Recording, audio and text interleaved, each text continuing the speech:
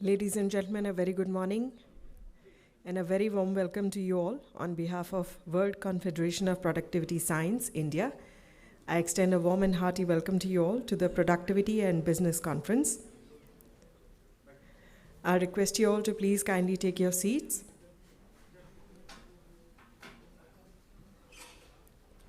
Members of the audience who are still standing at the back, may I request you to please find seats. Kindly take your seats. May I also take this opportunity to request you all to please do remember to either switch off your cell phones or put them on silent mode.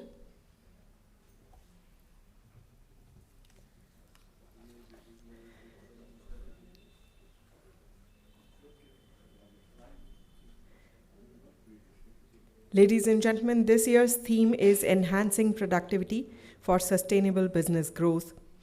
And we are ready to start with the inaugural session. Please join me in extending a very warm welcome to Padma Shri Dr. Najma Akhtar, Vice Chancellor, Jamia Millia Islamia. We extend a very warm welcome to Dr. MP Narayanan, Patron, WCPSI, former Chairman, CIL. A very warm welcome to you, sir. Also joining us here today is Shri K. Biswal, former President, WCPSI. A very warm welcome to you, sir. Our heartiest welcome to Ms. Veena Swaroop, Conference Chair, former Director, HR, AIL. A very warm welcome to you, ma'am. Seated with us in the front row is Shri Abdul Kalam, President, WCPSI, former Chairman and Managing Director, ECL. A very warm welcome to you, sir. And a warm and hearty welcome to Shri Tiwari, Secretary General, WCPSI, former ED, HR, SAIL. I request the honorable dignitaries to please join us on the dais. May I request you all to please join us on the stage.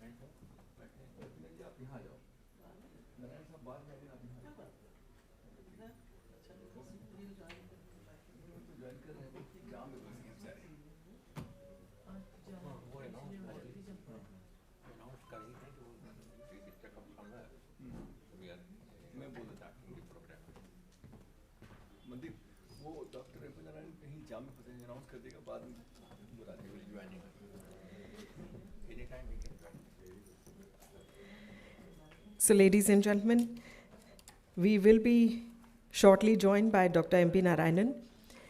As notorious as the Delhi traffic is, he is on his way and will be joining us shortly. There is, however, a slight delay. So, with that, we start with the inaugural session. This morning, we are proud and privileged to have in our midst Padma Shri Dr. Najma Akhtar, Vice Chancellor, Jamia Millia Islamia. May I request President, WCPSI, to kindly present a bouquet to the honored guest and please welcome her.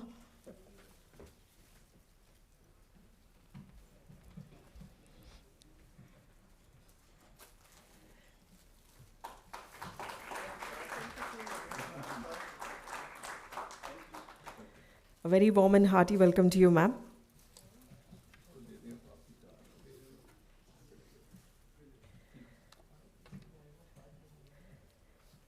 Ladies and gentlemen, we have in our midst this morning Shri Abdul Kalam, a seasoned professional.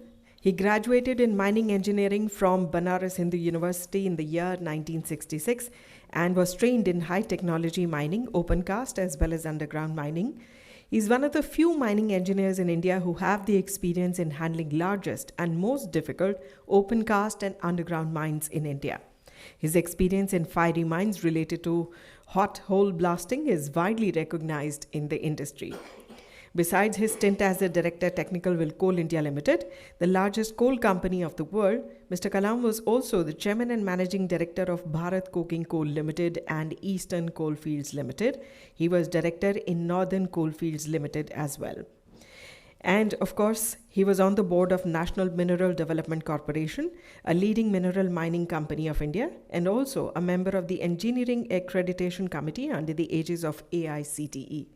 His contributions as a visionary executive leader and a proven change agent was recognized by Government of India when he was appointed by Ministry of Railways as member expert committee responsible for developing business models and innovating funding through public-private partnership route. So it gives me great pleasure now to request him to kindly deliver the welcome address and the opening remarks. Please put your hands together and give a warm welcome.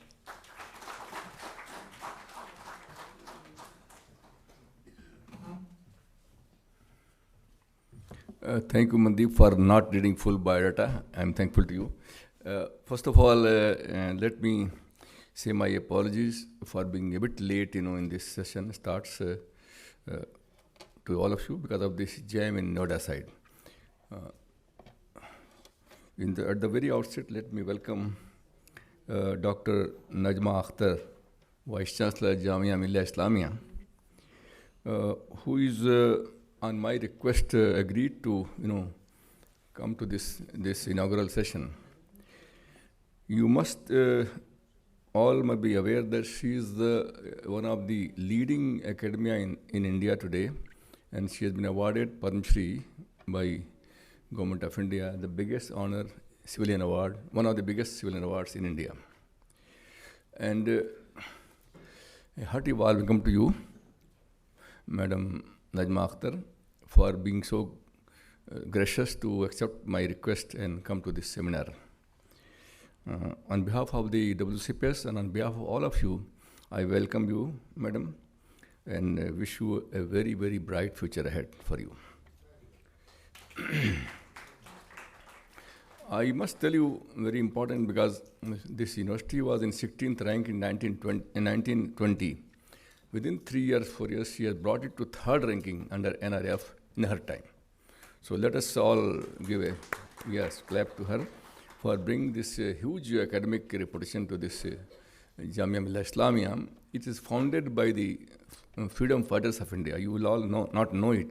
I think I should have given a clip of the Jamia University, because it was founded by national freedom fighters in the pre-independence India. So it is a great university which has come to highest position today under her leadership.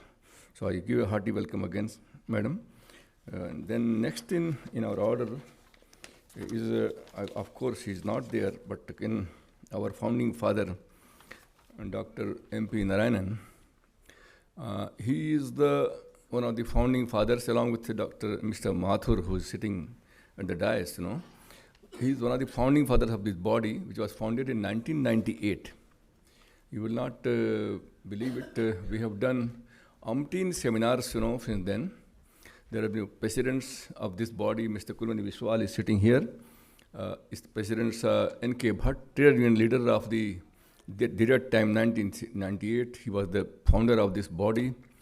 Dr. A.N. Saxena, who is no more, he was also founding father.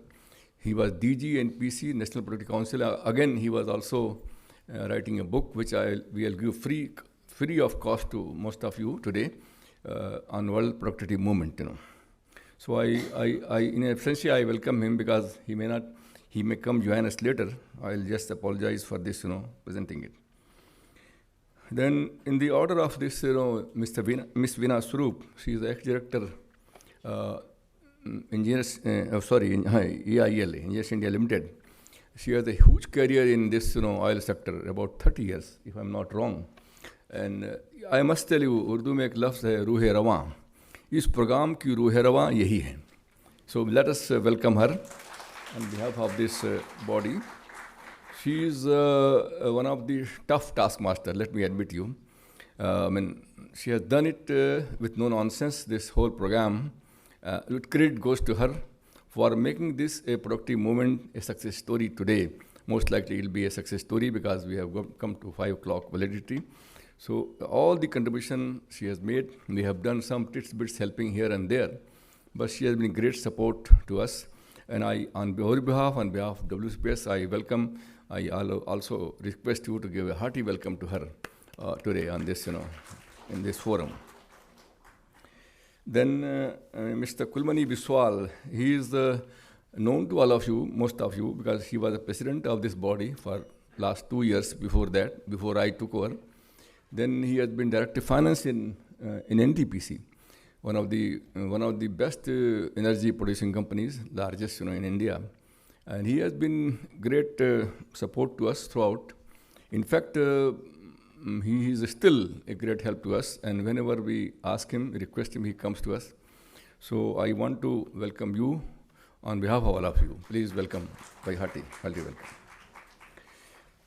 Next in our Mr.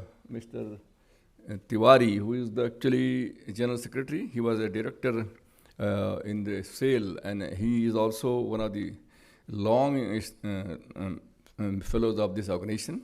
He is actually also key founding person in this body, and he is the person has I must say huge ethical values, who doesn't allow me also to expend a single farthing from this, body. Believe me, I'm telling honestly. So we are working to accumulate some funds to make this body richer, to connect with the world body, so that this body is, as you know, I'll tell you later, is a world body connected to United Nations through NGO, and we are headquarters in Canada.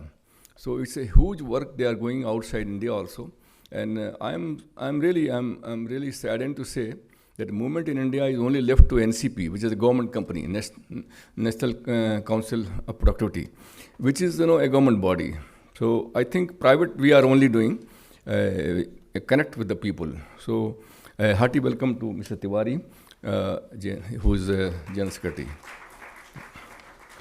And last but not least, Mr. Mathur, Mr. Mehta, Mr. J. Malik from Coal India, who represents Chairman Coal India and of course Chairman NCL also.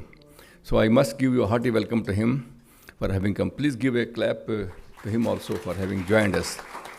And I'm also happy to announce that Coal India has given largest delegation, around more than 25 in this organization, and then followed by Oil India and of course other sectors, which I think Mr. Tiwari may tell, because there are a lot of organizations like Oil India, EIL, ONGC. There is huge support from oil, and this all support has come through Veena ji, who has been working closely with all this, bodies. And I think whatever people from Oil India have come, Coal India and other PSUs, I welcome you heartily, all of you.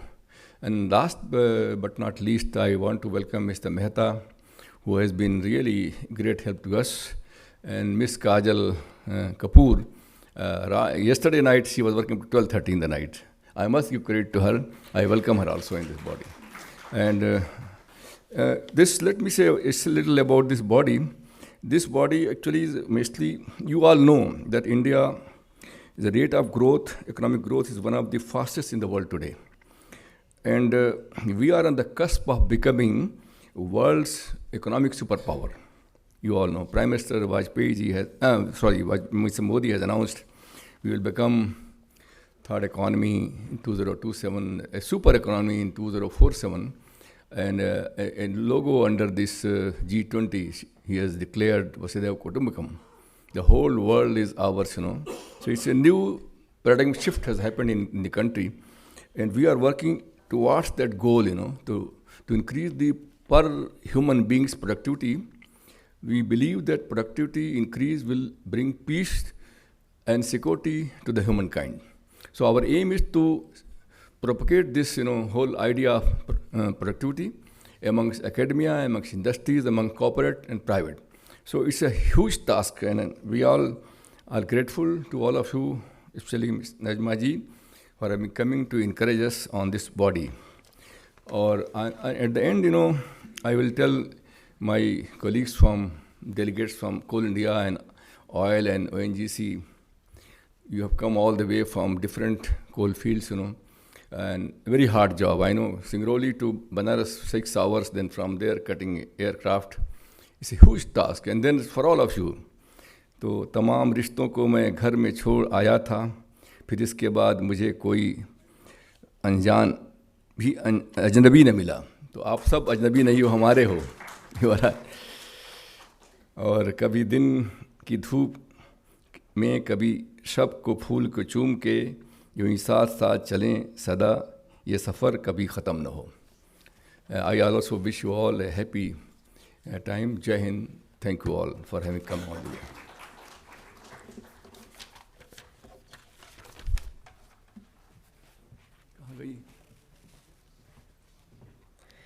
Thank you, sir, for this warm welcome address and the beautiful words in Shero Shairi which you addressed to everyone, and those beautiful superlatives. Ladies and gentlemen, we have with us in our midst today Ms. Veena Swarup. She is Conference Chair and former Director HR EIL. A brief introduction to the honored dignitary. She is a management professional with more than 3 decades in PSU's experience behind her. She's a former Director HR Engineers India Limited. Having superannuated in 2016, she is still super active. She also has 3 decades as HR professional in Oil and Natural Gas Corporation. And post-superannuation, she has been an independent director on boards, which includes the chair and member of various policy-related committees of the industry and bodies and academic institutions like FICCI, IMA, and so on. She also chairs FICCI's Skills Task Force for reports on Employer-Led Models for Job Creation 2018, Implementation of Apprenticeship in India 2019, Rehabilitation of Migrant Workers in India 2020, Skill India Reforms 2022, and the list goes on and on. So ladies and gentlemen, as was described by Shri Kalam, she is the ruh, the soul of this conference. So let's welcome her with a round of applause. May I request you, ma'am, to kindly address the August gathering.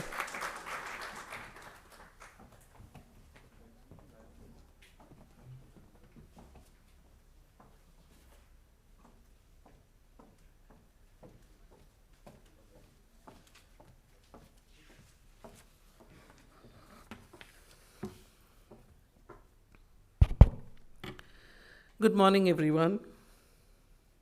Dr. Najma Akhtar, Mr. Kalam, Mr. Biswal, Mr. Tiwari, and Dr. Narayanan in absentia. I put him right in the beginning, but he's not there just now, and I'm keeping my fingers crossed that he can join us. It'll be a pleasure to hear him. A very warm welcome to all of you. As conference chair, it's my privilege to extend this warm welcome to you to this WCPS Productivity and Business Conference. This forum has been doing a number of conferences over the years, number of them as he mentioned. But this time when they requested me to lead something, I thought what could be better than doing a productivity and business conference. So I hope it shows the results that I envisaged. At the outset, I would like to thank WCPSI for giving me the opportunity to lead this very important conference. When productivity is the hallmark for organization success, focus on enhancing productivity is imperative for business growth. As productivity creates a culture of excellence, it results in an improved workplace environment, giving impetus to the development of sustainable business and the nation at large. I still recall, way back in 1986, as a young officer in ONGC, I competed in a national paper writing competition on improvement in productivity in public enterprises. And this was by the Center for Public Sector Studies. I got an award at Vigyan Bhavan, which was very, very exciting, the first award in my career. That was way back. But what I'm trying to tell you is I did research at that time on productivity and got interested in this area. And this stayed with me all through. I have always tried to identify drivers at each stage, created consciousness in my teams, and I see a number of my team members from ONGC and EIL sitting here, and created that consciousness in them and pursued the action to make an effort to achieve the highest productivity. Whether it was heading a project or whether it was a director HR or at a general manager level or at any level. I was hence happy to have this opportunity to curate and lead this conference. With a view to give impetus to this critical driver of business and growth, the WCPSI decided to convene the first Productivity and Business Conference. I was happy to have the opportunity to lead it. Focusing on the complexities, the conference has been curated to exhibit the nuances through examples and experiences globally as learnings for future implementations.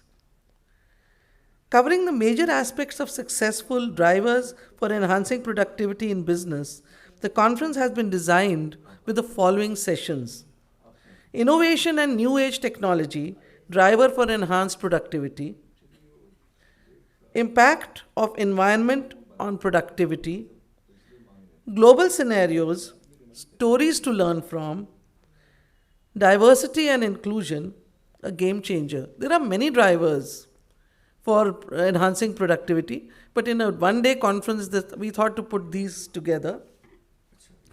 The conference includes panel discussions and plenary talks, wherein through discussions and presentations, the perspectives, thoughts, practices, and experiences will highlight the issues and challenge and showcase the best practices. An array of speakers from all different streams, whether it's public sector, private sector, government, academia, international organizations, they'll share their thoughts and perceptions and experiences.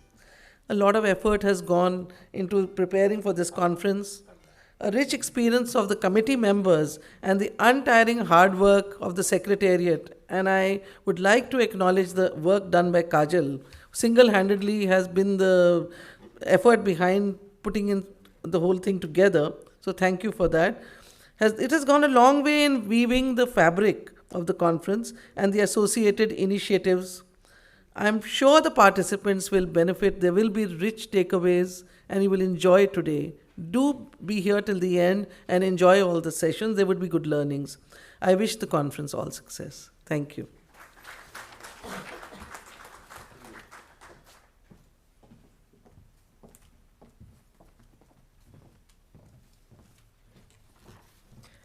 Thank you, ma'am, for these warm words and the introduction to the conference. Ladies and gentlemen, it gives me great pleasure to welcome in our midst Shri P.K. Singh Rathore, our honored guest. A very warm welcome to you, sir, and thank you for joining us here today.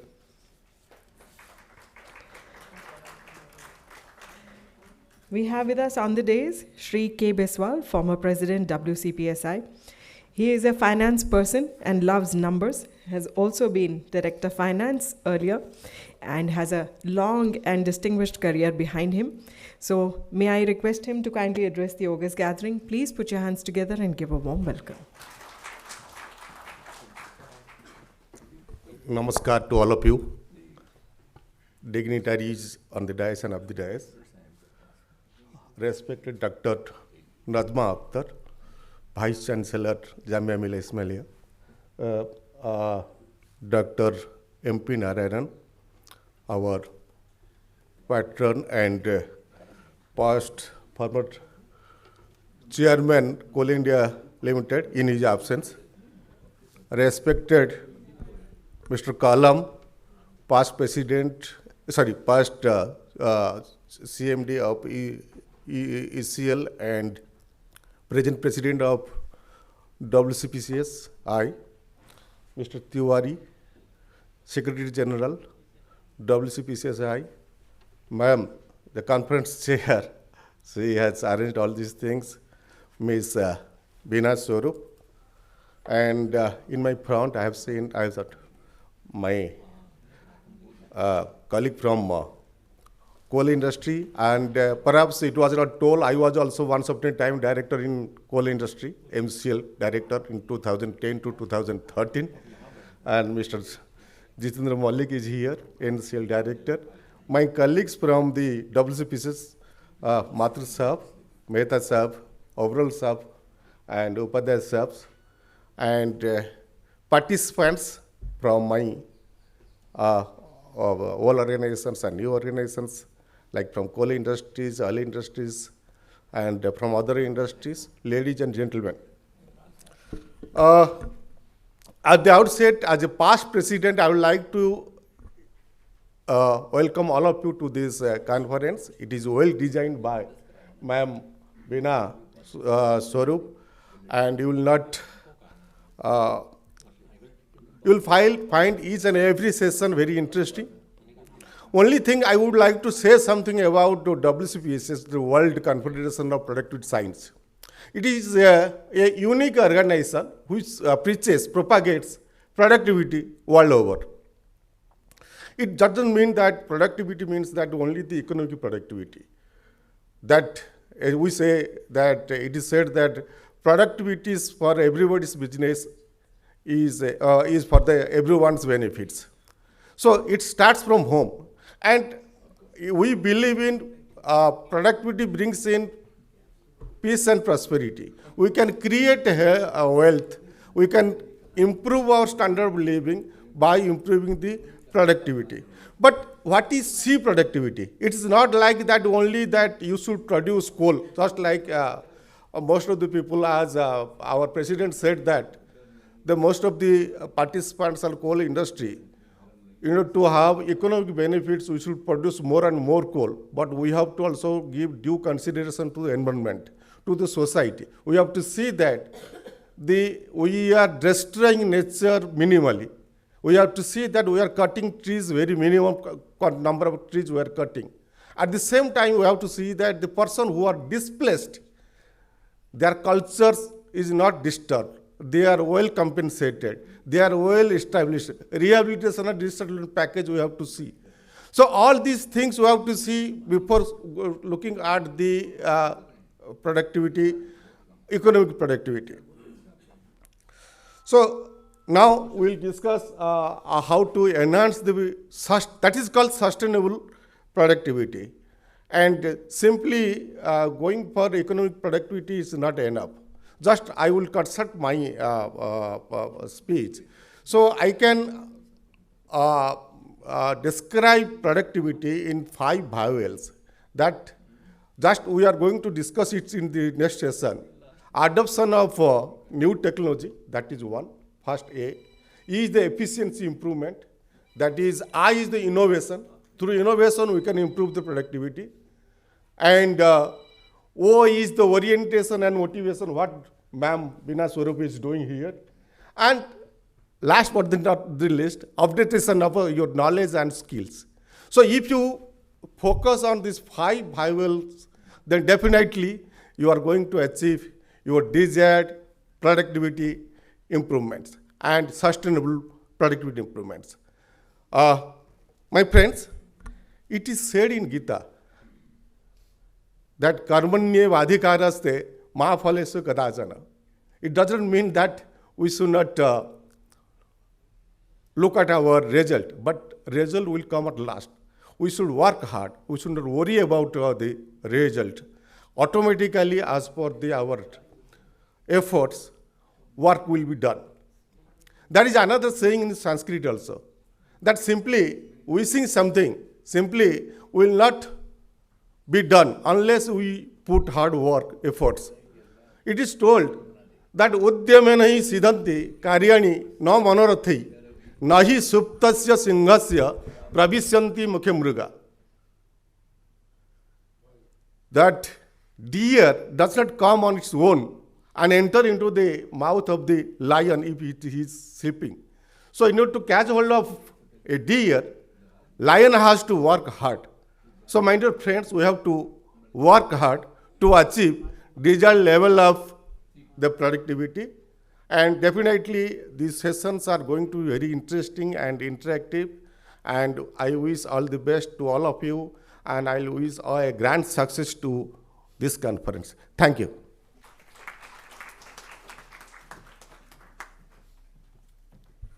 Thank you, Shri Biswal.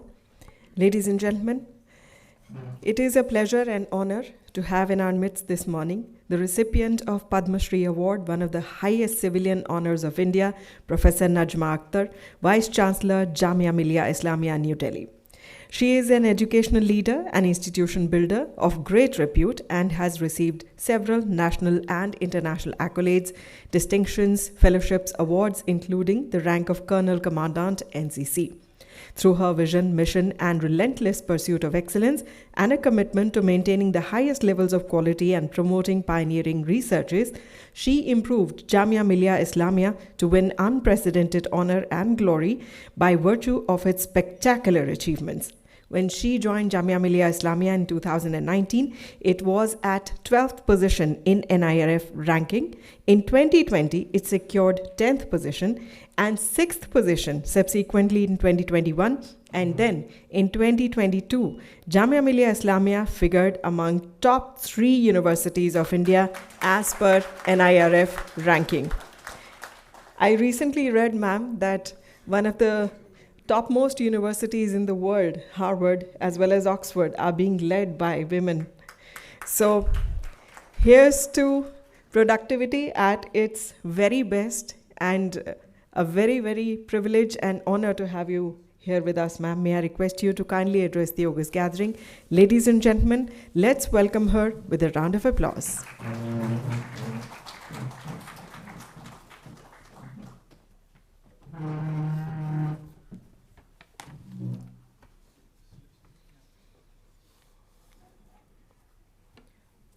Good morning, everybody. Mr. Abul Kalam, President WCPSI, Madam Veena Swaroop, the conference chair and the person who imagined and conducted managed to get this together. Mr. Kabra, India Head Orange, Mr. Tiwari, Secretary General WCPSI, Mr. Mathur and Mr. Mehta and Kajal, Mr. Biswal, and and Mandeep Kaur, who is conducting this program. Because she is the one who has the reins in her hand, and if she allows, we speak. If she doesn't allow, we don't speak. Esteemed guests, I can see a variety of people here coming from a variety of organizations, and it's very exciting for me because I usually see people coming from universities, and we have some university people here, but you are the ones whom we look up to, because you are the employers of my university and the students coming out of there, Jamia Millia Islamia. The delegates of this one-day program and students, if any. I can see a few students also. Good morning. First of all, I would like to express my gratitude to Mr. Abul Kalam for inviting me to this conference on the theme Enhancing Productivity for Sustainable Business Growth. It's good to learn that WCPSI, it's a tongue twister actually, is a part of the International Apex Professional Body, World Confederation of Productivity Science, which is engaged in development of and promotion of productivity movement across the globe. I'm told WCPSI organizes World Productivity Conference across the globe and inducts eminent productivity professionals as fellows of the academic division, World Academy of Productivity Science. WAPS also brings out an e-journal and hosts knowledge-sharing forums, which are very important nowadays, because anything on the online is always available to students. We are also the we in India are the 5th largest economy in the world. And very soon we are aiming to be the 3rd largest in the world. This can be possible only when we add to prosperity. There is a need to look the role of productivity beyond organizations and for larger good of the society.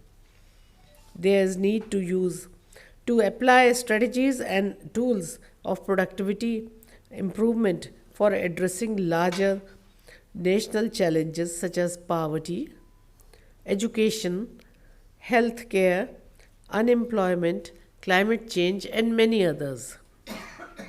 There's a need for government, industry, and academia to come together and find soluble, sustainable solutions to tackle these national challenges. We have to be together and make a think tank consisting of all people who are relevant in deciding how to solve the problems. I'm told that WCPSI has already conducted a number of programs for productivity improvement in the area of coal, oil, power, coal-based methane, manpower utilization, wastage control, and maximization of profit, software, and programming. It is rapidly evolving global landscape. Businesses face the dual challenge of achieving sustainable growth while maintaining a competitive edge. Productivity, the efficient use of resources to generate value, and emerge as a critical factor in achieving this balance. Narayan, okay. I take this opportunity to welcome Dr. Narayan, founder, World Confederation of Productivity Science in India.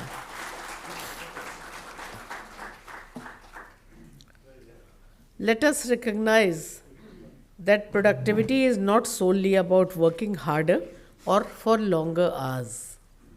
It also is about working smarter. A workforce that is motivated, engaged, and empowered is the cornerstone of enhanced productivity. Businesses must foster a culture that encourages innovation, creativity, and continuous learning. By investing in employee development, providing opportunities for skill development, and valuing diversity of thoughts, we create an environment that thrives on the collective brilliance. It has to be a collective brilliance. Only then we can walk ahead together. However, enhancing productivity is not limited to human capital only. Embracing technology and process optimization play a crucial role, a pivotal role. Automation, artificial intelligence, and data-driven insights are transforming industries, allowing us to streamline operations, reduce inefficiencies, and make informed decisions. Embracing these tools is not a threat to jobs, but rather an avenue to elevate the nature of work and to freeing the human potential for more strategic, value-added tasks. So we need not be threatened that there are going to be lesser jobs. There'll be different jobs, but there'll be more. Sustainable business growth, on the other hand, is about ensuring that our endeavors do not compromise the well-being of the future generation. The world is becoming increasingly conscious of the environmental, social, and ethical implication of business activities. Companies that integrate sustainability into their core values and practice stand to gain not only customer loyalty but also resilience in the face of changing regulations and stakeholder expectations. So, how do we align productivity with sustainability? Collaboration is the key. We have to collaborate and then work.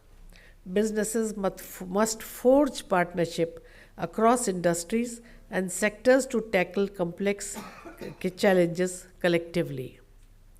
Shared knowledge and resources can lead to innovative solutions that are both productive and sustainable.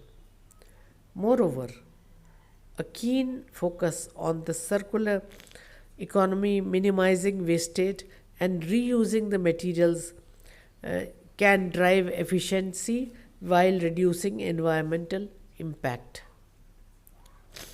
Another thing is transparency. Transparency is another critical element. Consumer and investors alike demand accountability and ethical behavior. By embracing transparency in our operations, our supply chains, and environmental practices, we are not only building trust but also pave way for sustainable growth through responsible business practices. We can say that the intersection of productivity and sustained growth is where the future of business lies. By fostering a culture of innovation, leveraging technology, and embracing sustainable practices, we can propel our organizations towards greater heights while safeguarding the world we share.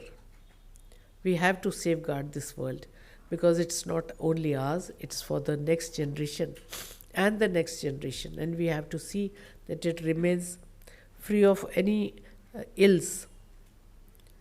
Remember, enhancing productivity is not an end in itself, it's a means to achieve sustainable success. Let us embark on this journey together, weaving productivity and sustainability into a very fabric of our business strategies. This is addressing the business people who are here, particularly the students. I'm sure deliberations of this conference, which is proposing to discuss various topical issues related to productivity, will bring out the key solutions to these sectors. And I have seen the quality of the speakers in this conference, I had just seen it, is of world class. And they represent diversity of sectors, academia, industry, and consultancy. And they would make the sessions very strong, very interesting, and very lively also. And it takes your joining into it, which is needed, so that it becomes more lively and more interactive. I wish the conference great success and thank the organizers once again for inviting me. Thank you very much.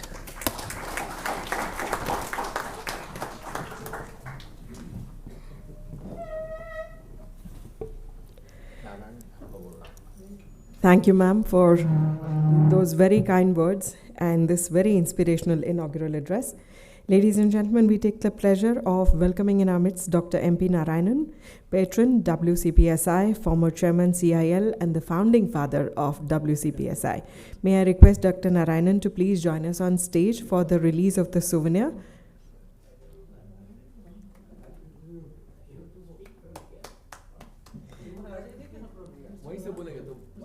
Okay. Ji. So we will first have the release of the. Yeah. But we were first requesting for the release of the souvenir, so I was hoping that you could. Yeah, sure. So may I request for the souvenir to be brought forth, please? So we will. Sir.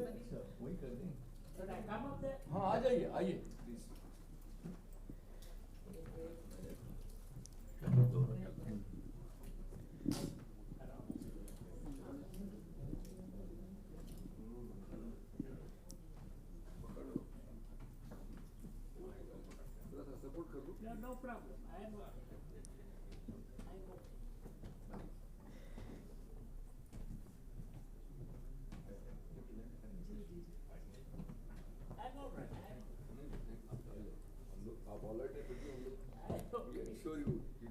Let's welcome him with a round of applause, ladies and gentlemen. What better living example of productivity? Thank you very much for the introduction. Dr. Najma Akhtar is the Vice Chancellor in Islamia. आप sir यहाँ पर अब बोल ही दीजिए, आप announce करा दो. आप पहले आइए. I'll first request Sri Kalam to kindly present a bouquet to Dr. Narayanan and please welcome him. कहीं बैठ जाओ. आप वहीं बैठ जाओ बगल में.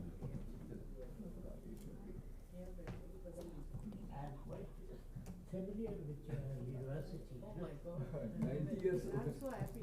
First chairman from here. 90 years young, Dr. MP Narayanan, we extend a very warm welcome to you, sir. May I request Sri Kalam to kindly present a bouquet?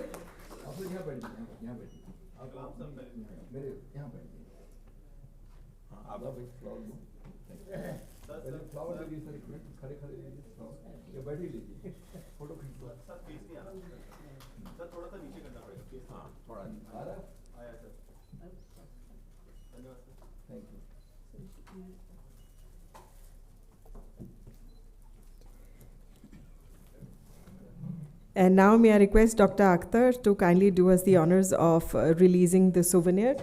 I'll request all the dignitaries on the dais to please join in. Ladies and gentlemen, the World Confederation of Productivity Science India is proud to release this souvenir to coincide with the Productivity and Business Conference. I thought I had to give her. No, you just have to open it. Open it. Yes. Pull it.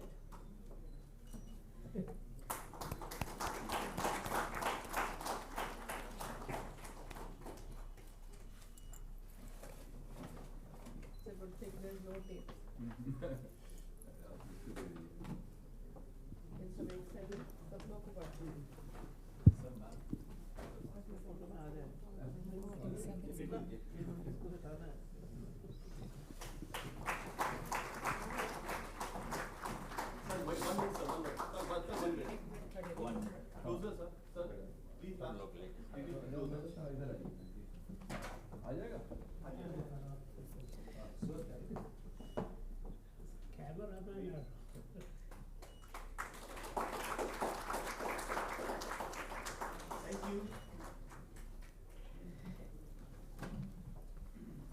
And now, ladies and gentlemen, it is time to request Dr. MP Narayanan to kindly deliver the presidential address, the living legend himself. Let's welcome him with a round of applause.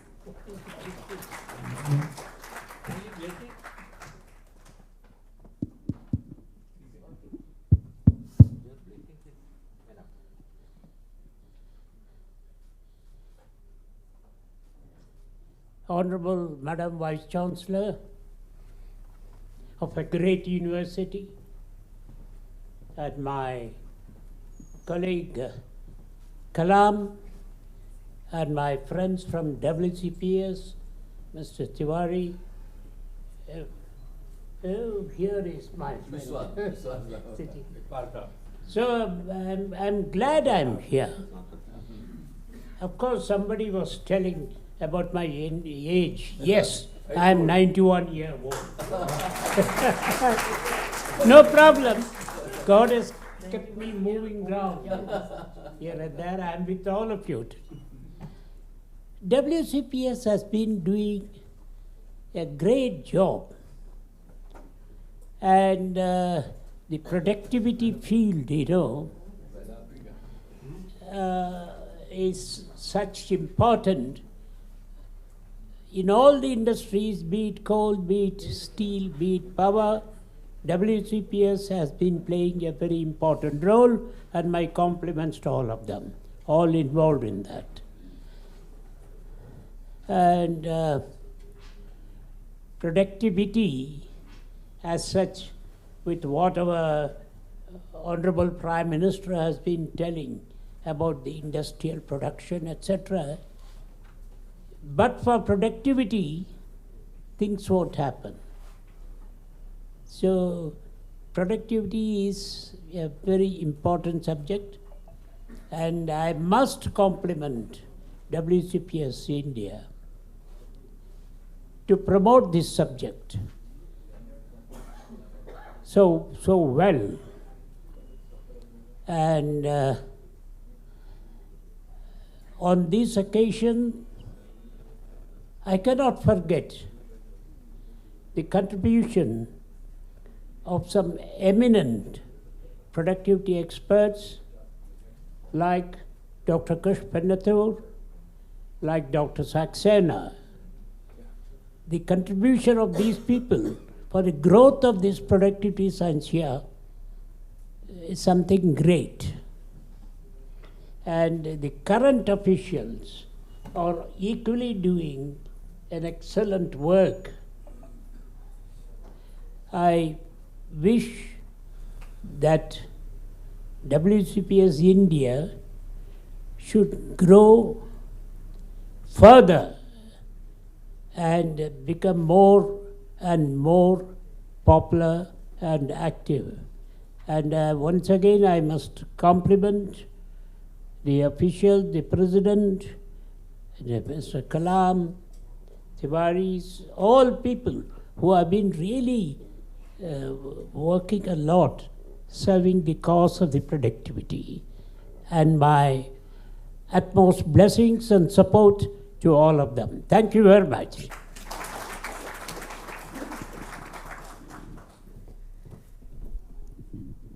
Thank you, sir. As always, it is such a privilege to listen to you. And now may I request Shri Kalam to kindly present mementos to our honored dignitaries. We thank Padma Shri Dr. Najma Akhtar. May I request Shri Kalam to kindly do us the honors of presenting this memento as a token of our appreciation and thanks.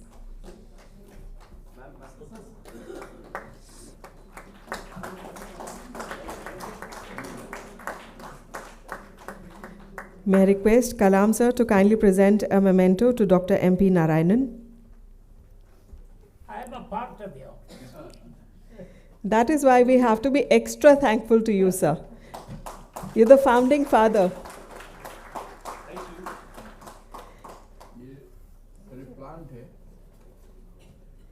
Thank you very much. We take the opportunity of thanking Shri K. Biswal, former President WCPSI, for his presence here today. Thank you for this encouragement. May I request Shri Kalam to kindly do us the honors of presenting a memento to Shri Biswal.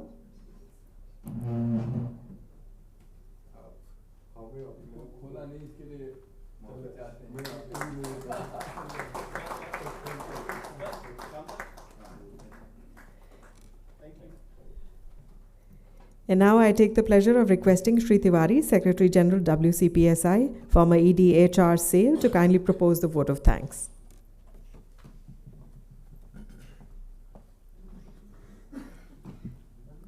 Good morning, ladies and gentlemen. One very unique thing is happening today. Probably the persons from WCPSI must have marked it. The director of this program, the inaugurator of this program, for the first time in WCPSI's history, are ladies. So they deserve the standing ovation from all of you now.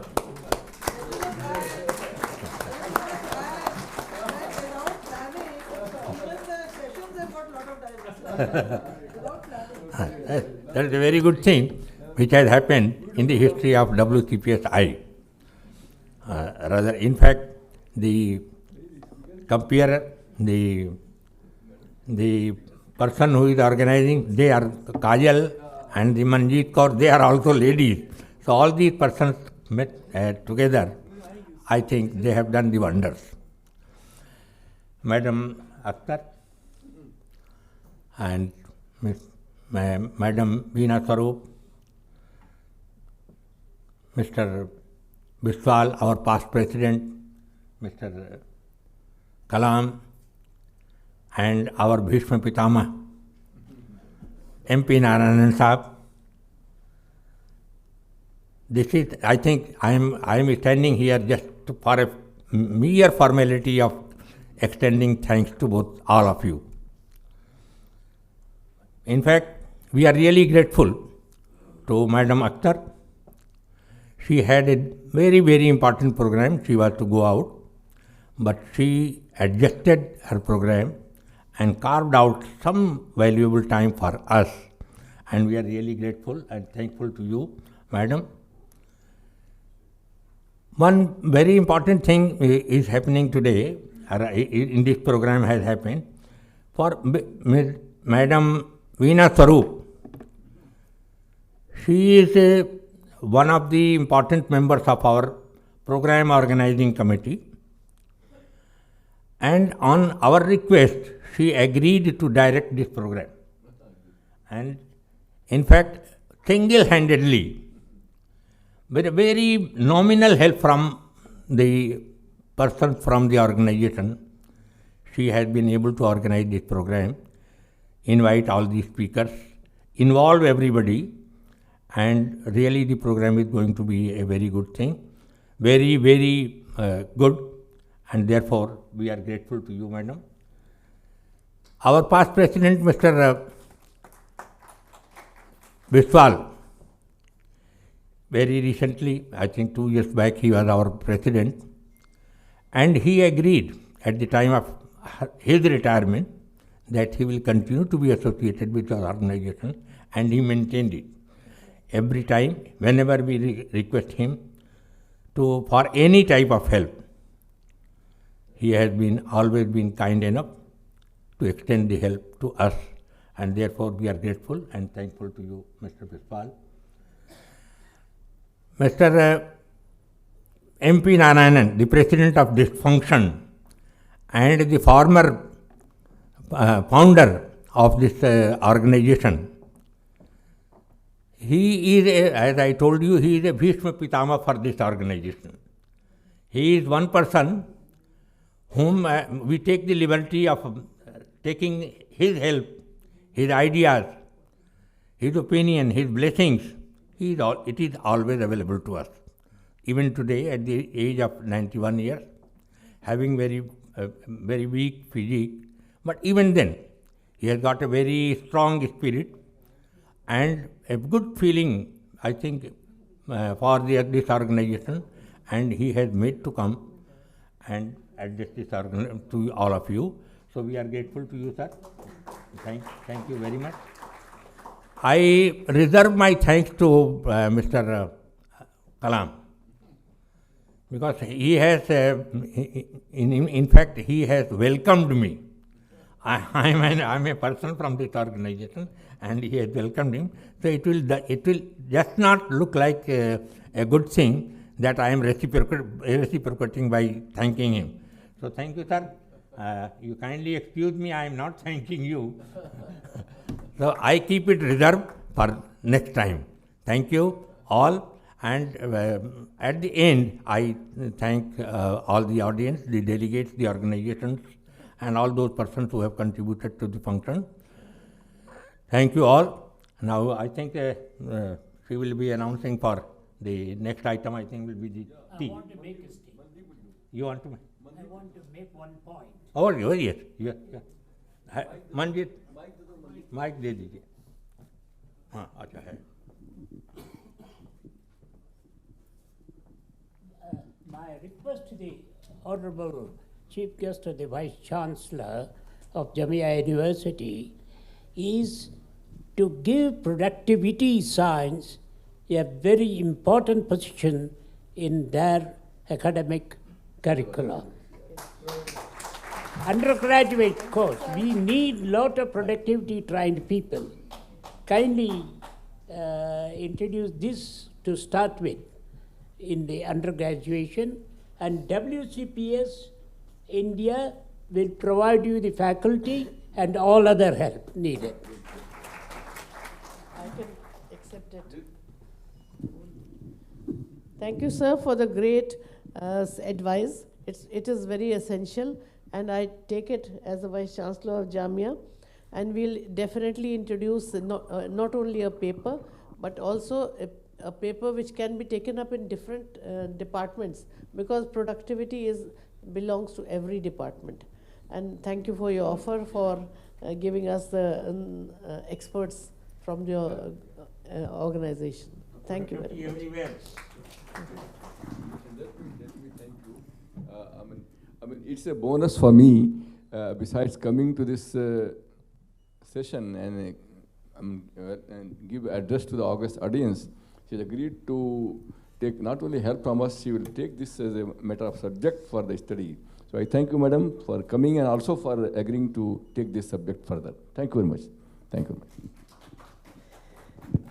Our thanks to you all, and for gracing the occasion, for inspiring us all, and Our heartiest thanks to Dr. Akhtar once again. Thank you, ma'am, for being here with us and being an inspiration to all of us. Not only us, but I think to all the women in this country, all the educationists, the aspiring women who are planning to be educationists in the future, and everyone who's looking to be a part of Jamia Millia Islamia. So keep the flag bearing very high, ma'am. With that, ladies and gentlemen, we have come to the end of the inaugural session. May I request you all to please kindly join us for tea, but please do remember we are behind time, so we would request you all to please join us back in time so that we can start the next session at 11:40. Please do make a note. We will be starting the next session at 11:40. Please join us for tea outside.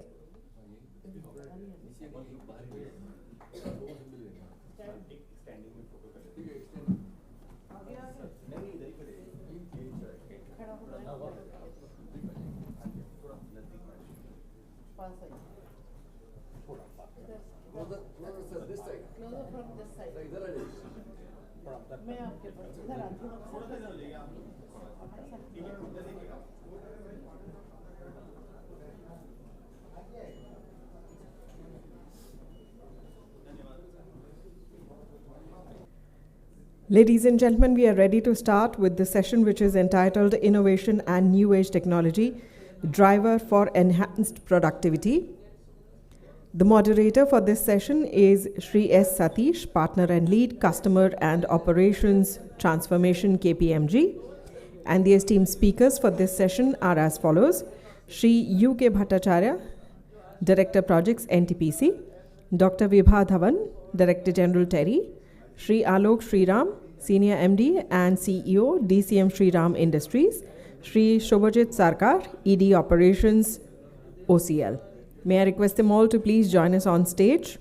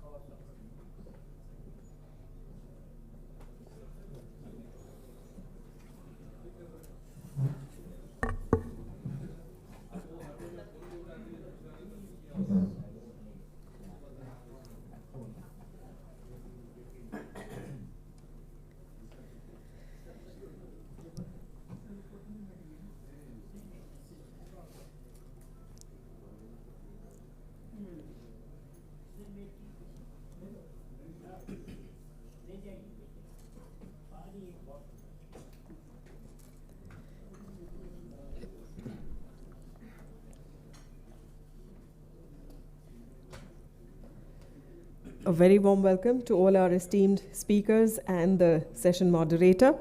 A brief introduction to the session moderator and the esteemed speakers of this session. We warmly welcome Shri S. Satish. He is a senior partner in KPMG India's business consulting team. He leads the transformation practice for KPMG India. He's also the consulting leadership team and also represents India on the Global Center of Excellence for Operations Transformation. He is a specialist in EBITDA enhancement and cost reduction and also drives engagements driving tangible benefits across all manufacturing sectors, and he brings in more than 26 years of experience behind him. He has delivered transformation with around 100 plus clients across sectors in India, Middle East and other countries. A very warm welcome to you. That's the esteemed moderator of this session. We have with us Shri U.K. Bhattacharya, who is Director Projects, NTPC Limited. He's an electrical engineering graduate from Jadavpur University and a postgraduate in management from MDI Gurgaon. Besides his technical training from time to time, he has attended training in leadership development in Singapore and also completed short-term courses on strategic management from Harvard Business School in US.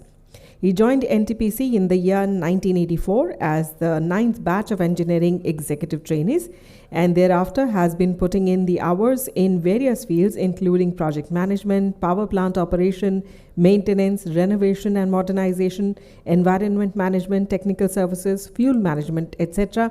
at 1600 megawatts Farakka STPP. A very warm welcome to you. We also have in our midst this morning Dr. Vibha Dhawan, Director General TERI. Dr. Dhawan's long association with the Energy and Resources Institutes dates back to 1985. During the years 2005 to 2007, she led the TERI School of Advanced Studies in the capacity of Vice Chancellor. She's a Fellow of the National Academy of Sciences, India, and is also currently serving as Adjunct Professor, Consul General South Asia Partnership, Michigan State University. Being driven by a deep academic and research interest, Dr. Dhawan has authored 6 books and has over 50 publications to her credit, which have added immense value in scientific research. A very warm welcome to you, ma'am.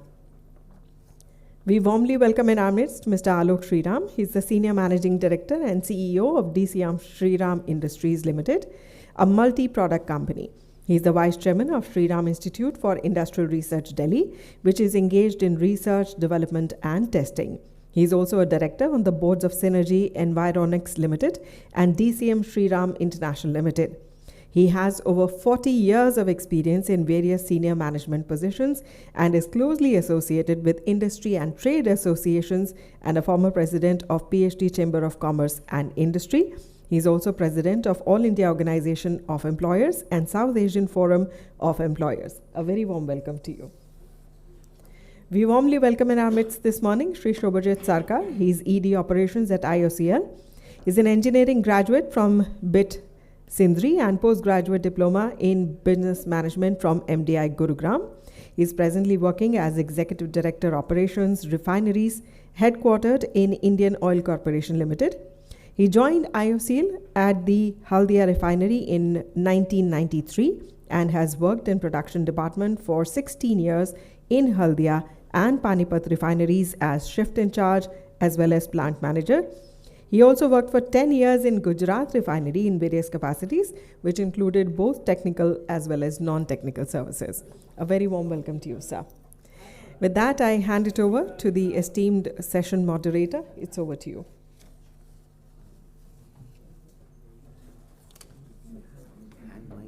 Yes, yes. Okay. Do you want to wait for the hand mics or you want to start from here? I may start it, but in the meantime.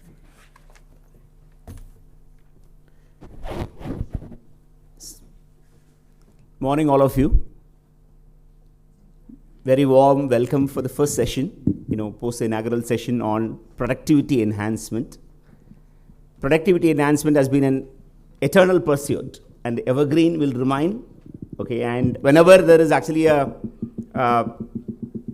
demand surplus situation, it will remain, where the organizations will focus to produce more by enhancing productivity.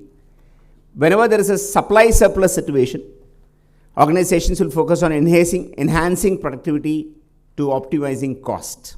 So productivity enhancement will remain, and the sessions, I'm sure, will actually continue, years on years in terms of with new technologies and new methods of, organizations discovering themselves. And if you really look at, productivity, okay, in terms of as a definition of either you produce more with the same input or produce the same output with lesser input, whichever way, the organizations actually look at as what productivity. And any kind of an organization, one can actually look at different dimensions of productivity. Like, for example, one of the areas where organizations actually looks at is asset productivity. One would actually invest in a lot of manufacturing assets to produce. So are you getting the maximum from asset productivity is a dimension, one would actually look at. Second one will be your process productivity. Have you standardized the processes? Are you learning from variability, okay, as an organization to go about doing improvement? That's something some of the organizations actually focus on, which can help in reducing variability and optimizing cost. Most important, the third one is people productivity across levels. Okay, so how do you actually get a maximum from the operators who touch the machines? How do you actually get the maximum from the supervisory team? Okay, and what should the leadership enable to get maximum productivity? So that becomes a very, very third important pillar. Fourth one is workplace productivity. Now, I have a good asset, process, people, but how does your workplace, facilitate productivity? What are the dimensions on workplace. These are all different dimensions, and I'm sure there'll be many. Productivity enhancement becomes very, very relevant because today a lot of companies are also innovating new methods by defining new productivity metrics, new productivity methods. So we will talk about it, today. And second important dimension is today there is a lot of focus on digital technologies and advanced technologies which are changing the way productivity is being done. Okay, what was impossible yesterday is become possible because of the new operating model or the way we are thinking about changing things. So welcome all of you to a very, very interesting panel. You have extremely rich, experienced experts here, okay, in terms of, each of them have been driving productivity in different areas, of their own to look at it. So what I'll actually try to do is to get the maximum from them, for all of you, as a part of the panel. Maybe while we organize, maybe for the mic, we'll actually start with Alokji in terms of what's been your experience on productivity. You have actually worked across multiple manufacturing sectors. So opening comments from your side. Thanks, Satish. I was hoping I'd be a little later down in the pecking order. But the problem of speaking after a consultant is he's already said what really has to be said. So I'm going to digress a little and make some random comments. If you see the business, the objective of this is productivity and business. So we all know productivity, we understand what it is. It's changing a little bit here and there, but as technology goes forward, things happen. The important thing is for us, how do we couple it with business? And I think that is where the real challenge lies. It's not just about enhancing outputs, because sometimes you reach a situation where there's a demand saturation. On the other side, cost cutting. But cost cutting also has to get optimized. You can't keep cutting costs and hope that the product will stay the same. Every product has a certain cost structure below which it really can't go. And I think there the marketing productivity comes in. How do they get a decent return from the market to ensure that the costs are borne? So I think productivity in business comes in very different ways. It is in every process, including non-manufacturing processes. We all concentrate too much on manufacturing processes, but there's a whole gamut of things which are outside manufacturing or the core part of the business. I'm sure if you do analysis, and we've done it many times, the number of people who really don't touch the product in our companies is almost equal to the number of people who actually touch the product. It's 50-50. We have services, we have security, we have accountants, marketing. So productivity can work everywhere. And I think today with digital technology coming in, it's certainly something we should look at. The other point I want to make is that I read a book long back by Bill Gates called The Business at the Speed of Thought. And one of the core things points he makes there is that the velocity of change, because change we all know is coming all the time, but the velocity of change is increasing tremendously. So I think businesses have to work to change with that velocity as it goes forward. What used to take us 3 years to do takes us 6 months now, and I'm sure in 3 or 4 years it'll be 1 month. So we all have to work with that velocity of change. This is where I actually have a problem with the government, and I do talk about it in various forums, is that the government needs to speed up its velocity of change also. A case in point is the new labor codes. We've been talking about it for, I think, it's almost 2 decades since this discussion has been on. The codes have been made, now you go and talk to someone, they say, well, the codes are done. But are they implemented? That's another story. And no one can give a timeline. So I think the government also has to understand that transactional cost of business is very high. Some areas it's done that. And productivity has increased. For example, in transportation, with the new roads and all which have come in, transport has become far more efficient, but it's still far away from a developed country in the West. I think the per kg cost of transporting by road in India is still much higher. Then the transaction costs vis-a-vis government agencies, the number of agents who come and meet you. when I say agents, I mean government inspectors, and is still very large. And I think while most of you are from large organizations, the biggest problem is faced by MSMEs because they don't have that terminal size to deal with those kind of costs. And I think that is a big challenge which the government must start facing.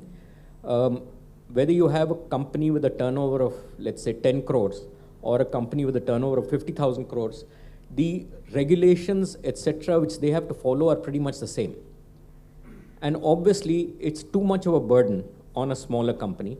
And somewhere the size of operation has to be dealing with, let's say, investment and come to sheer sales turnover. They have done something last couple of years, but it's still very far from what it should be. If you go to a company like Germany, a country like Germany, I don't remember the name, but they have a name for a MSME. And an MSME goes up to, I think, about 500 crores as a mid-sized company. In India, we would say that's a large company. And that's really not there. And I think that kind of productivity, the non-manufacturing or non-core business productivity is something we need to look at in a very big way and figure out how to allow those costs to be cut down. So that's my opening. Fantastic opening. Maybe I go to Ujjwalji. Ujjwalji, you've been actually driving projects, power projects completely. How do you see productivity from your environment? Thank you. I was intently listening to Alok Saab, and there are a lot of wisdom and experiences behind it. And I can only say that most of the things I agree, excepting one thing, that in his industry, the workers have the fancy of touching the product. In my industry, they will simply go to the heaven if they touch. I come from a power industry. Touching the manufacturing processing. I mean, I process industry also. Just touching the bells and whistles. My purpose is served. I have provoked you, sir. Yes, you have. Now, coming to the productivity, this is an endless debate. And I think today's context is productivity and sustainability both. Because if we start talking about productivity, we should go back to the Frederick Taylor and the olden days, when he first brought out the concept of scientific theory towards productivity, breaking into pieces, then time motion study, and all these things we know it. And he revolutionized in many ways, especially the tribe. That was the biggest beneficiary of Taylorism. But that brought another kind of problem. Are the workers robots? Then came the different areas, different paradigm, and the labor union, labor code is being talked about in many contexts, including that problem. And the world is evolving, and so is the productivity and the concept of it. Now, when I was young, I used to be fascinated by many of the theories. During the 80s and teenagers, you get fascinated. Right. Mr. Engels, unlike Mr. Marx, is one of them who used to fascinate me equally as with the Adam Smith and others. So one of the things I read, which is etched in my memory, is the industrial democracy. And I think that's the fundamentals of what is the trade unionism basically is. I wish that would have been copybook like that. Things would have been easier for both sides. Now, if we want to bring the democracy in the industry and the place of that, first of all, the democracy in my country, in my opinion, this is my personal opinion, please don't either quote outside or malign me. The democracy in our country sometimes becomes mobocracy. And I have seen probably personally the worst of it when I was in projects. I was in Farakka project, I was in Korba project, I was in Talchet project, and I have been Ramagundam projects also during my earlier days. I have seen what democracy turns into mobocracy. Now, if you are considering bringing that kind of democracy to industry, to industrial democracy, then you had it. Productivity goes for the spin, productivity becomes the last word. It becomes the survival of the people, not the fittest, the survival of the people, especially the people who are supposed to supervise. But we have changed even from that.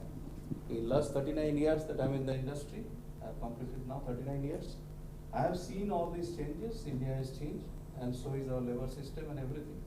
Not to the way that probably Mr. Sriram would be expecting, and even I, as a government sector manager, would like to see it to be. Nonetheless, there are a lot of changes. The most important change that has taken place, that the digital era has crept in. Although with that it comes with another kind of a uneasiness in my mind, that we have not gone through the entire industrial era, starting from agrarian system to semi-industrial to direct digital. I don't know whether the digital era will be do good for us immediately or do more difficulties for us. Time will tell. But nonetheless, the digital era is here, and we have now defined the productivity pillars in terms of 5 different aspects. One of them is adoption of IT and ITES, that is one. ITES is IT-enabled services. Then collaboration and partnership is an age-old theory that continues. Then upskilling of employees, and more importantly, reskilling of employees. That has become a paradigm shift, because now every day the things are changing. As Mr. Sriram told very rightly, and you also said, that business is changing, the paradigm is changing, the velocity is also changing. I personally believe the rate of change outside, and I repeat it, for any businessman to not only make do, to also survive, the rate of change of outside must be lesser than the rate of change of inside. To put it the other way, the rate of change of transformation inside must be more than the rate of change outside. Otherwise, you are extinct. Now, with the velocity increasing outside every day, this rate of change and the transformation inside, be it a public company or a private company with two different types of paradigms that we work in, equally important and equally difficult. And we can discuss it further as we go forward. Then knowledge management is one area which is very, very close to my heart.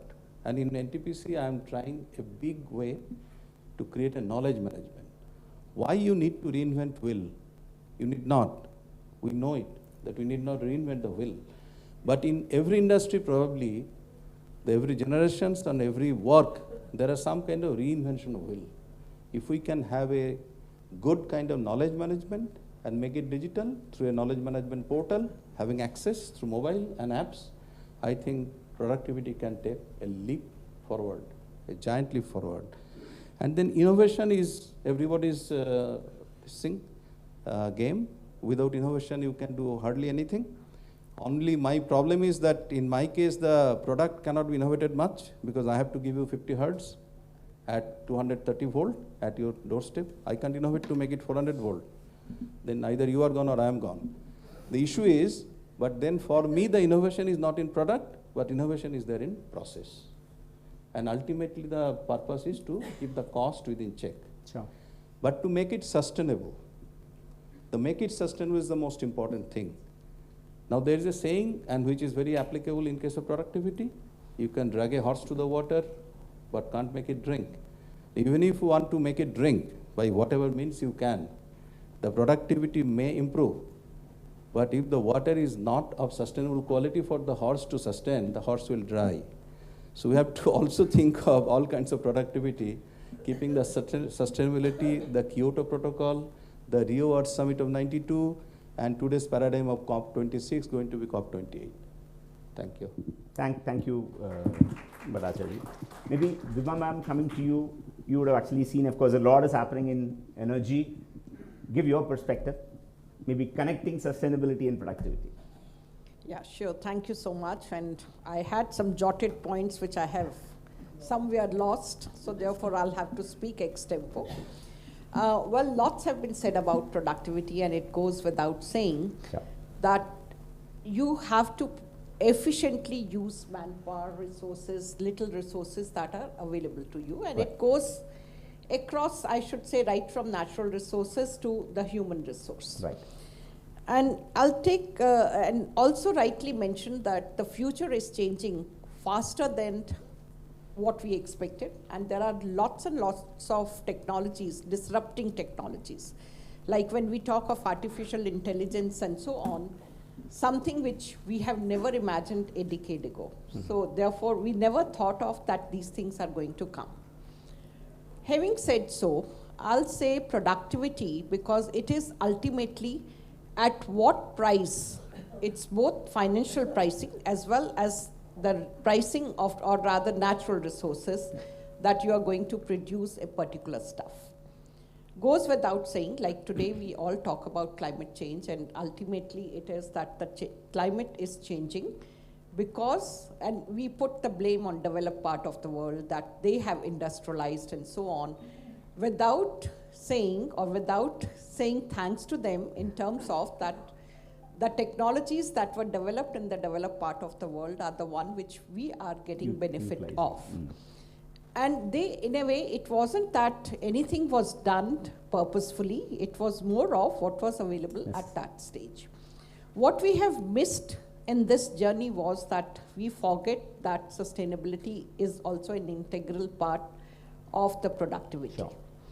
So what we are doing today, like countries like India, we always say we have to develop, there are no ways.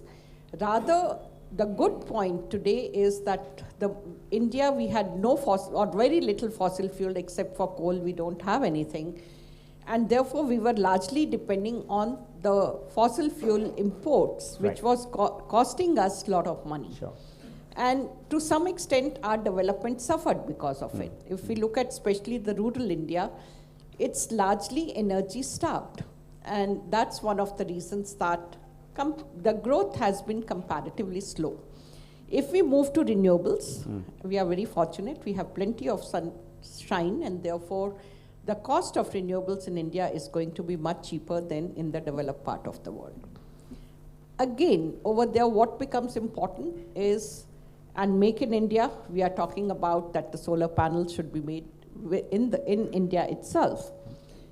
What is the problem? The problem is competition from China.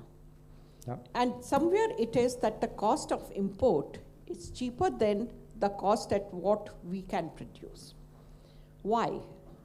The reason for that is not the raw material cost. The reason for that is our own costs, which are far greater. And over there, because see, I'll go back to that, the attitude of people.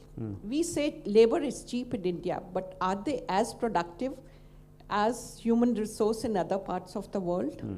The answer to that is no. And although we have initiatives like Skill India, and we do expect that attitude change, the right set of skills will be given to them, I'll say we still have to go a long way. Sure. The other is that we do research. There is some money available for research, but still I'll say it's far lower than what other countries are investing in research. We do have examples of public-private partnership, but still we have to go a long way. Because public sector doesn't know how to price their technologies, and private sector is also somewhere not used to paying for the technology development. Right. And unless and until you innovate, you cannot afford to pay license fee for all times to come. And more so because those technologies are not really fit for your use. You are talking of small and medium enterprises in the country. Sure. And therefore, you don't need technologies which will work for large setups. So you have to develop your own technologies. And over there, the government is really not investing much in research and very little in taking it to the pilot scale. If we look at the research institution, everything is how many research papers you have. Your promotion is dependent on that. How many papers you have, how many patents you have. They are really not looking into what have you done to reduce the cost. Yeah. And I'll take my own example. When I started my career, we were working on a project on plant tissue culture. Okay. Now, first of all, I could not publish anything because then you have your competitors who will take your technology. Yes. The cost of plantlet production, suppose it's 10 rupees. And you'll spend almost a year to bring down the cost to 9 rupees 80 paisa. But neither you can publish, nor anyone will appreciate that. And that is where the LCA analysis of every technology becomes so crucial. Relevant. Where is it that you are going to reduce even 10 paisa, which ultimately when you multiply into millions, that's Makes a going to huge be a number. huge saving. Yeah. And if we talk of productivity, that becomes another part. Sure. The third and most important part, which I feel is important, is to stop working in silos. Because you simply can't look at the technology development, a technology which is not clean. because ultimately it is all the stakeholders who are going to pay for your deeds. So therefore, there again, when you talk of clean and green technologies, they might be little bit expensive because you are only looking at that particular product. You are missing on the health impacts of what you are doing. Sure. And there are nothing in terms of that polluter has to pay, or those rules are there but not very strictly enforced. So therefore, we are also polluting, whether it is air, whether it is water, and so on. One thing which is good, and we are talking of ESG reporting by the companies now. So that is where many of these things in terms of sustainability will come. Sure. So I'll like to end by saying that productivity is something which has to be increased, and also with the right set of skilling and LCA analysis, like where do you really invest in research and take pilots, invest in pilots and ensure that those technologies can actually be taken by the businesses. Thank you. Sure. Thank you, ma'am. That's pretty good in terms of very comprehensive. Maybe coming to Sarkar, you've been doing a lot of initiatives in IOC across, also trying to bring in culture of innovation. So why don't you actually throw some light on what is that you're doing inside? Yeah, thank you, Satish, and my dear colleagues in the panel and the audience. Sorry, I cannot make the eye contact with the people who are on my right-hand side, but still, I think I'll be audible to them. My take on productivity is that there's no doubt it is a must. And there's a difference between productivity and efficiency, as you all know. Efficiency is just output by input. But in productivity, we have two more angles, one of the quantity and the quality. So the quantity should always be there. We should be on the lookout to increase our production based on the market demand and at the least possible cost, the least possible inputs of resources and money. So seeing the composition of the panelists from various divisions of our society, I think I am expected to touch upon the oil and gas angle of the productivity and how we go about in our activities. Right. So what I would like to first say is the nature of our business, as Dr. Vibha was telling, is something which actually leads to pollution of the atmosphere. And we ourselves realize this, and in order to have that paradigm shift from fossil fuels to renewables, the onus lies on us. And at the same time, we need to ensure that the country gets the energy it requires. In India, unfortunately, due to the logistics and other issues, we are still developing. So the fossil fuel seems to be here for some more decades, contrary to our lagging, I would say. So in Indian Oil, we have to have that balancing act between providing energy to the customers, to the people of the country, and at the same time providing clean energy, shifting to the renewables, wherein the investment will be important, the technology will be important. The theme of today's discussion is connecting the productivity with technology. That is the most important part of any progress, any growth story. So as all would know, the technology of renewables are just evolving. In order to set up a solar-based, say, hydrogen generation, where we take the energy from solar and generate hydrogen through electrolysis, we require around $1,200 per kilowatt. So, which is a whooping amount, and the technology is still developing. So, when it comes to implementing these things, which are always more desirable, going towards the greener path, we are producing hydrogen through the SMR technology, where we consume natural gas or naphtha and produce hydrogen. But for every kg of hydrogen that we are producing, we are emitting around 8 to 10 kg of CO2. And this path, there will be no emission of CO2, it will be only oxygen and hydrogen. But the point comes, the investment. The investment is high, the technology is still developing, people are preferring to wait and watch. They feel that if they wait a little longer, the technology will develop and their investment will be less. But at the same time, as responsible corporates, we should take that step to give a message that yes, this is possible and people are doing it. So in Indian Oil, we are having these programs. We are in fact going to set up a 10 kilotons of green hydrogen generation plant in Panipat. This is the way we are planning to go ahead. And at the same time, I would say that productivity is something which might not be based solely on economics. That is, a company, especially companies like us, we have to fulfill the nation's demand. Maybe at times by taking some beating on the cost factor also. I'll give you just an example.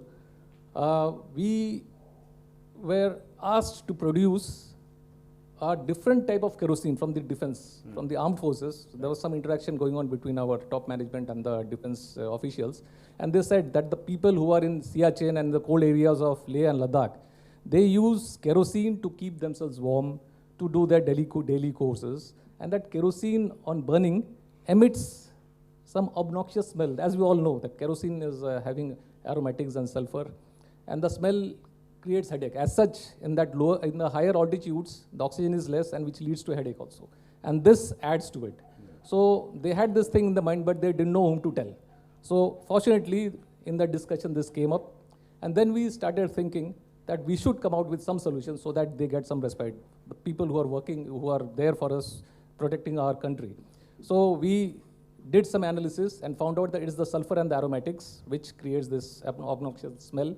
So we tried to, through our R&D, reduce the aromatic and the sulfur content, and we came out from a system that our refinery will be able to do that.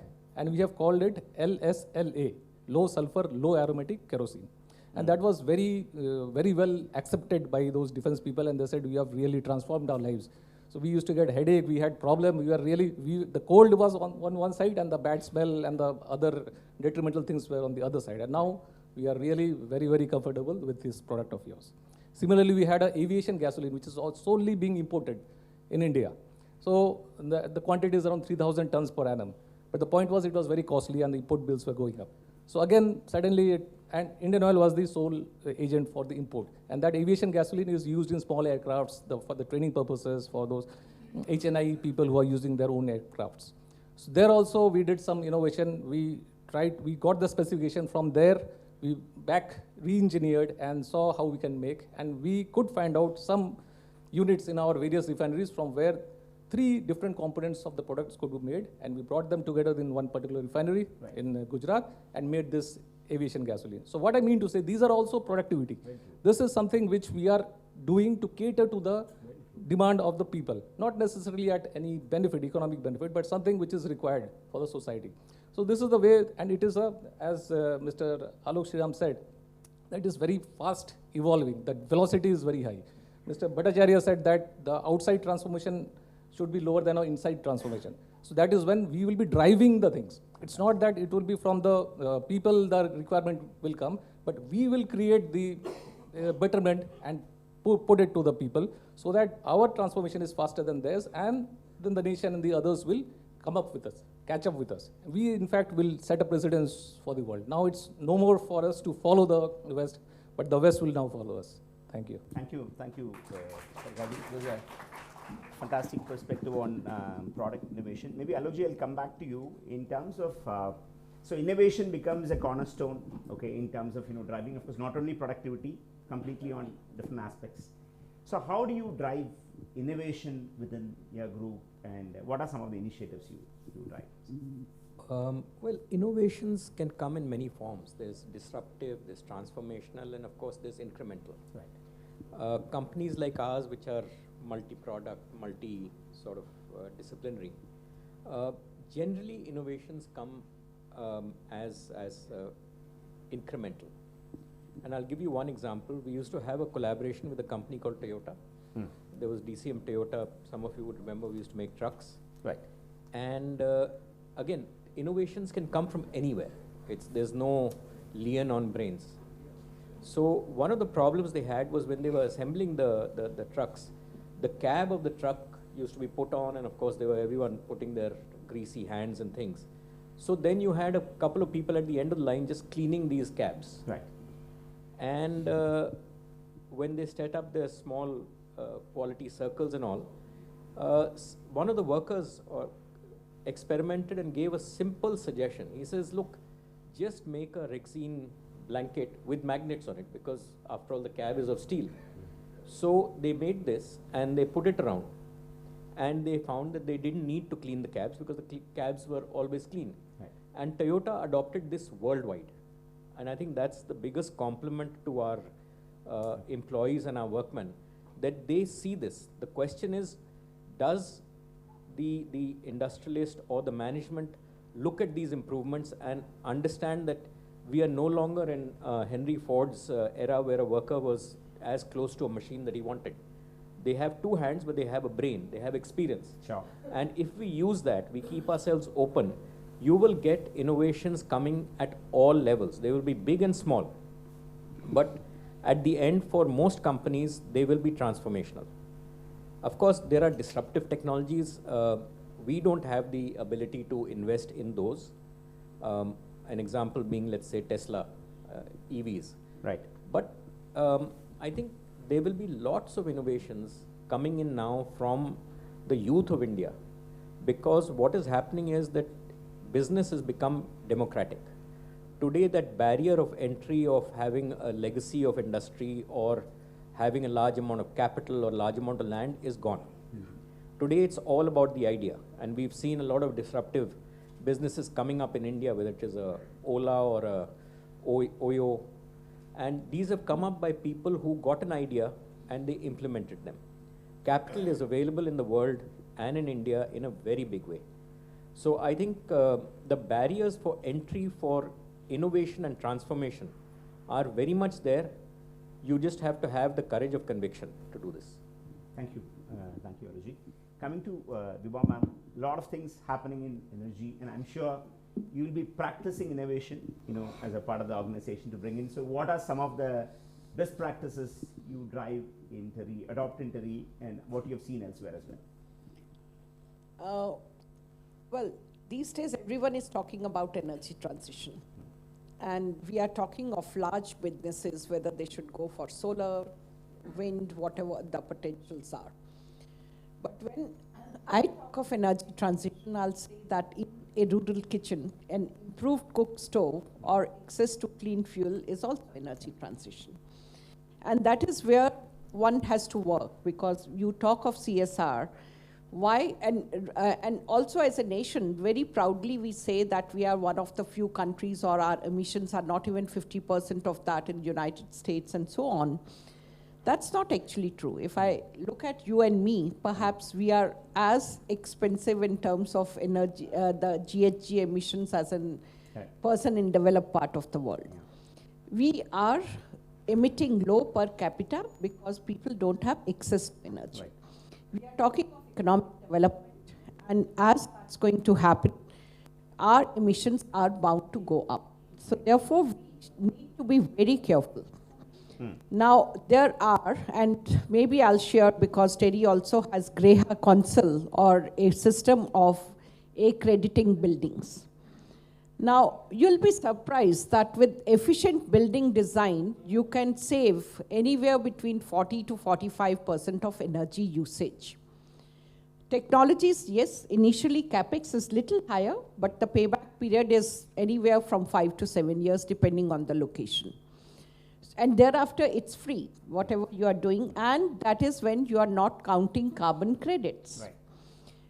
So why not to go for it? So while we started with accrediting building up to 5-star, then we moved towards what are the sustainable or local building materials available. Like if you're building and lay right from inception, that state wants to be net zero. Right.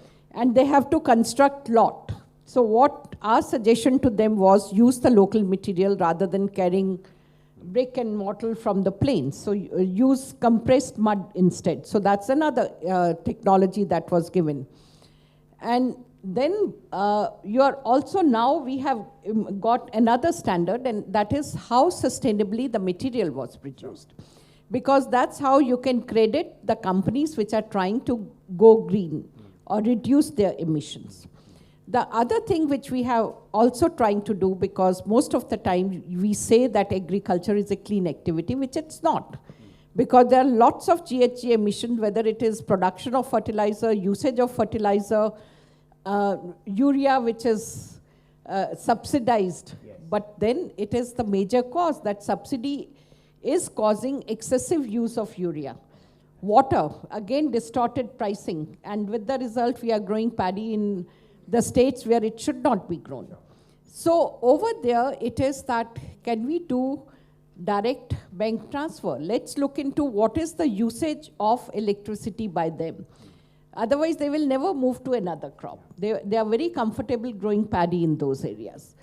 Then is the, how do you treat? Because water, since it's free, no one wants to recycle water. There are technologies available. Terry has developed a technology called TEDx, where standing time is just 5 hours. So after that, you can recycle that water. And the cost is 2 rupees a liter, which is not much. But again, there are no takers, because otherwise water doesn't cost them even 2 rupees a liter. So we have to somewhere also change our mindset, even our pricing system, so that, because water can never be created, energy you still can. Yeah. So therefore, how do we ensure that we are getting into sustainability domain? And you have to be innovative in terms of even pricing. Like we have done very good in terms of solar pumps or putting solar photovoltaics in villages. Right. So we are giving option to the farmer, either sell your electricity or use it for the crops. Because if that option was not given, then perhaps they have exploited underground water. But today they want to sell and be sure. And the other thing which has come up very recently, and some of you might be aware, that's of carbon credits. So because for anyone, if I'm changing, if I'm a farmer and I'm changing my habits, I'll say, what's there for me? So the moment I'll get paid for the GHG emissions, saving GHG emissions, I will be more open towards new ideas. So that's another thing in which India as a country has entered. Fantastic, ma'am. Superb, dimension on innovative pricing to drive a change in behavior. Maybe Ujjwalji, coming to you. Of course, you've been continuously working on the project environment. Things may not be the same every time. You will actually find new challenges actually coming in. How do you drive innovation in such an environment? Very right question, because in business there is a paradigm that either the business outcome goes towards north, I'm talking in terms of the bottom line, or you get extinct. So one fundamental driving force behind every industry, and for the top managers definitely, is to improve the bottom line. How do you do that? It doesn't require any PhD or any even BSc student to explain. Everybody understands that you improve the productivity, you reduce the cost, and you make it more marketable, and you increase the bottom line. Fourth dimension which has come, I keep on telling every time, because that is also the topic today very rightly, that it should be sustainable. Now while doing that, there is a limit up to which you can keep on changing the productivity of a particular product in a particular setup. There comes what is known as innovation. As Mr. Sridham has very rightly said, innovation has 3 dimensions. One is it can be incremental, it can be transformational, or it can be disruptive. But I remind all of you that innovation is not invention, right? It need not be a big bang, and E equals to mc square, it is not required. Right. Innovation is very simple and incremental changes by which either you make the worker more comfortable, give the better output with the same setup, Right. and without giving more salary, or you change the machine's output, less electricity or energy intensive, your cost of production goes down, whatsoever. Or at the end product, Like other than electricity, I am also in an industry because we also are in fertilizer, right? I am the vice chairman of the HUL, and Mr. Sarkar is also co-producer of that. Right. Indian Oil, NTPC, and Coal India, we have created 3 fertilizer plants, Okay. ultra-modern. Right. Now then, IFCO has come out with a disruptive innovation there, right? You know, nano urea. Okay. Now we have invested almost 25,000 crore very recently, and IFCO has come out with a nano urea concept. Now how do you deal with it? Sure. So now we are looking at our systems, and we are trying to find out the ways and means to reduce the cost, Okay. and also make it either as efficient or not so less efficient in terms of the nano urea, so that we can survive. Now there are other ways. One of the best example of innovation, how it works, in the olden days, when the MS-DOS came, right? I don't think anybody who is here will have forgotten it, excepting the millennials here, that it came with lot of strings of words and algorithm which you were supposed to commemorate. Used to be very difficult. Then in 4 or 5 years' time came what is known as WCPS. What you see is what you get. And that's the touch concept of today, ultimately, right? That revolutionized everything. Everybody became computer savvy, and the mobile, it started with a button system that you dial the number, a replica of a landline. Then you started seeing the photographs. Then you started making a touch. And then suddenly, you found that you don't need to carry anything other than a mobile in your pocket, not even your purse, let alone the camera. Starting from camera to your purse and your office file, everything is there into this small machine. That is one of the largest innovation that I've ever seen. Sure. And it has disrupted the industry, it has changed the paradigm. Now, if you use this innovation of others into your system, then you are also innovating in your process, and you can, what is known as piggyback on others' innovation, can jolly well do into a big innovation cycle and improve your system. One of the example in NTPC, and I don't want to make it too technical, in NTPC we have lots of sophisticated machines, turbines, generators, systems, etc. Even in fertilizer plant, I can tell you that reformers, then ammonia plant, and other things. We have created apps, Right. mobile apps, for ourselves. We don't sell it outside, for ourselves. Everybody, including even the peon, chaprasi, everybody has a mobile phone today. So through that app, at that particular location, either he can be instructed, Right. or he can himself touch and see what are the steps to be followed. See, huge change. It's a paradigm shift. I'll give you another 2 examples very quickly. Sure. One is on the sustainable side. Come November, come September is known to all of us. It's a beautiful film. It's a song. But come November, in Delhi we get horrified because of all the problems of parali and breathing troubles. So we are working with the government what to do. Then we started working, I was part of that for last 6 years or so, that this parali has some kind of residual fuel value. So we started working whether it can be used in our power station and can be put to better use. If we can burn them into power station, then at least the smoke and smog can be reduced to 1,000,000th of times, 1,000,000th of it. But there are many issues, and the issues are the high volume, low energy. Then the parali itself has certain contents. If I fire in my boiler, the boiler gets buggered up because of many reasons, silica and all these things. Right.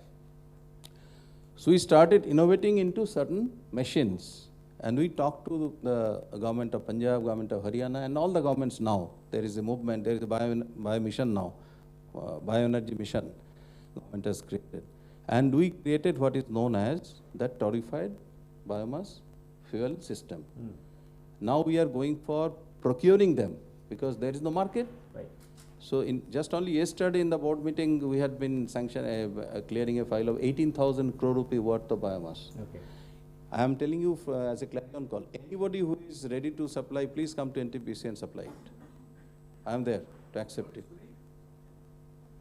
Biomass, torrefied fuel. You use that parali or all kinds of agricultural husk and residuals, you convert them into charcoal type of things, and you can sell it to us and we'll use it. we have made small innovation in our systems, in the boilers. Up to 10% of the biomass of the total coal I can take. Now, what is the advantage of this? Madam had been insisting on the transition, the GHG and all these things. The biomass is known as carbon neutral. So if I put 10% of it in my boiler and reduce 10% of coal, then I become greener. Now coal is slowly coming out of the black color towards a greener paradigm, right? So I have a motive also into it. And suddenly the climate is cleaner. I can see some blue skies, which I was so used to during my childhood days. This is one. Second is, and this is my wish list, but I am making it open today. Why do a farmer, or for that example, you yourself, need to pay for your housing? I keep on asking. Unless you have a fancy desire to remain in Panchshil Park or in particular M Block Market or GK2 or Latin Selli. Because the place has a cost, that I can't do it. Why do you need to pay for the construction cost of a house? Why can't it be free? I have a research division, Netra, in Greater Noida. Anybody can come there. It's a huge installation. We spend 400 to 500 crore every year in research. We are doing starting from transition, hydrogen, to even mundane things like how to make housing more affordable. Fantastic. We were taking the cue from the PM Housing Awas Yojana. I mean, I'm mixing up PM Awas Yojana or something like that. And we are also working in a global environment. You know that. Once I was in Kenya. I saw there is a huge amount of sunshine. So I thought that in India I have fly ash, which is a problem, headache for us, unsustainable. I need to use it. If I can, instead of brick, use the fly ash to construct a house, which is very low cost, and then reduce the low cost by obviating many of the columns and things, then any civil engineer will tell how the roof will stand. I say, I do away with the roof also. Then you will be horrified. Then what do I do during rain or during sunshine? I say, I will put solar panel on. And then your house starts generating electricity. I make a village and aggregate the electricity and sell it to the discount. And whatever amount comes, you pay your annuity from that. What about that? This is what is innovation we are doing now. Fantastic. Fantastic, sir. I am very, so I think superb. You touched on many different dimensions. Maybe Sarkarji, coming to you. Okay, he will actually. But is IP protected? In fact, I have a copyright on this, so I am. He said a point saying that innovation is not necessarily invention. You can actually be innovative by adopting some of these innovative technologies. And today, obviously, the conference will be incomplete if I don't touch anything about advanced technologies or digital technologies transforming productivity. What are some of the initiatives you're driving within IOC, in terms of adopting maybe artificial intelligence, machine learning, analytics, digital twinning? Yeah.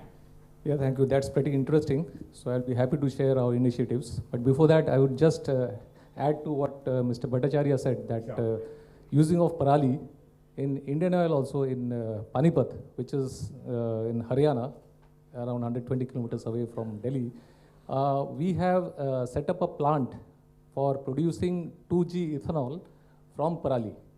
And we have the capacity to consume around 700 tons of parali per day.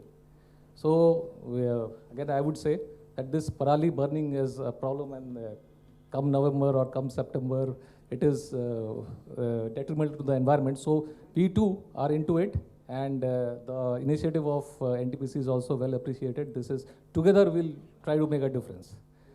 Coming back to the innovations that we are thinking of and we have already adopted, this artificial intelligence is something which is really mind-boggling, as you all know.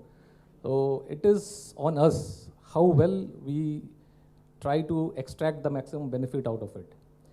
The main problem that I face while implementing these digital concepts is the resistance to change.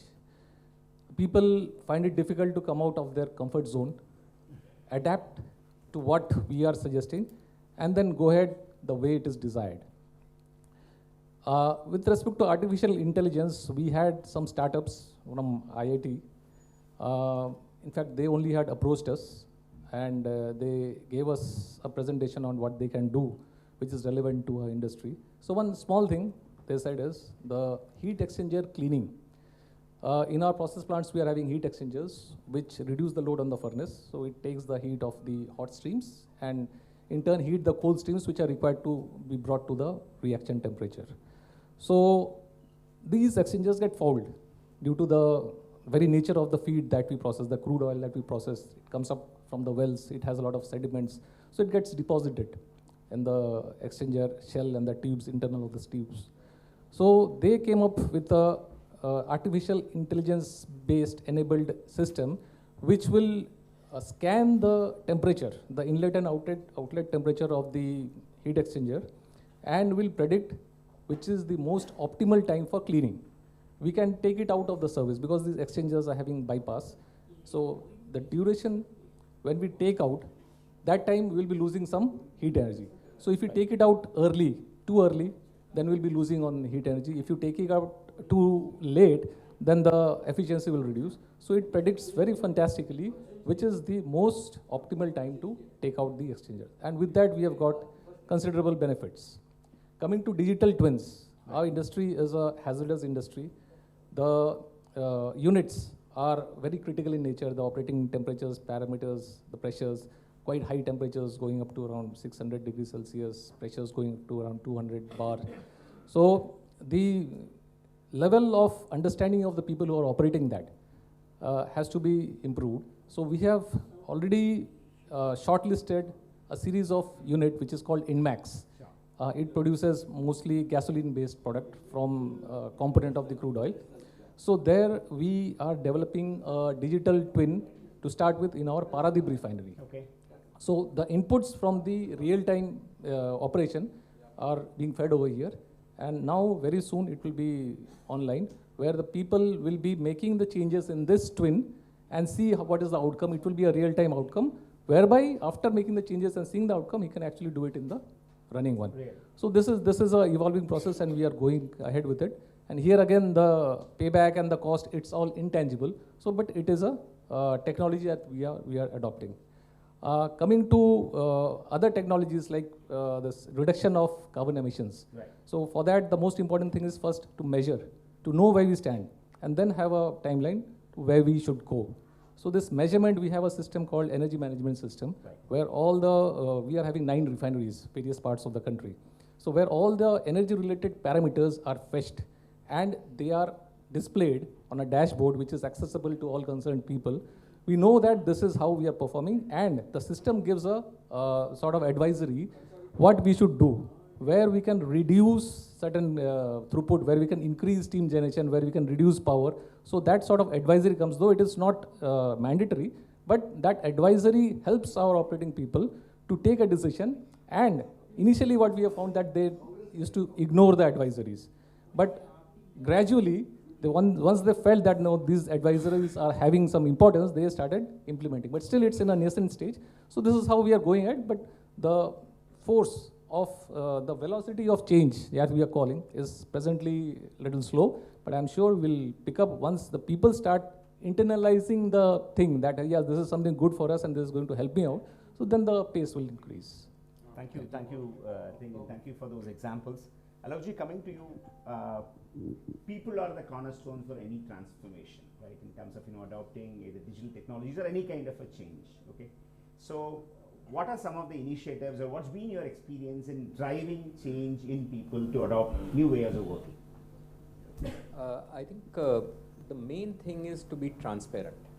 Once people see transparently what you're doing, what your goals are, what your aims are, I don't think any employee in the organization will do something which is against the interest of the organization.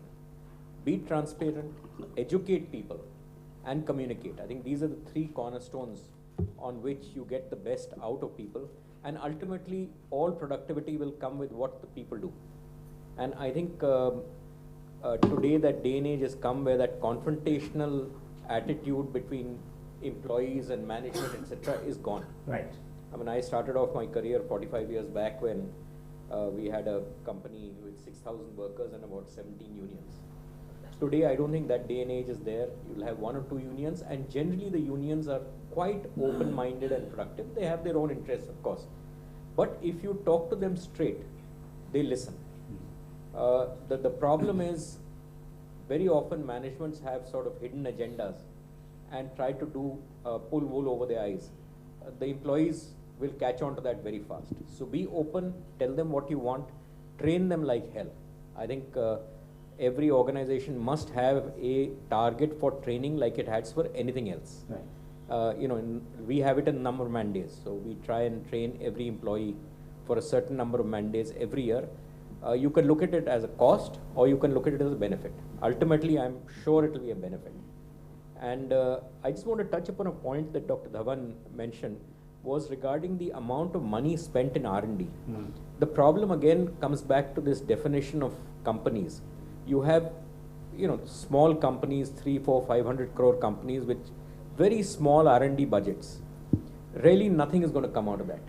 There has to be some way that they can put that money into large organizations like Terry and others and extract much more bang for their buck and much more focused sort of industry-led research must be there. Sure. It shouldn't just stay with the research centers as theses and papers, but actually come out into the industry and get used. I can give my sort of last bit, is that I think for the management, I would suggest two things. One is keep your minds open. The problem with many managements is they're very shut, and minds will not work if they're not open. And second is be curious. You will get ideas from all over. It's very easy to dismiss an idea, but be curious, push it a little bit, find out what's happening, what's behind that idea, and a lot of innovation, a lot of productivity improvements will come.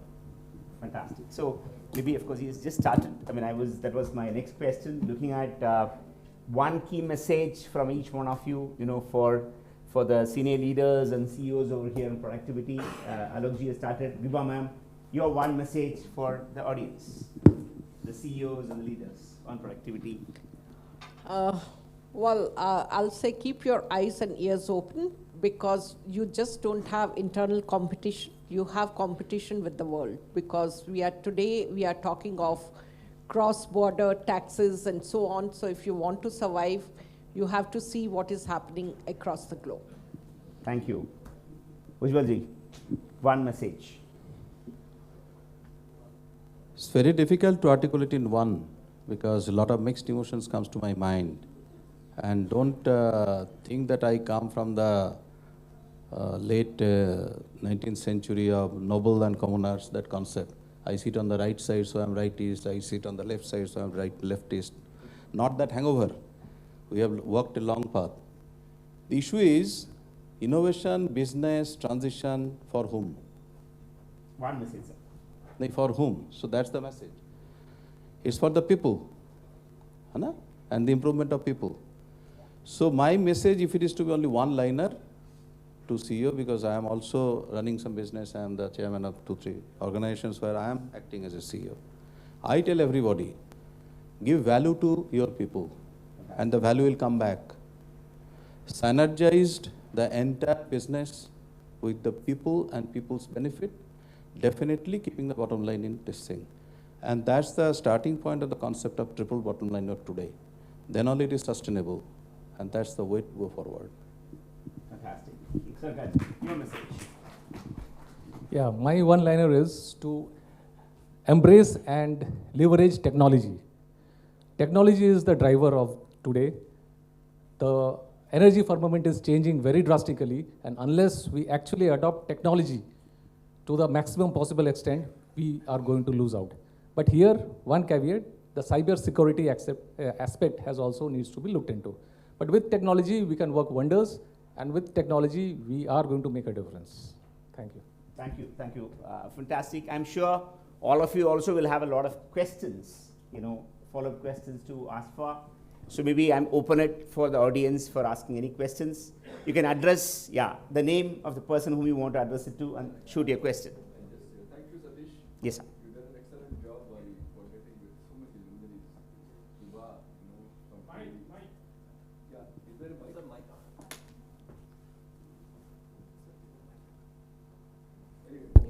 Mic is there.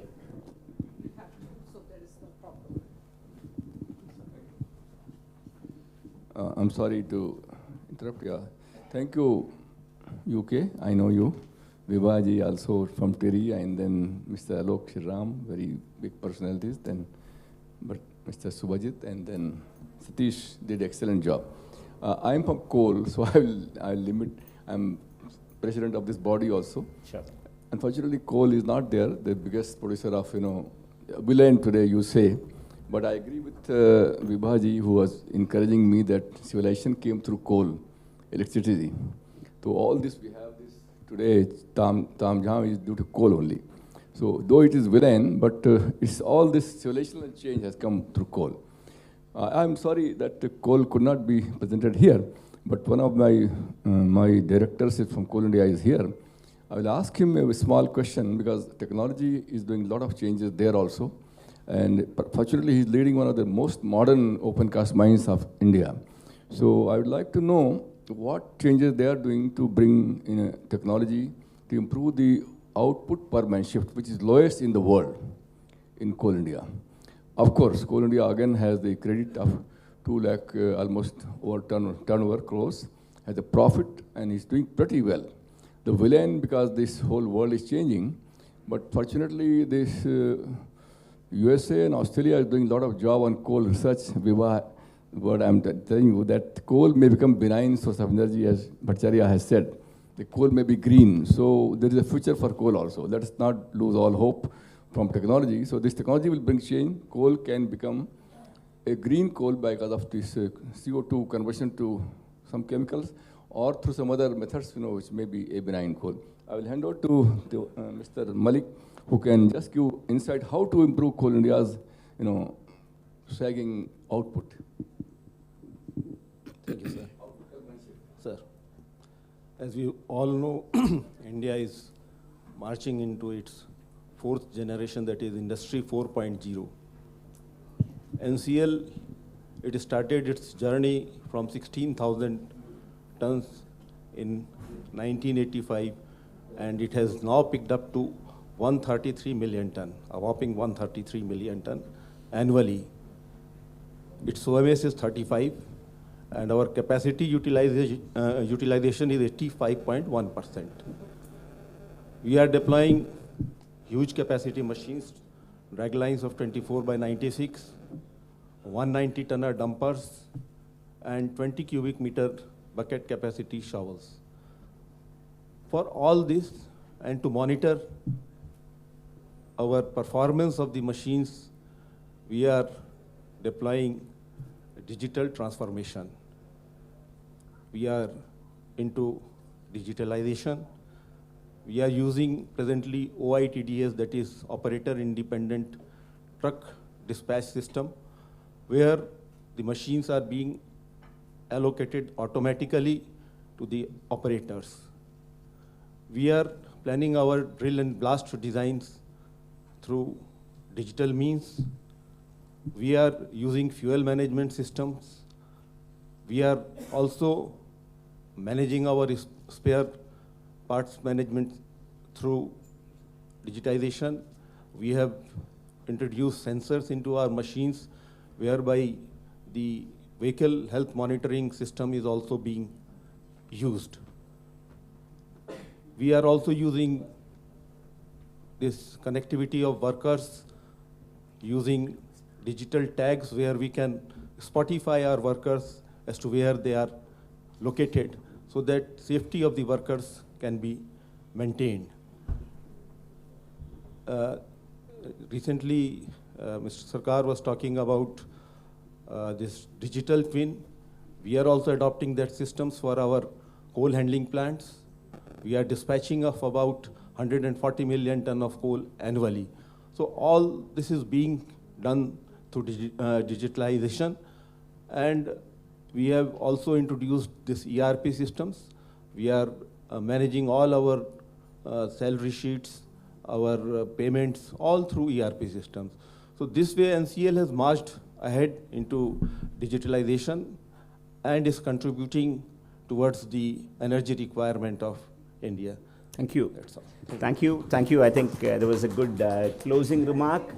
Maybe, yes, absolutely. So I promised her 10 minutes, but I think the interest, actually given. Absolutely, sir. Yeah, the gentleman behind you, ma'am.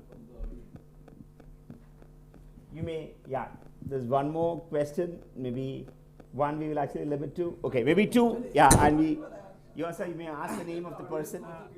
My question Maybe others, from, I suggest you can actually interact my during question the is break. from Sri UK Bhattacharya, Yeah. NTPC. Actually, I am civil engineer retired from Coal India Limited. I have also worked near your 3 NTPC plants, near Korwa, near Sipat at Bilaspur, near Talcher, because I was general manager civil in Mahanadi Coalfield Limited. So everywhere we are using this your fly ash bricks, because there is a government circular also within 100 kilometer or something we have to use. But as a civil engineer, I found this fly ash bricks we are not taking as a load bearing wall. In load bearing wall we are not taking. Now in days we are most of the buildings we are constructing as these framed structures. So we are using somewhere in filling also. So this fly ash, I think just new technology. It is coming since so many years also. So we are using, and every year near a thermal power plant we are using this. What's the question? Then I can answer it. No, so this is not new. This technology we are adopting from beginning also. This for to you. Let's say it's an observation. Fine, it's an observation. Maybe thank you, sir. That's fine. Yeah, you may shoot the name of the person whom you want to speak to. Yes, no, I'm a concern for Dr. Vivado. Yeah, go ahead.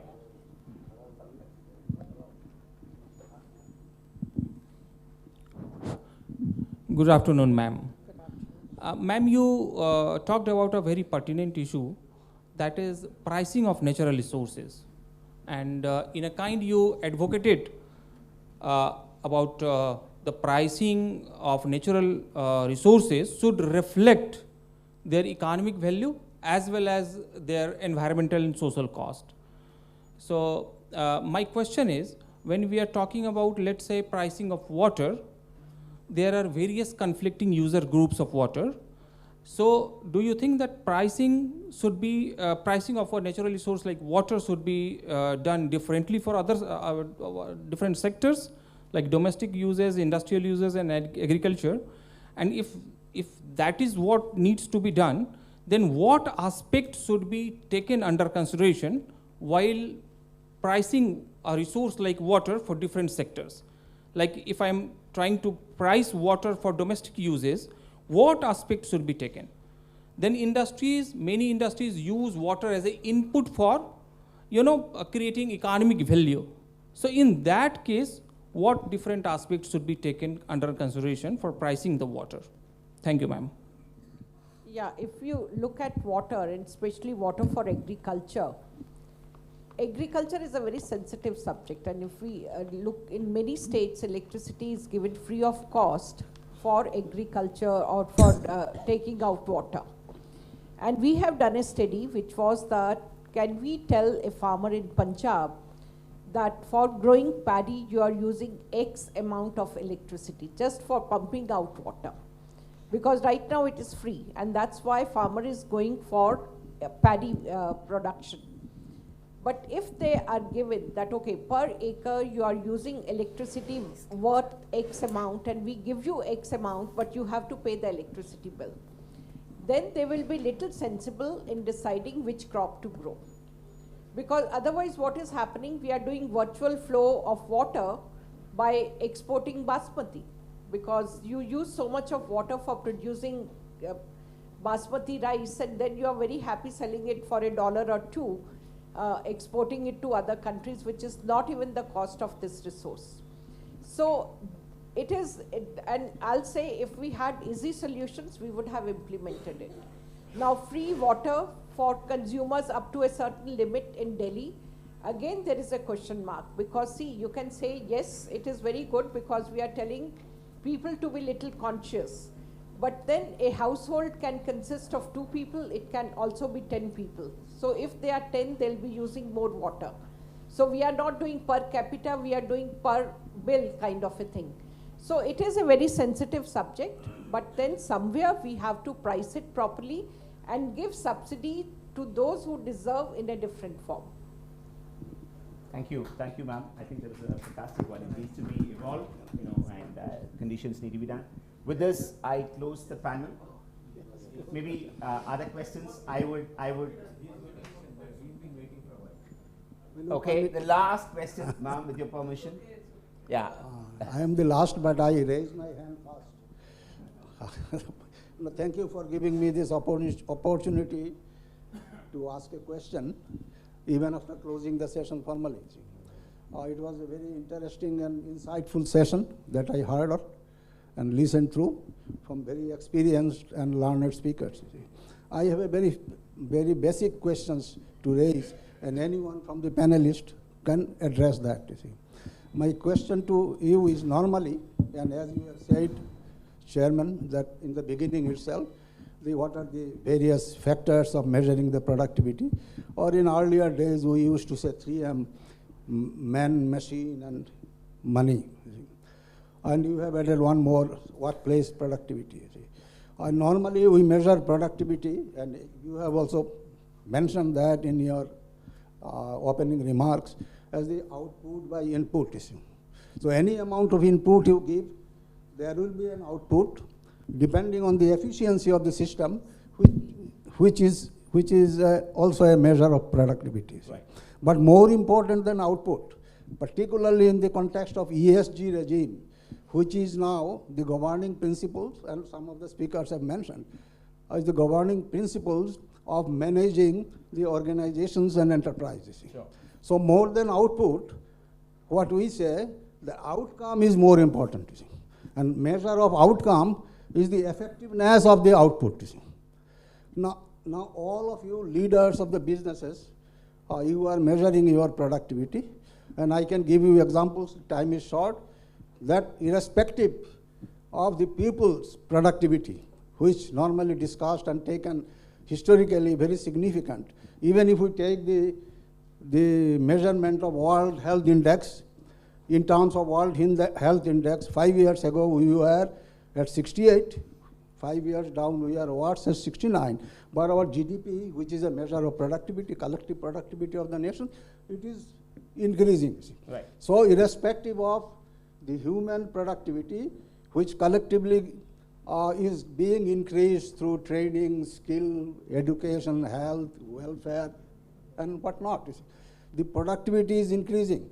So it is important to measure the productivity in terms of the factors. I would like to ask the questions from the panelists who are supposed to measure the productivity in their organizations. Right. Although it is a reflection of the total factor productivity, how do they measure productivity, and how do they say for which or for what the productivity increasing or decreasing? That's my question. Hello, do you want to take this up? I think my answer will be a lot shorter than the question. But, at the end you talked about output. The output consequence has to be an economic value which the customer is willing to pay. So if you're going to add a whole lot of costs on ESG, this, that, and the other, and the customer is not willing to pay because he gets it cheaper from elsewhere, he will buy it. So you have to balance these two issues. I think productivity is measured at different parts of your business processes differently. In a machine, it's very easy, output or the productivity per man in terms of production. But there are other outputs in the, let's say, marketing or accounting or various other fields, and you've got to see that. For example, in our factory, we have a lot of security guards who are manning the perimeters. Early on, each guard was walking around, going to his jockey or whatever it was once a shift. Then we got them scooters, electric scooters, and suddenly he was able to do it 10 times. So that's also productivity, because it reduces the number of guards you need to man the perimeters. So productivity can be measured in different ways. There's no one empirical formula. Thank you. Thank you. Hope that answered you, sir, I'm sure. Thank you for this panel, ma'am. You can actually take it. So thank you each of the panelists for this wonderful session. I know that we can actually spend a day asking them. There's so much of years of experience, but time is short, and thank you all of you, sir. Thank you so much. May I request Ms. Veena Swarup, Conference Chair, to please join us on stage to kindly present the mementos for this session.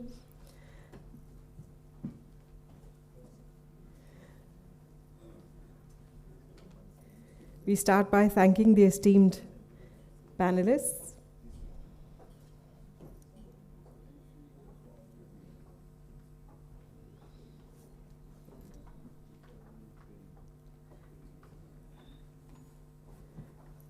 We thank Sri U.K. Bhattacharya, Director Projects, NTPC.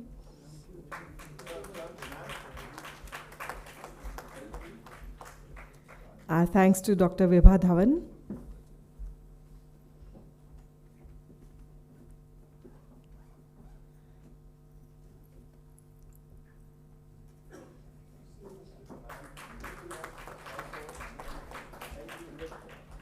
We thank Sri Alok Sriram.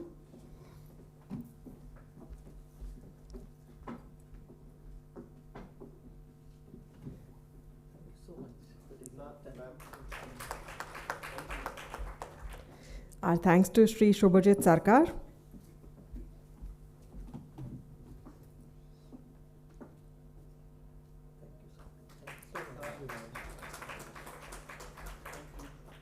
A very sincere thanks to Sri S. Satish, the esteemed moderator for this session.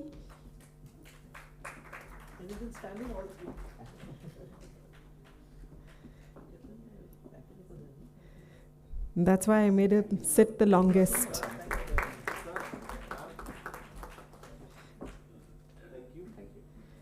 So, ma'am, I ensured that he sat the longest to receive the memento. Some relief for your legs. Thank you, ma'am, for doing us the honors. And I once again thank the esteemed moderator and the esteemed panelists of this session. May I request you all to please join us back in the audience.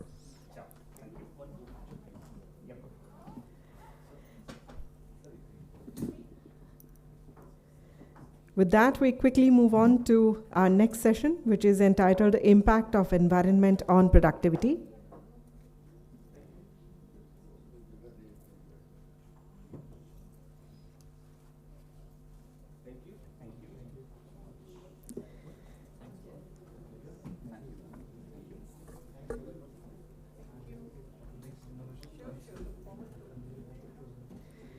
So this is session 3. Impact of Environment on Productivity. The moderator for this session is Ms. Sonu Iyer. She's partner, People Advisory Service, EY. The speakers for this session are as follows: Dr. Asha Bhandarkar, Professor IMI, Sri Satish Anand, President HR Hindalco, Sri A.K. Kalra, Director HR EIL, Ms. Madhu Menon, National Head Talent Acquisition, Deloitte.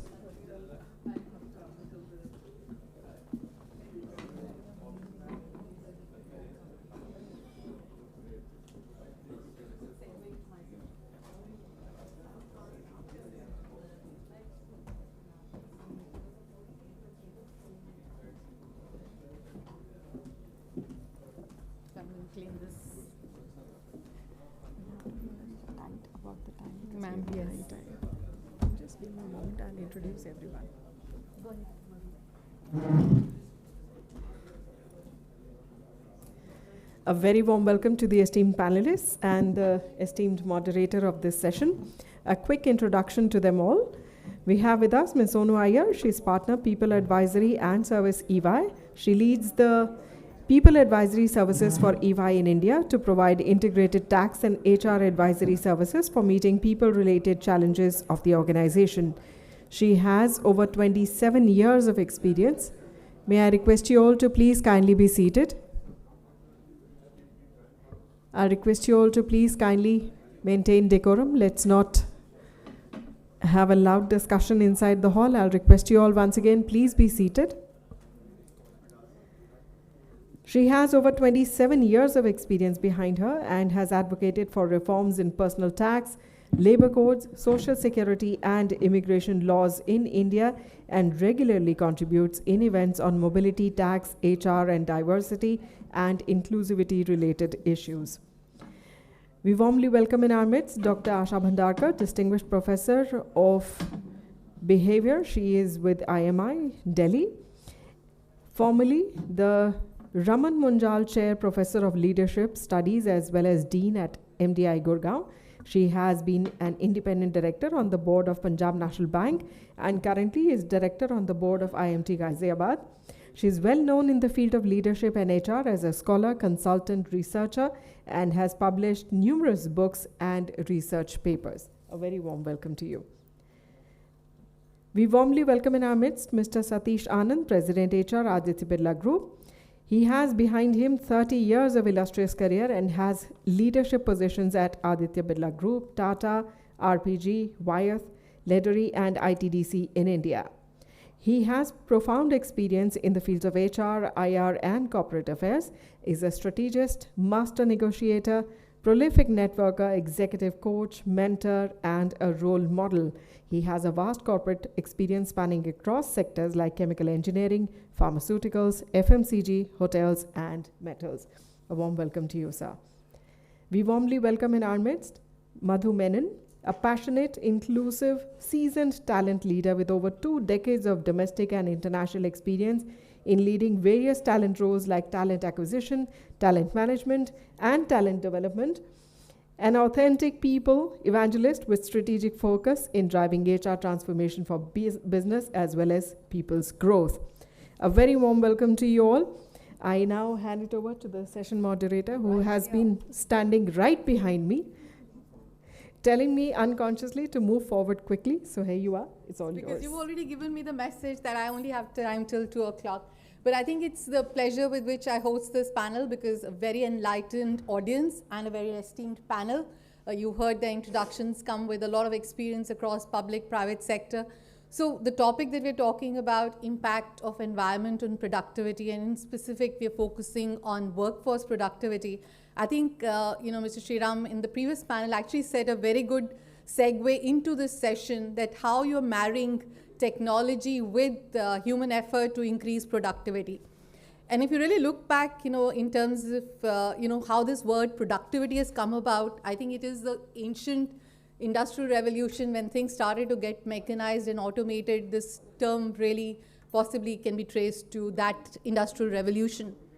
And unfortunately, it's very linear, interpretation till date. We've talked about increase in number of hours, increase in number of increase in productivity. So that X and Y linear, interpretation of productivity is actually changing. If you look at the current landscape where we are talking about, multiple factors at play, whether it's the global economic dynamics that are changing, whether it is climate considerations, sustainability imperatives. All of these, are making everyone think about, how do we increase workforce productivity so that, as an organization, we are able to bring home greater ROI on investment. But all of these questions today, what we want to be able to do in this panel, in the reduced time that we have, we want to be able to talk about it, give you share insights. And as I said, this is an enlightened audience. Possibly all of you also have a point of view on it. But I'd encourage that, we hear the panelists and, really take the benefit of their experience and listen into what they have to share.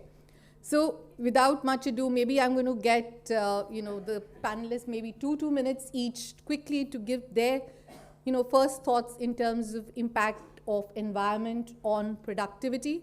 And, typically we're looking at themes like the internal environment in the organization. We're talking about employee engagement, we're talking about the external dynamics, or how are these playing into increasing workforce productivity. And is really workforce productivity what we're really, talking about? I would have thought, listening to the panel before us and, really very well called out that it's, let the humans focus on value creation through innovation, through experimental, to judgment calls, and let technology automate. So it's really the collaboration of the two that we are focusing on. But I'm the moderator and the panelists have, all the experience to talk about it. Maybe Dr. Bhandarkar, giving the floor to you to start off. Sorry.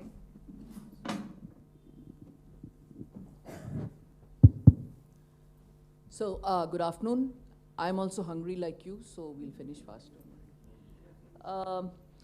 Impact of environment on productivity is what we're talking about today. And I really loved what Mr. Ajay Shriram mentioned this morning. I think one statement stuck in my mind, and he broadened the definition of productivity to talk about productivity not only of product, but productivity of process, from the generating productivity through process improvement. That's what he emphasized. And I think the moment we talk about improving productivity, we are talking about technology on the one hand and people on the other hand, right? So if you look at the people element, what is it that is going to make people more productive? And the focus here is on the environment in the workplace, which is going to help create that so-called employee engagement, which is the term which has become quite popular in the last decade or so, where we are talking about the positive, generating or triggering the positive emotion in human beings so that they are more committed, they have more pride in the job, and they unleash and channel all this energy towards, improving productivity. So this is the initial definition bit that I wanted to talk about. And other aspects, I think I'll ask others to speak. Thank you. Maybe Mr. Kalra, I could ask you to go next. I want to break the boring thing of passing the buck like that. I want to make it unpredictable. Unpredictable. Okay. Very good afternoon to all of you. As the topic is impact of environment on productivity, this reminds me of two incidents. I'm from Engineers, let me tell you, I'm from Engineers India Limited, and those who are not aware of the company, ours is a consultancy organization.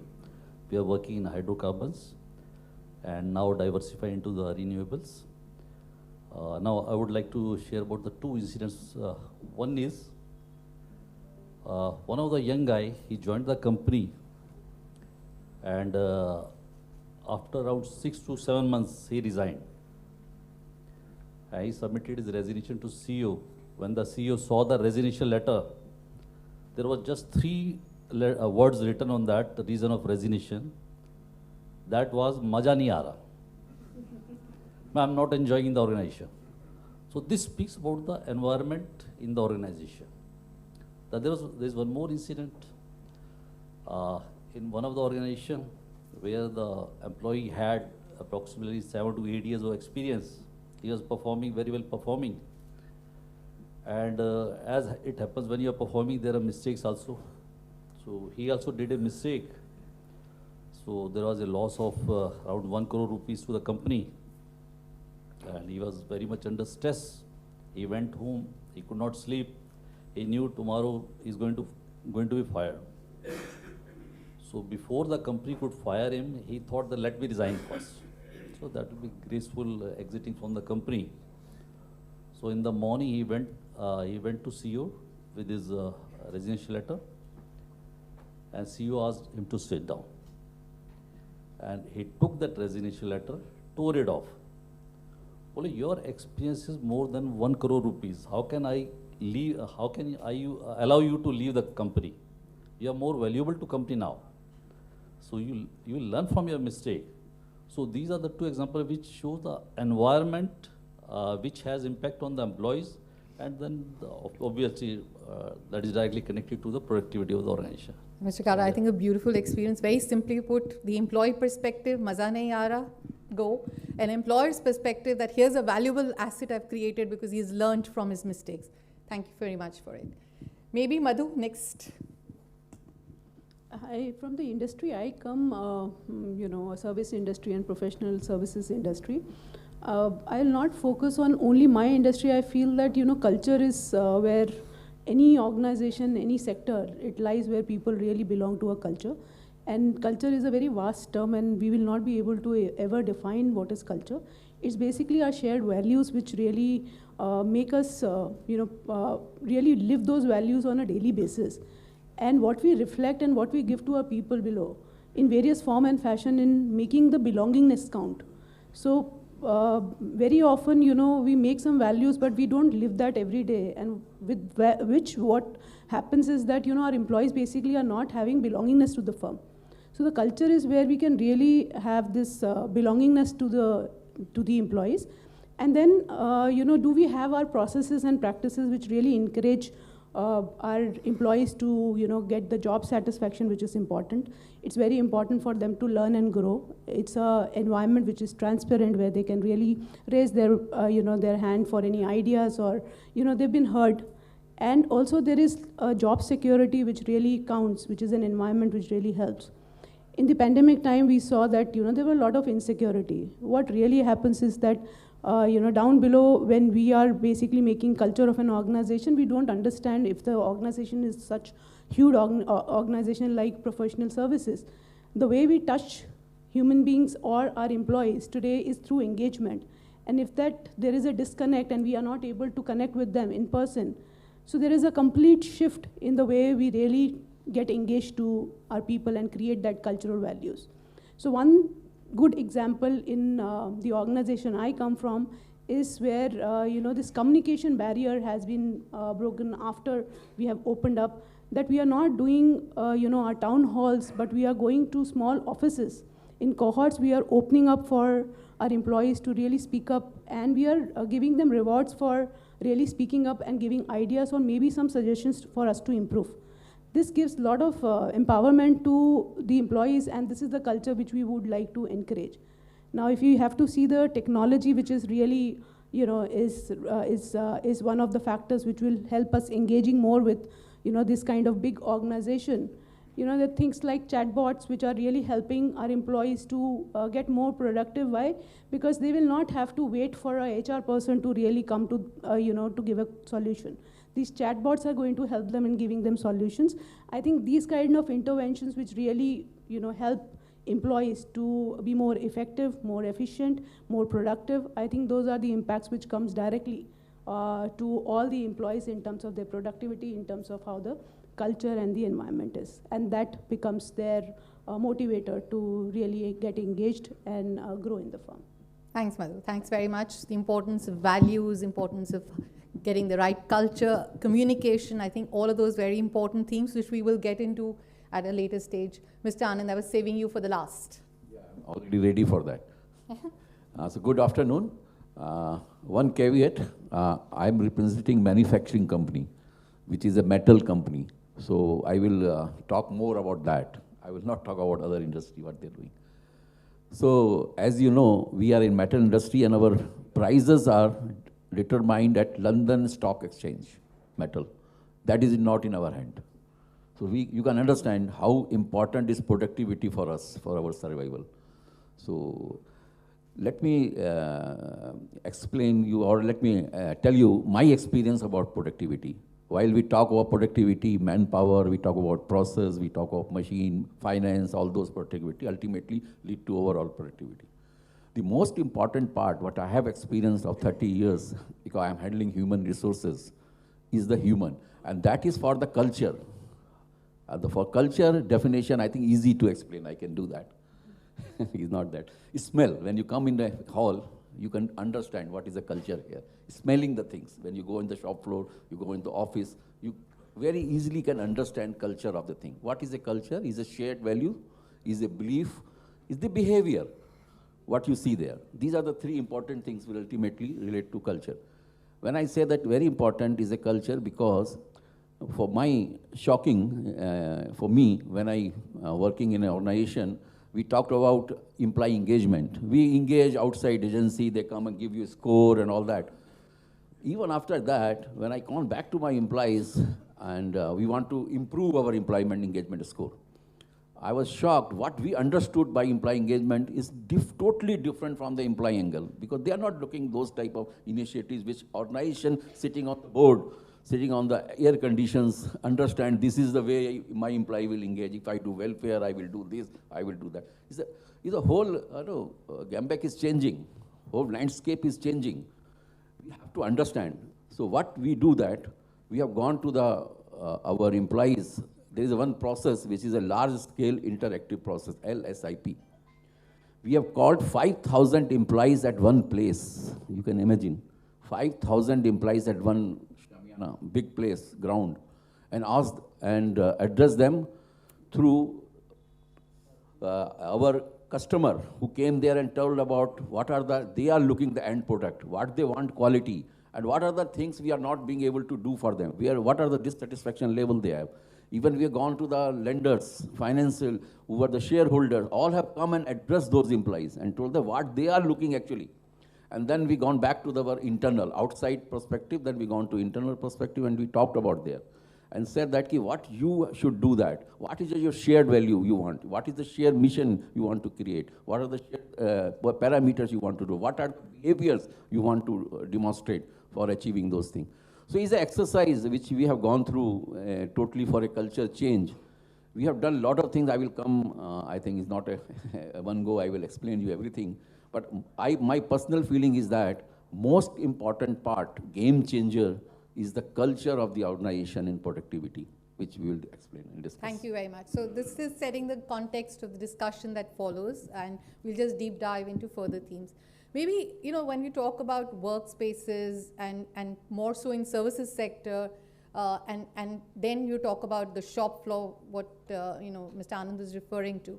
Maybe with Mr. Kalra, if I can ask you that, how important are, workspaces, the infrastructure, the workplace facilities in terms of increasing productivity?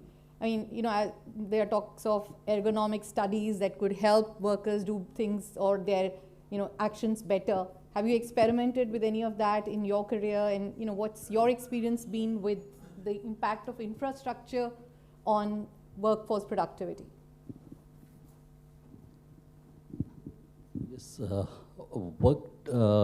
well-designed, ergonomically suitable environment, it increases the productivity of the employees. So in Engineers India Limited also, we have ergonomic studies. Okay. And in fact, we are doing the audits, one by internal employees and one is by externals every year. So during these audits, whatever observations are do come, so the improvements are done in the workspace. And like we have a building in our Gurgaon office, which is a green building.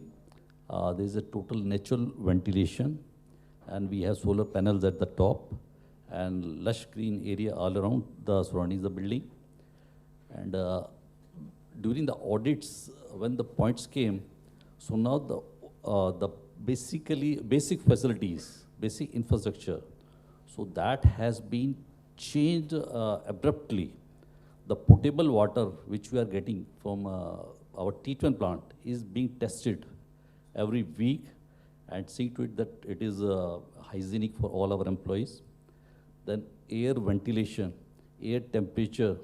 So the temperature is being monitored after every let's say 2 hours or so, and it's being maintained, it's being checked.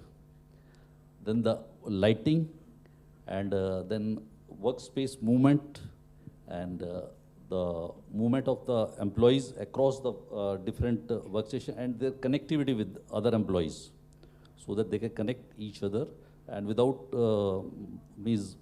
further movement from their own workstation. And are you measuring the correlation in terms of impact on productivity? Yes, we are measuring that also. And we have a building in our Delhi office also, which is the head office. And this is designed somewhere in 1980s. Here, though this is a very old building, but it was designed looking after the facilities which will be required ahead of times. So the stability of that building has been checked. It's structurally stable. And now we are ergonomically designing it, and it's under renovation. So we are going to put solar power, solar cells at the top. There will be natural lighting inside. And then we have at sites, we have sites across all over India. So at sites also, we check that the illumination is there at the work sites. It reminds me of one incident where the workers were performing, and in the evening, we used to see that the workers, when they are moving, it's a construction site, naturally there are construction materials scattered all over.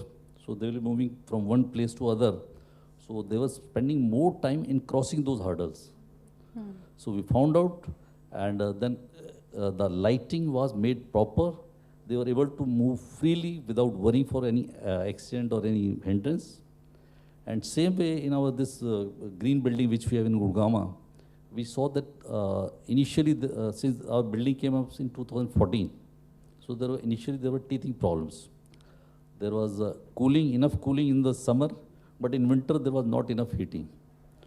So the employees who were coming to office for performing, but there was so much temperature, means cooling in the office premises, that they were not able to perform.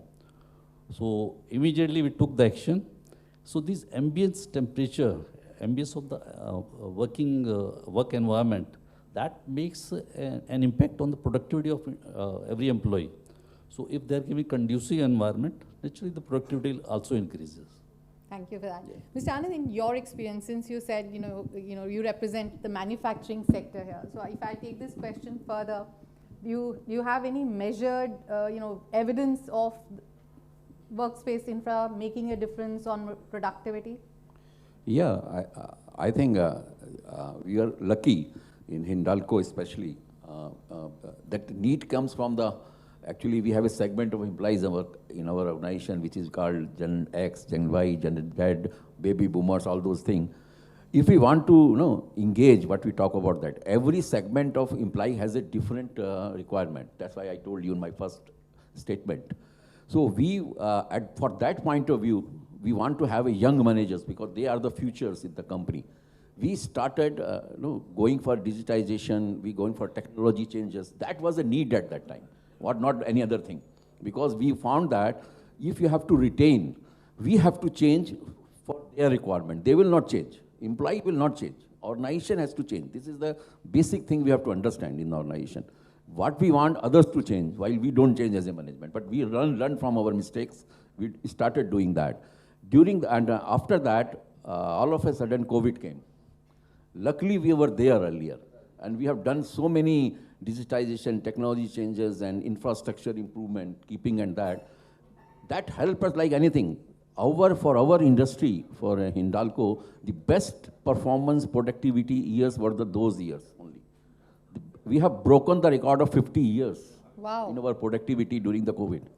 The reason was that because we were early starter, and also we realized that we can have many of the things can be taken out of the manufacturing site and can be done some other place. Not necessarily every activity, every process has to be done. That we learned from that time. Also we learned from that place is that we were having a machinery to be supplied from Italy to Germany, all those things, and for the China. And it's very difficult to call those now engineers for installation or starting that work. We could do that by technology because we had the cameras, we had all those things here, which were we were guided and advised by the original supplier of the equipment from Italy.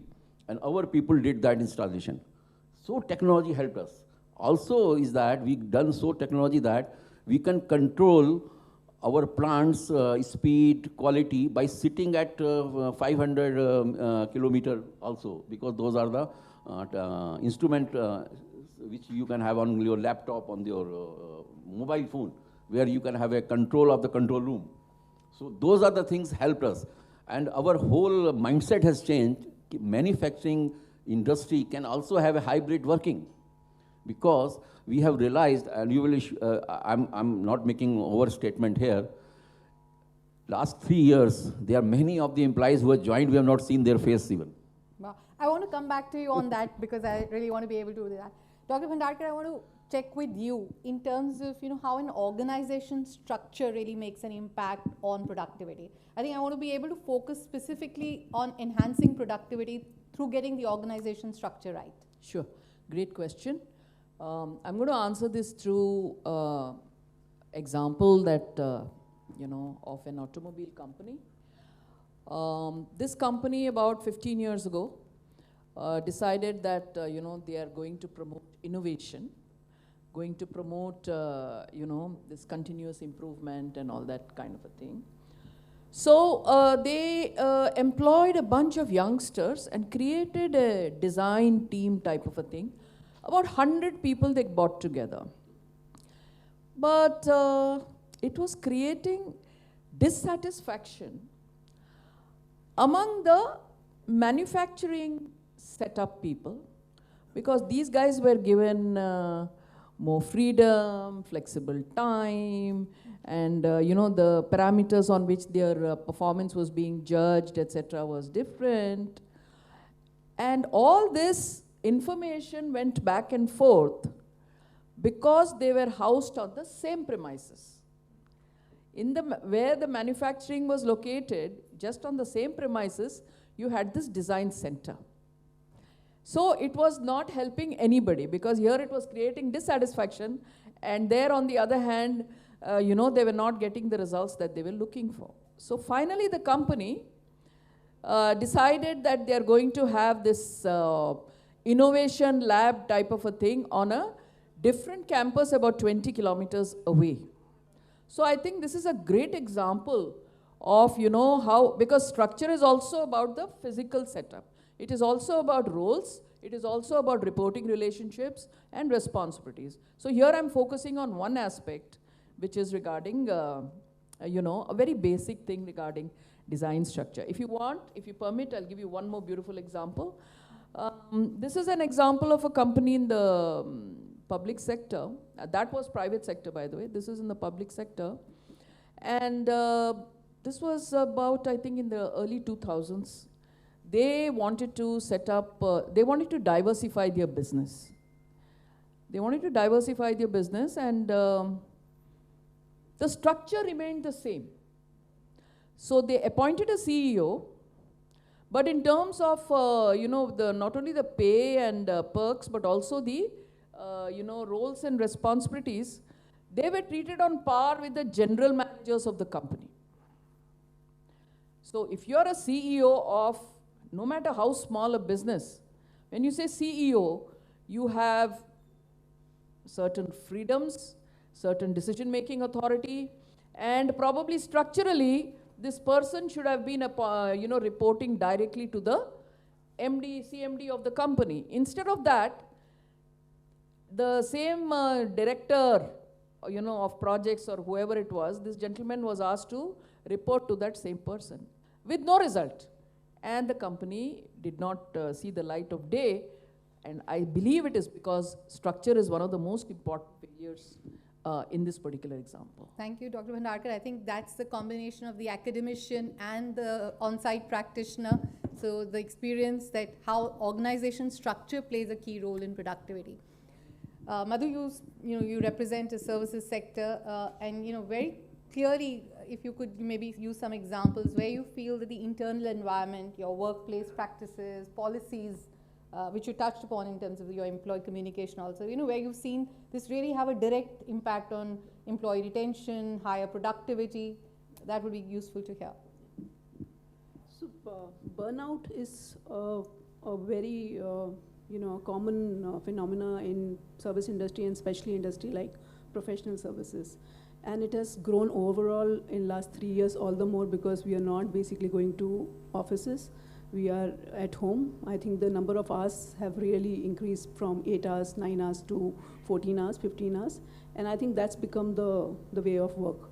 And hybrid is, is here to stay. So I think in our organization, the way it is, it's work-life harmony, I will say that is very much important for each and every employee. And where we have tried to, fix a few things where really through our engagements, through our initiatives, we can give little time back to our employees, which is through, sometimes through tech and through engagements. One is, of course, to increase their personal time off, to increase the leaves which they can take to celebrate with their loved ones. Sometimes it doesn't happen often, but if you really encourage them to take more, where we see and we monitor that the leaves are taken or not, and through various interventions, encouraging them to utilize all their leaves and making sure that they celebrate with their family is one thing that we have done in our organization. The other thing is also to have, the process is such streamlined that they do not spend a lot of time in, doing, operational level work. So making that streamlined with regards to whether it is performance management or whether it is related to time booking or whether it is related to other factors, a lot of technology interventions through which, bringing Power BI, AI, ML to really help in making a lot of reports which earlier used to be generated, manually. It has reduced time, increased efficiency, and why to go on other, processes, in talent acquisition itself, just to ensure, because everything moved virtually in pandemic. We started doing the entire process of hiring virtually, managing the entire life cycle manually. So this process we moved to an assessment tool which really went through an assessment tool of all the skill. So it helped in reducing the time in terms of filtering the right candidates, moving to the approval process and getting the offers out. Such intervention really helped in increasing the productivity, making sure that the recruiters feel that they are investing their time in doing something which is more constructive rather than only doing those works which are on virtual. Also bringing in a lot of teams and Outlook related automation where the recruiters do not have to do manual booking of time. The calendars are booked through a bot. A lot of such interventions which really helped in getting our process streamlined, more efficient, and giving that time back to our recruiters to do more efficient work. Thanks, Madhu. Multiple ideas for services sector, and all of them are experimenting and seeing good results in these various initiatives. Now maybe before I move on to the next theme, anyone has a question for the panelists? Sure. But may I request you to come to the question straight away, and it will be easier to manage my time. I know only 15 more minutes to go. Thank you. At the outset, my best compliments to all the panelists and esteemed moderator. I am Dr. H.R.P. Yadav, Professor and Head, Environmental Engineering Department, Amity University, Haryana. Earlier, I was Secretary and Director General, Institution of Engineers, India. Certainly, from the panelist view, there is impact of environment on productivity. But question is that how to address the issue so that the environment of any organization must be congenial. We heard about the thoughts that there are certain problems regarding resignations, mindset, feelings about prospects, etc. These are the negative aspects which affects the environment and certainly thereby productivity. But point is that how to address the issue so that the environment of any organization should be compatible with the situation, and employee and the manpower should be get contented, and they should certainly deliver the highest level of productivity. So I want to know from the esteemed panelists about that. Sir, Thank you. This one question will take care of all the reams of literature that are there on employee productivity, engagement, keeping the employee happy, all the challenges of attrition. But maybe a quick response from Dr. Bhandarkar. Or Mr. Anand, if you want to. Yeah. I will give the examples. What we do that for that environment, the culture to create, we did 5 things, which is very practical things which we did, which I will explain you. One of the things what we say that people hour. There is one concept initiative we are running, which is a people hour. Every manager who has a team will spend 1 hour. He will spend 1 hour with his team every month. One is that. Second is decision devolution. Everybody from managing director to manager have a clear-cut decision devolution. Whatever the power and authority he has to delegate, because that was the issue coming out for that. Because people, the decision making should be at the place where the work is happening, not at the boardroom. So we did that. The third thing what we did that, we have also got feedback from our employees, which was that we have a Bhumika board, which is what we are saying Bhumika board. I talked about culture, there is a behavior. There is everywhere, there is one like this, one notice board type of thing, where anybody can go there and write behaviors of their seniors, their juniors, and their colleagues, what they have observed, behaviors. So whether there is a right behavior, where there is a wrong behavior. If it is a right behavior, wrong behavior, he can write what he has observed. Anybody can do and do that. And we are encouraging and we are rewarding people. And we also have started Failure Mahotsav, the Failure Mahotsav, where what we do that, we have a prize, even good money we give the failure who come and said in the public, say that I have failed, I have tried this, I have failed, what I learned from that.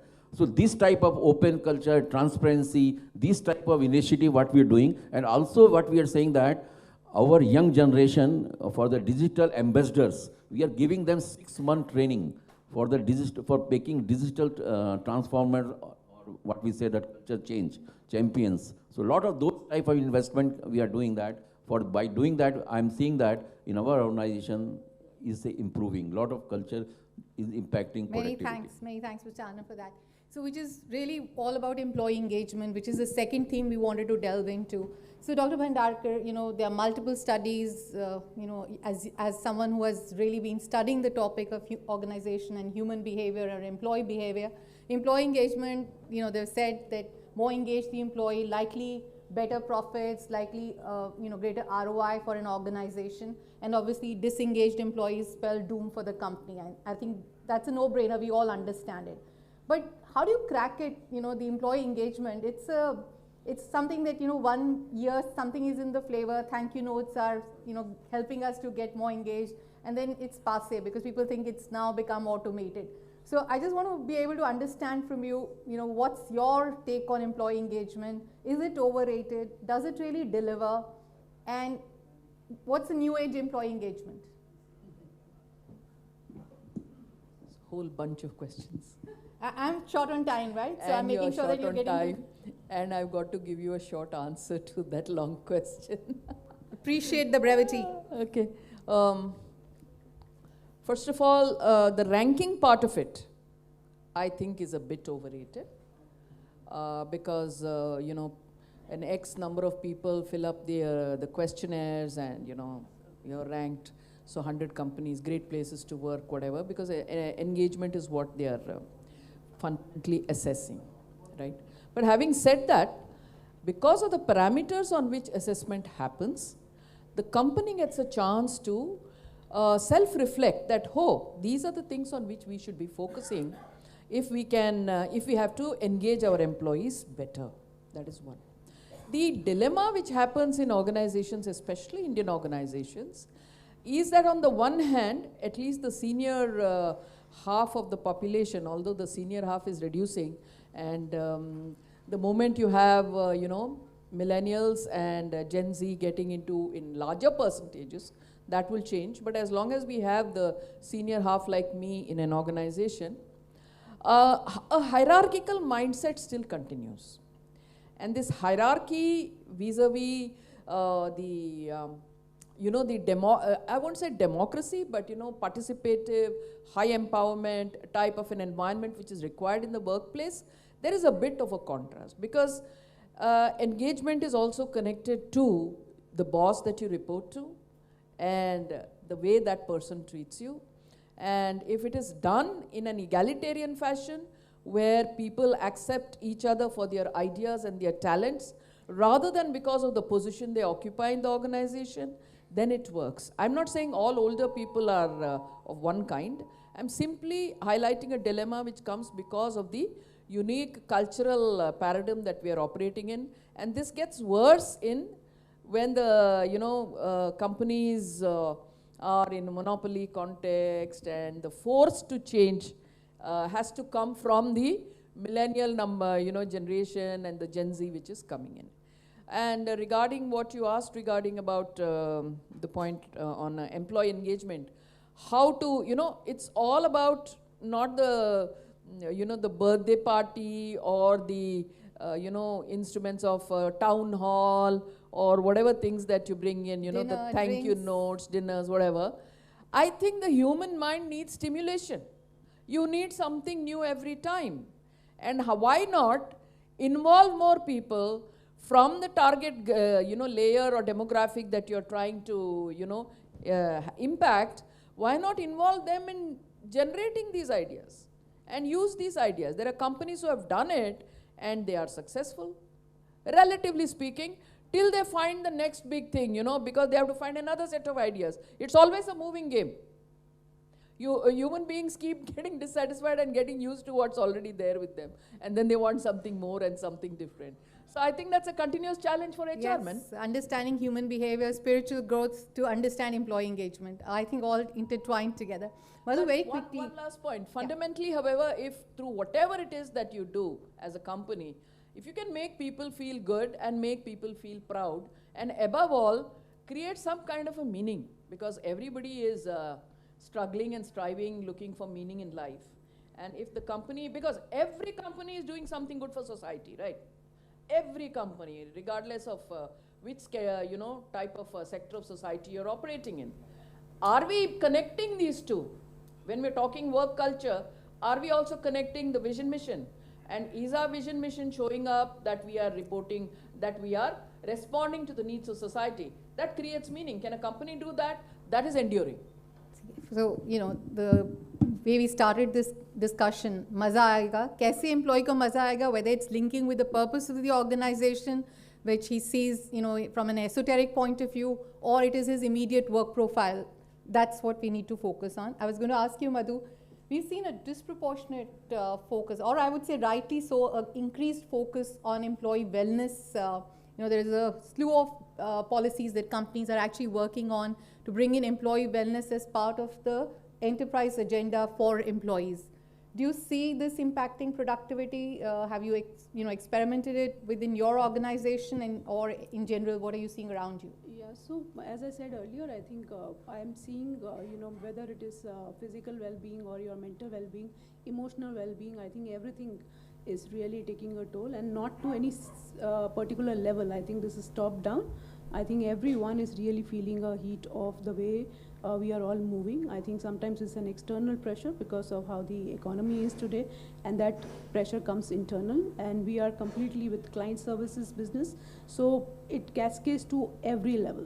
But as a firm, as an organization, as HR, I think it's our moral responsibility to create enough and more opportunity for our employees to get places where they can really de-stress, and for which a lot of initiatives which we have taken, which is, of course, all the organizations do it, but we have to also make sure that it's enough for them to at least opt for it, and there are various ways that we are ensuring that they are participating.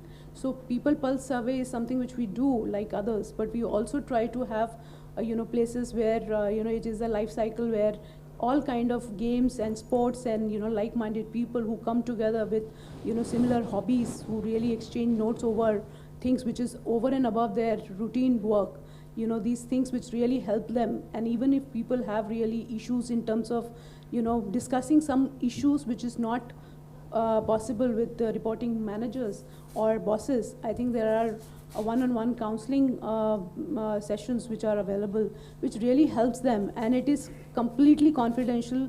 It's something anonymous, nobody basically comes to know about it, but you really have those avenues to talk, and it's been taken very, very seriously, because what we have realized over last couple of years is very important, that we will continue to grow, we'll continue to earn revenue. What we'll not have is the talent which really will they will get distracted with the kind of pressure we are getting from the top. So happiness is something which we are monitoring very closely.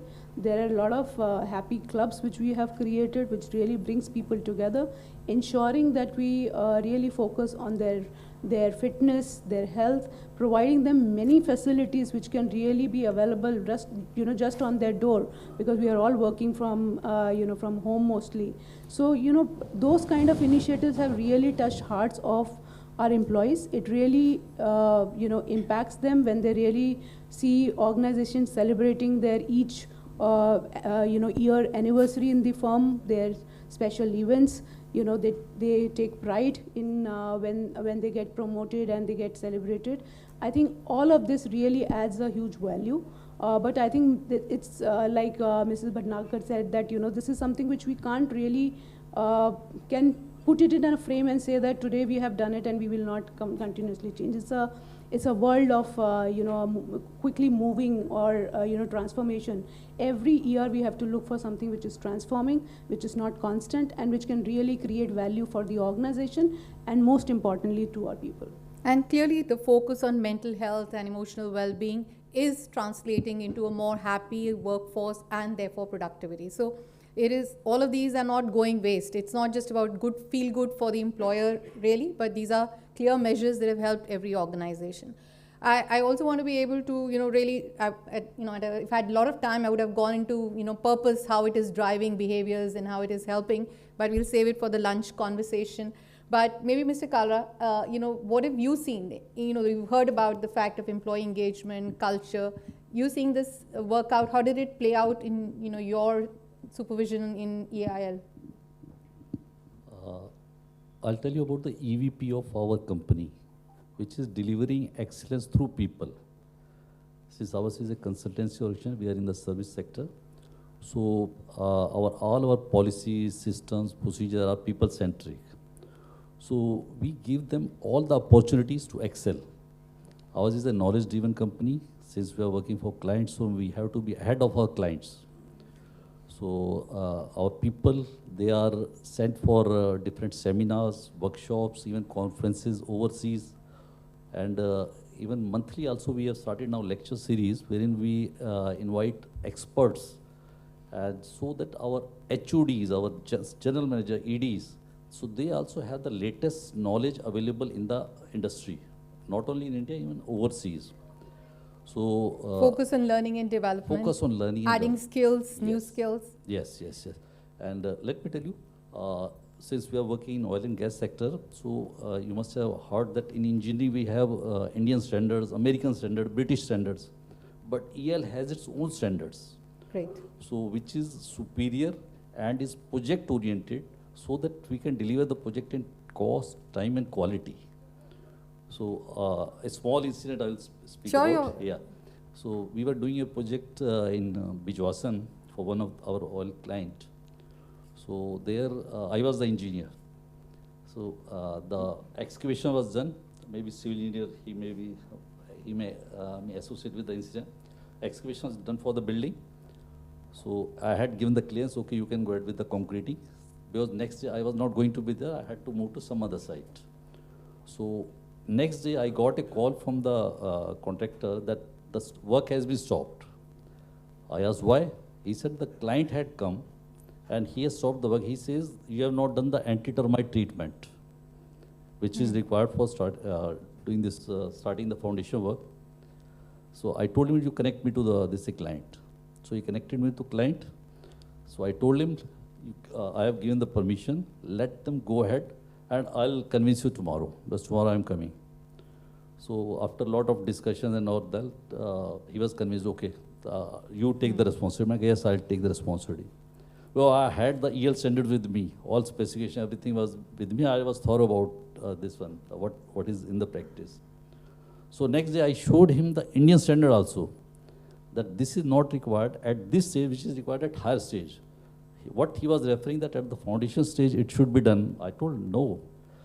So that shows the technical knowledge which our organization gives to its employees, so that we can face our clients with confidence. So clients also feel, yes, if EL is there with us, then we are sure that we can pass on any hurdles, whether it's from vigilance, from internal audit, for any audits. So brand reputation also helps. So we give all opportunity, and even our jobs are not monotonous. Employees, those who are working, they have the challenging task. Every day is a different challenge. So they don't feel the monotony in their performance. They are valued. Even we encourage them innovate, and we are even awarding those innovation also, even individual innovation as well as team innovation. So just recently on 15th August, we have awarded for individual innovation at different levels. So they are recognized for whatever they are doing for the organization. So our culture is such, and let me tell you, the gentleman who was asking about the attrition, in our EIL, the attrition is less than 1%. Wow. So, That's a which brilliant normally, thing. whenever I explain it to, whenever I have So talked Madhu to, listening to yeah. you would be wondering, oh, 1% attrition, wow. That's Yeah, that is what happened even a few, I think months back. I had met one consultant who came here for some studies in our EIL. When I explained our attrition 1%, he was shocked, not surprised, he was shocked. I'm sure a lot of people are going to come to you and ask you, but I'm going to go to Mr. Anand. I think the fact that we want to conclude this panel discussion, but I also want to talk about the external environment that has an impact on productivity. And today, the buzzword is Gen AI, people talking about the impact of artificial intelligence on workforce. Many are feeling threatened, many are talking about, if you don't get an additional skill, you are out. So how do you see technology impacting workforce productivity? This is in general, but if you want to relate it to manufacturing, great. I think I agree. In one of my starting statement, I made that is one of the most important factor, technology, which is a game changer for our manufacturing industries. And we were lucky to be the first starting that 8 years back when we decided, and it's helped us in COVID period also. But what we are saying that is a also productive. It makes our production improve, quality, all those things. But what we are doing that we are also enhancing capability of our employees. Also, we are making is a win-win situation for organization, for employees, because it's very essential for employee must see that value addition in him by technology. So what we are saying that is technology is easy to adopt and also easy to perform, improving your productivity. Ultimately, advantage comes to both of us. Just for example, we told you that we have a core manufacturing industry. We have a plants where more than 20,000 people are working and huge machines are there, all that. So what we have, one of our main kiln, or what we say that, what we said that we have a technology improvement there due to that IoT, all that. They are observing the behavior, the process, and also optimizing the maintenance practices automatically and giving the report to the control room so that those decisions are being taken. But for doing that, we also made the changes in the structure. Now we have gone to the process structure, then functional structure, where the team is working. There is no supervisor. There is no maintenance separate team. There is no operation separate team. There is no technology separate team. We have developed a team to not only observe what is happening on the machine through the technology, but also helping them taking their decision, because AI is also built in that. So there is also giving that what is the best can be done on that. So those are the things, but we have spent a lot of money on training our employees on that. And that's why all benefits are coming to us, and our young generation is staying with us. For the just information, I think you said 1%, I have a 4% attrition rate. That's also very good. Very good, because the private sector is very difficult because people move from here and there. But what I'm saying that especially we are focusing on young, because they are the future. So we are spending a lot of money, I've told you, that on the technology plus young engineers and young managers to be operating that and retaining with us. I agree with you. Thank you. So I stopped you earlier on, but I think this is a question that would be in minds of many, because you said you represent manufacturing sector and work from home is something that you have successfully experimented with. So there are always usually naysayers when it comes to work from home. They'll say, oh, it does impact productivity. It's good to have, but it really does impact productivity. So what's your experience when you correlate work from home and productivity? I think very frankly, let me admit, I learned through COVID period only. We all, as an organization, learned through that only. Before that, that was not there in manufacturing industry. But you will be shocked that government forced us to have a 50% manpower at that time. You remember that? So 50% less manpower and our production was double. I told you, the best period, the profit sharing has been happened. My variable pay was the highest in that period. All workers all got that. Why that has happened? We realized that when we have a 50% manpower there only, and those are, especially not I'm talking of associate services, which are HR, finance, and all those things. I'm not talking of core manufacturing plant. What we realized that the layers which we are having in the organization, many of the layers are not required at the shop floor first. Because we know we have a hierarchical, I think, a setup, organization setup, where we have a manager, then we have deputy manager, then we have assistant manager, then shift in charge, all those things. So we got that. In many places we realized that, that's why we converted into process structure, where we realized that there's a workman can run their plant themselves. They don't need any supervisor. Why you need supervisor? What he does? You can make your upliftment of your worker. They are working supervisor. They are working supervisor. They can manage their machines very well. The one was that thing that given us a time for extra manpower which was with us. We allowed them to operate from home and develop SOPs, developed sustainability, safeties, all other allied things they can do that. And also on development part, continuous improvement part, they can do sitting at home or they're sitting whatever they are. Apart from HR, which I told you, I have a team. 3 years I have not seen that person directly who's reporting to me. And she is doing fantastically well. She's a recruiter. She's doing more than 500 recruitment in a year. So that's the type of recruitment she's doing without coming to office from last 3 years. So maybe changing gears, when I look at the external environment, the other angle is, government, the economy, global economic dynamics. So maybe Madhu, when you look at the changing economic trends, and we've gone through COVID times where, we were short of resources and attrition was at its peak, and then, you've seen a bit of a climb down of attrition. So how is it impacting the changing economic trends? How do they impact, organizations? And in particular, in your role as a recruiter, how do you keep changing gears with the changing economic dynamics? Yeah, so when pandemic hit us, I think there was complete halt. There was a time that we thought even our recruiters are not required. We will have to go to an RPO. Maybe we'll shift the complete model to an RPO because we will not hire at all. But then there was complete shift when we all saw that, there was a complete great resignation, resignation. A lot of such phenomena every 6 months it was changing. My firm has basically 100% of, the headcount movement in last 1.5 years, from where we were and where we are today. I think we are in the growth trajectory of really, growing in terms of our professional services. But what we have seen for last couple of months, again, that, because of economic crisis, maybe, it will be a slowdown, but that also lasted only for a couple of months. From last few months, we have already started, again, looking at roles. These roles may be a little different than what we were doing earlier, but we still are hiring in the spaces which it counts, like implementation, technology, consulting.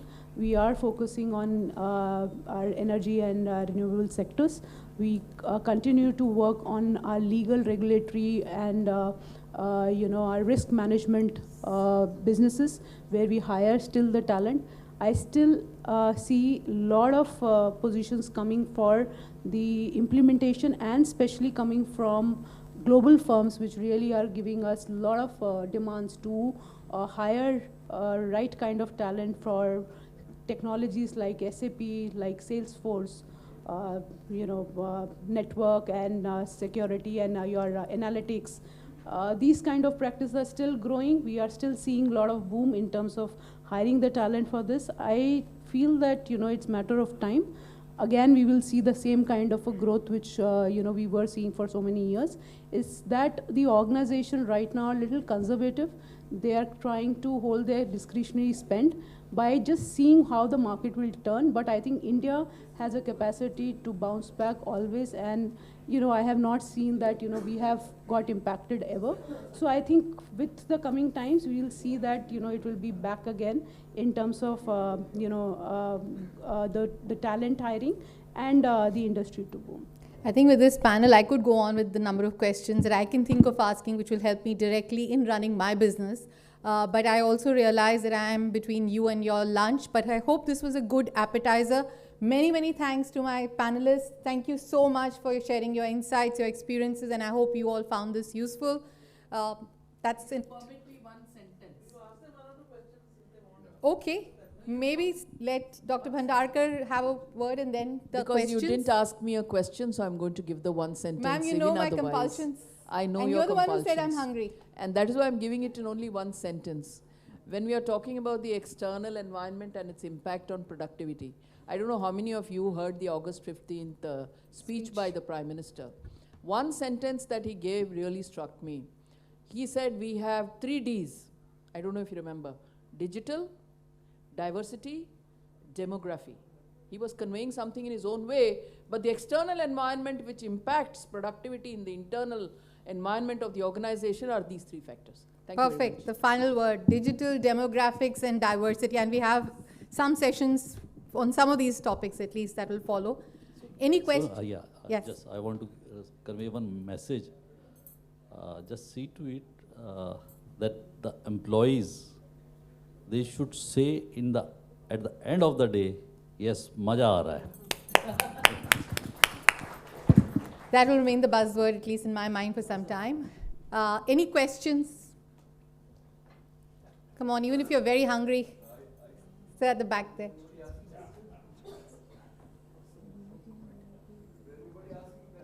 There's someone at the back there.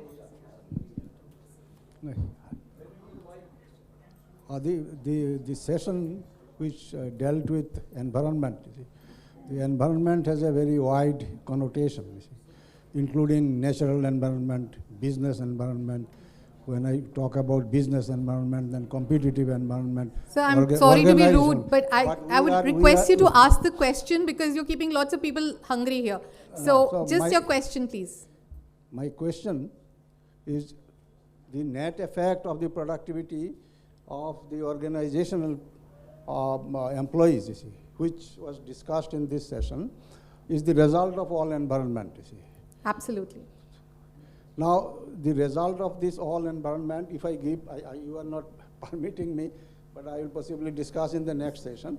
If we discuss an example, then we have found that drastically, because employee productivity is increasing, so drastically employee strength is reducing.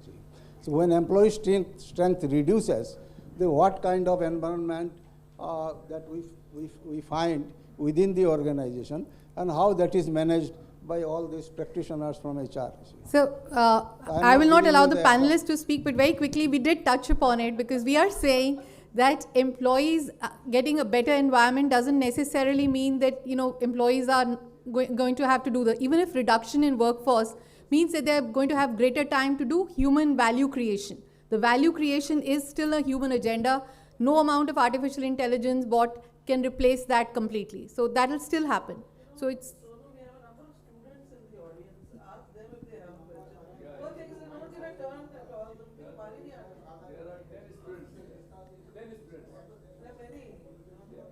so you can ask the session.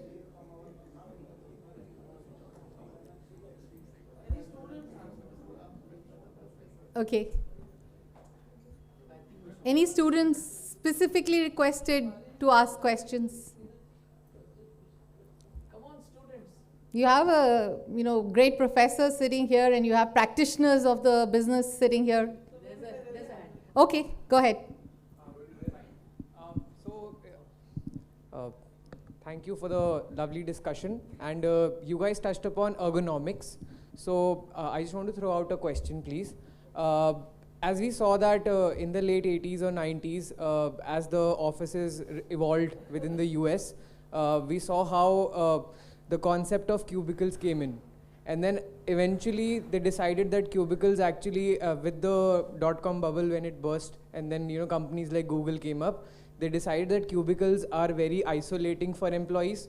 So once again the offices shifted, and then they had more of a desk and a more integrated composition of the office. So as we move into the future, as we move into more technology-based ideas, and people are working from home, so they're also interacting through digital conferences. So how do you think that the offices are going to look like within the coming 10, 15, 20 years within the country or abroad? Who would like to take this?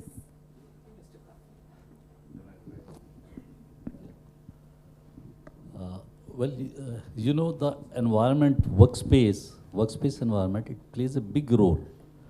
The employees, they feel motivated when they have a work environment which is conducive to them for performing better and better and better. Like if we are sitting here, if we have proper this lighting, proper temperature, we are feeling comfortable.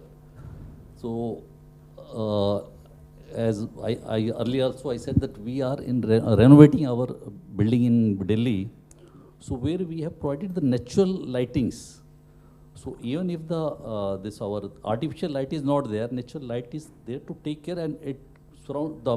We have a big hall, so the total hall means through this natural lighting, and it's not only one natural lighting. Then the ventilation, proper ventilation. There's no pollution in the building. Then solar, this is cells we are having going to have, so that the carbon emission is less, because the country is going towards net zero.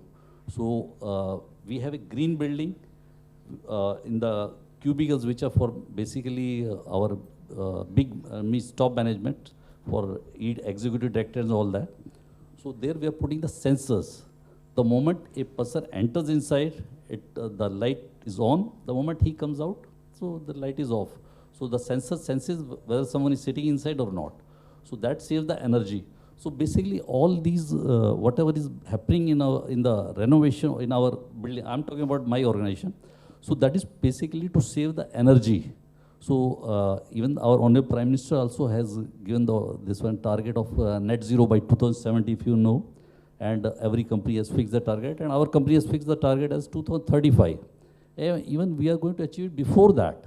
So in our Gurgaon campus, we have established one Miyawaki forest, so that environment is so clean that you have, you need not think about the pollution. In Delhi, Gurgaon, you know the pollution problem in somewhere in November, December. So we have set up a forest in the campus itself.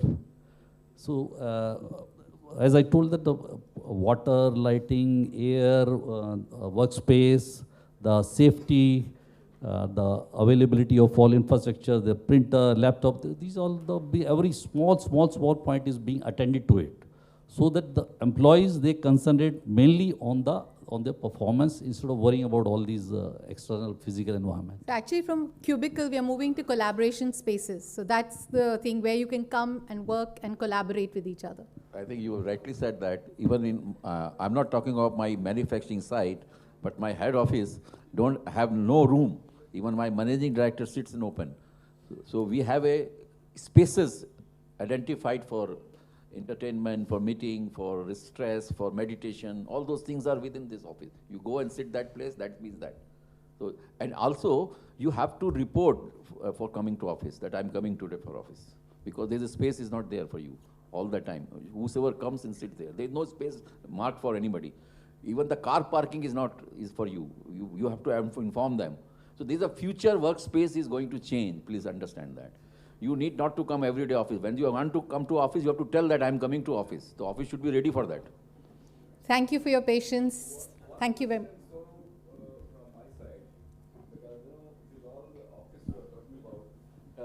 Office you are talking about. My question to you is we are from hardcore industry, like soft, not soft core, coal production, steel production. Mr. Tiwari is there. Is a hardcore. We just sweat and go underground, create a lot of conditions to work. Is there an example of these people working from home? Can you give some examples? If you can give anybody in the panelist, I'll be happy, because I don't know if you have any example of working underground mines or open cast mines from home. Is it there or not? No. That's can't happen. That's the office. This is office only, I think. It's office only, yeah. It's office only, yeah. Yeah. It is you possible. Can't mind by sitting it there. is possible. Because if you're doing some engineering or design works for those mines, that can be done from home. But if something has to be done where you require physically, so then work from home doesn't work. Yes, we have done inspection from home. Yes.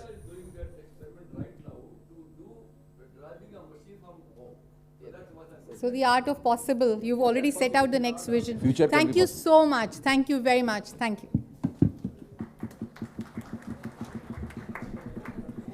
Well, I feel that's entirely possible, because if drones can deliver pizzas, why can't drones go and drill mines and get the minerals out? And an engineer can simply remote control the drone, or a robot for that matter. So AI has made a lot of things possible, and in future, who knows what's the limit? So moving on quickly, may I invite on stage Shri Tiwari, Secretary General WCPSI, to kindly present the mementos for the session as a token of our thanks and appreciation.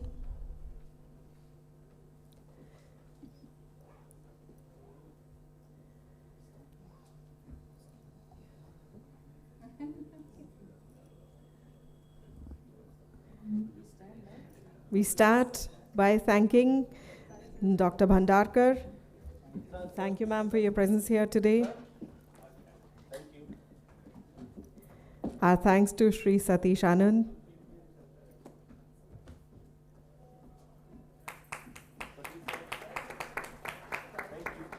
We thank Sri A.K. Kalra.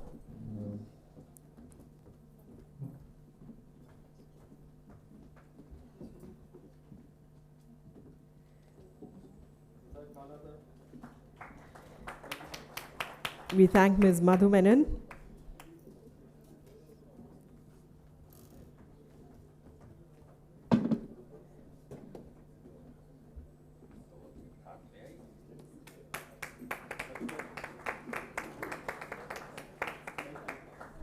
And a big thanks to the wonderful moderator, Ms. Sonu Iyer. Thank you.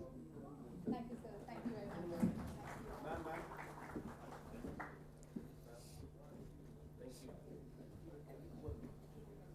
With that, we conclude this session, which was entitled Impact of Environment on Productivity. We'll like to thank Sri Tiwari for doing us the honors of presenting the mementos for this session. And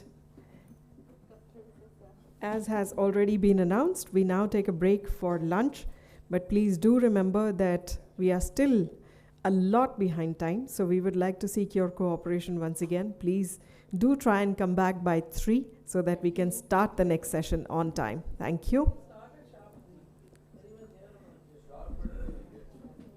And since the next session is being chaired by the conference chair, so she has given us a time that we start at sharp 3. Please do try and come back in time. Thank you. We are now ready to start the session, which is a post-lunch session. This session is Global Scenarios, Stories to Learn From.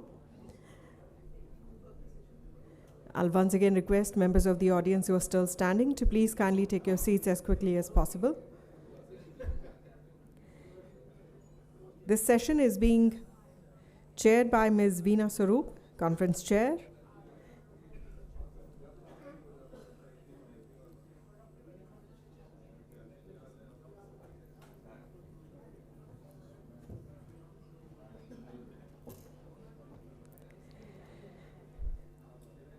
A warm welcome to Ms. Sarup, who is now joining us on stage.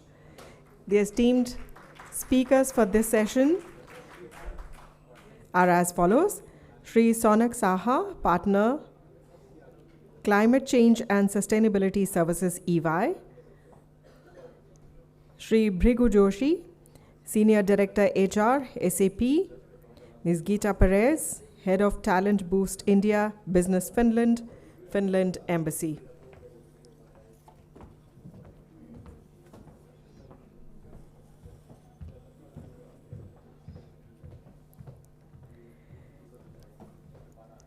Let's welcome them with a round of applause. A brief introduction to our esteemed moderator as well as the panelists of this session. She's the conference chair. We also heard in the morning from Sri Kalam that she's the soul of this conference. Besides that, of course, a management professional with more than 3 decades having been spent in PSUs, former Director HR, Engineers India Limited, 3 decades as HR professional in Oil and Natural Gas Corporation. She's superannuated in 2016 and is an independent director on boards, also chairs and is a member of various policy-related committees of industry bodies and academic institutions like FICCI, IMA, and so on. It's a very, very warm welcome to you, ma'am. We also have in this session Sri Sonak Sahu. May I once again request you all to please kindly take your seats.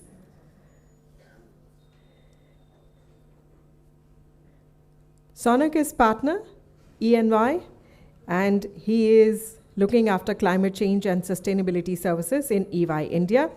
His expertise in project management involves engagements in the domain of sustainability reporting, sustainability assurance and stakeholder engagement, low carbon strategy development for various government and private sector clients as well. He has completed his MBA from the Indian Institute of Management, Lucknow in 2015 and also is a Bachelor of Engineering in Civil Discipline from the Indian Institute of Engineering, Science and Technology. A very warm welcome to you. We have with us on the stage Sri Bhrigu Joshi, who's a well-rounded HR professional with experience in HR business partnering, talent acquisition, rewards, performance management, learning, and OD. He has been identified among top 16 young HR leaders in India by People Matters, and this happened in the year 2015. Also, he has been identified as India's 40 under 40 in HR by Jombe in 2016. He's also a well-published author on subjects like leadership behavior transformation, post-merger integration, and creating an optimized organization. We warmly welcome in our midst this afternoon Ms. Gita Perez. She is head of Talent Boost India at Business Finland.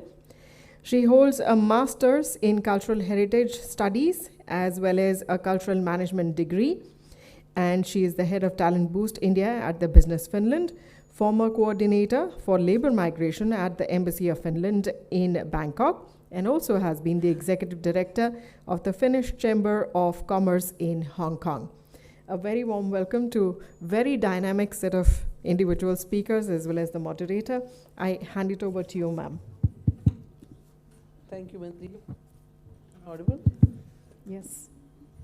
So very good afternoon to all of you. It's a tough session, a nice lunch, very difficult to keep awake. So let me have a competition that who's the first person who'll go to sleep. So this session is a little different from what we've been doing since the morning. It's global scenarios, learning from stories, stories to learn from. Since the morning we've been speaking about the importance, the relevance, the impact of productivity on businesses, on organizations, and on the nation at large. How important productivity is. And this area is a very subtle area where organizations, departments, the teams, they set their targets, they set their goals, and then achieve them through various tools, techniques, people, all put together. And world over it is the same. World over, people talk of productivity. They may be having different processes, they may be having different practices. In the session since the morning, we've been talking about drivers of productivity, the nuances. How is it that technology and innovation impacts productivity? How is it that the environment, the culture, the environment outside, we'll be talking about gender diversity and inclusion, how is that going to impact? This session is a little different. In this session, we'll be talking about global perspectives, the global know-how, a peek into what happens overseas, and what are the stories that we can learn from and take away. And I have a lovely panel with me, very diverse. I have Sonak Saha, who's from consulting. He's from EY. Welcome, Sonak. I have Bhrigu Joshi. He's from SAP, at the headquarters of SAP being in Germany. So he's coming from a multinational company, a global company. He'll give the different perspective. And then I have Gita, coming in from Finland. She's posted at the Finnish embassy here, at the Finland embassy, and she's going to give us a peek into what are the practices in Finland. And I requested her, if one or two other countries she can cover. She promised me she'll try to do that, so let's see if she can cover that. So I'm not going to speak. I'm going to be different from the other sessions because I don't want to hear my voice, and I'm sure you all are waiting for them. This session is going to have presentations and the format of the session, we have to cut short a bit on time. So we will have 10 minutes to each of them to give whether it's a presentation or they want to speak, whichever way. After that, we'll have a small discussion for about 10 minutes amongst ourselves, and the last 5 to 7 minutes, we will open up for question answers, if any. So if it's okay with all of you, then can we begin? So starting with Sonak. Just keep an eye on your watch for 10 minutes. Yeah, sure. Or maybe you can stop me also midway. No problem. Because the moderator of the next session has a flight to catch back. Ah, okay. So I can't afford her missing her flight. So I will try to do justice on both the accounts. One, to keep my presentation short, and second, to keep all of you awake. Okay, it's the second one is a tougher task. Okay. No problem. So can you just put on the presentation? So, but friends, first let me tell you, I mean, I'm really being honored to be here, and I'm not a productivity expert. Okay, and therefore I would also try to discover why I'm here along with you.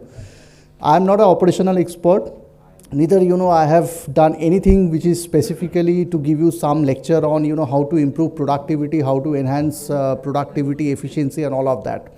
The last 20 years in my career, what I only try to learn is sustainability. And I'm a sustainability professional, and to that extent, I have tried to get some insights from various industry, various sectors, how different companies, how different organizations have tried to focus on managing sustainability and productivity together. And these two at times come at a conflicting position also. Now let me try to define what is productivity. I mean, from a layman's language, what is productivity? It is the ability to produce more or ability to have a higher output with a given input. Whereas if we look at sustainability, sustainability is an ability to have an output with a given input without compromising with any sort of environmental integrity, social safeguards, or without compromising with the corporate governance, ethical governance that we have committed to, right? Now at times it definitely feels like sustainability and productivity are conflicting in nature. Productivity talking about higher production, higher output, and that can only happen when we consume more. We consume more energy, we consume more resource, we consume more water, we produce more waste. Okay, so that all is in conflict with the fundamentals of sustainability. But let me tell you about my experience. I have understood that there is a fine thread between productivity and sustainability, which is called innovation. And with the help of innovations, organizations have mastered to kind of manage both productivity and sustainability, which eventually help them to have certain competitive advantage. And that's what I'm going to establish today with a couple of case studies which I have kind of come across. Is that slide visible? It was visible. It just went off. All right. So the first case that I'm going to talk about is for IKEA. It's from the consumer goods sectors. We all understand, we all know about IKEA. It's a home decor company, right?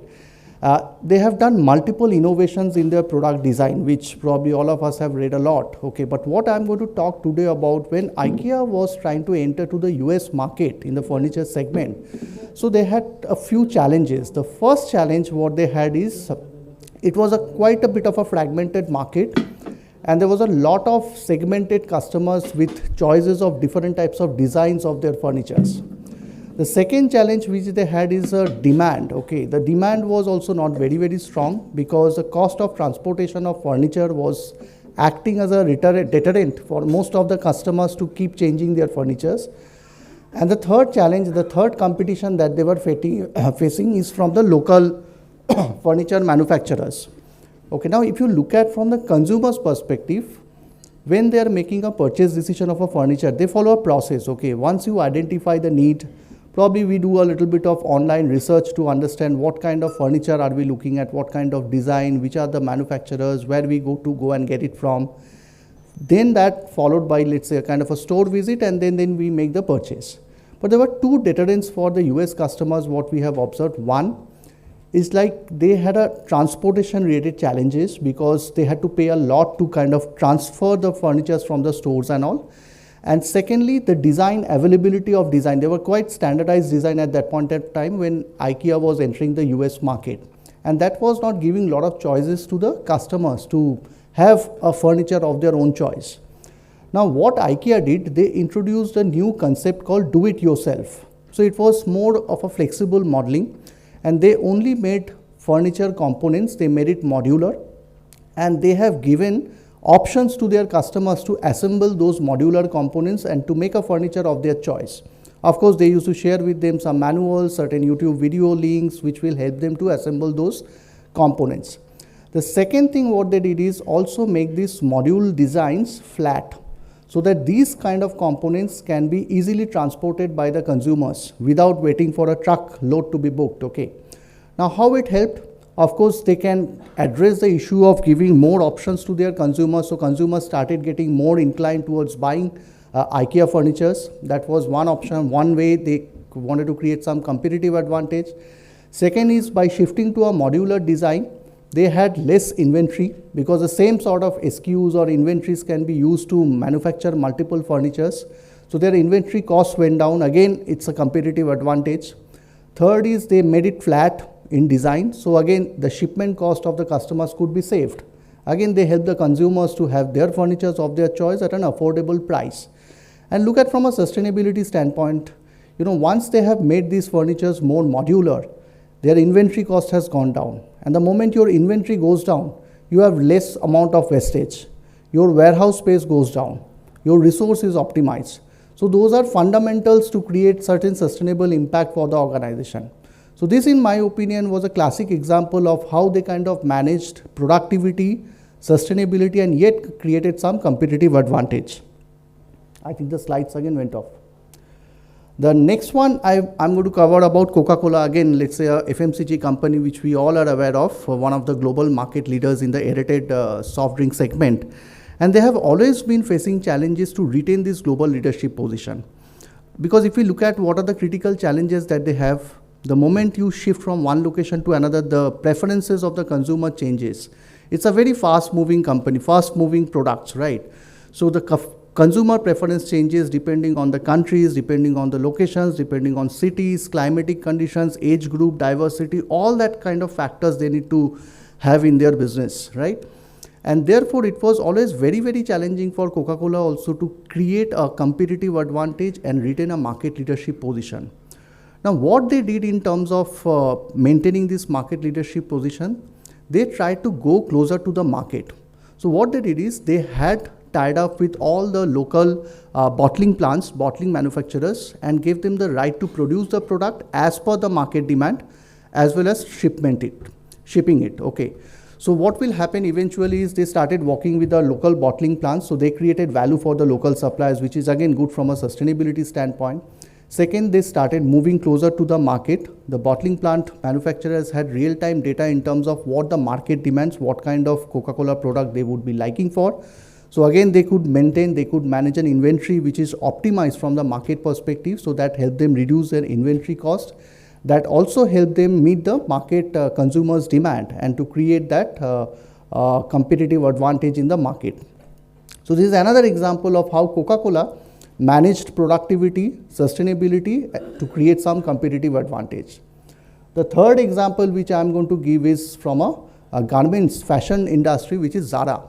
And of course, when I have first visited a Zara store back in 2007 in Paris, the kind of luxurious items that they have and the price point what they have, I never felt that Zara would be able to enter a market like India. But now today we see the way they have captured the Indian market, right? Almost every metro cities, every shopping mall we go, there is a Zara store. And what they also try to achieve is like to understand the demand of the consumers and design their product as per the requirement. Again, this is a segment where the demand changes quite significantly from country to country, from region to region. The style, the fashion statement changes by age group, by diversity, all of that is applicable to Zara as well. So what they did, they adopted a model which is called fast fashion and agile supply chain model. And there are three pillars to this model. The first pillar is like design as per the requirement of the customer and producing it as per that design. So as per this particular pillar, they started understanding, having continuous dialogue with with their customers to understand what kind of fashion, what kind of style in their garments that they would be looking for, and they started producing the garment as per that particular fashion style. And this has helped them to capture the fashion almost on a near real-time basis. The second pillar to this strategy was producing as per the requirement. They never went for overstocking of the garments because again, it's a fast-moving segment.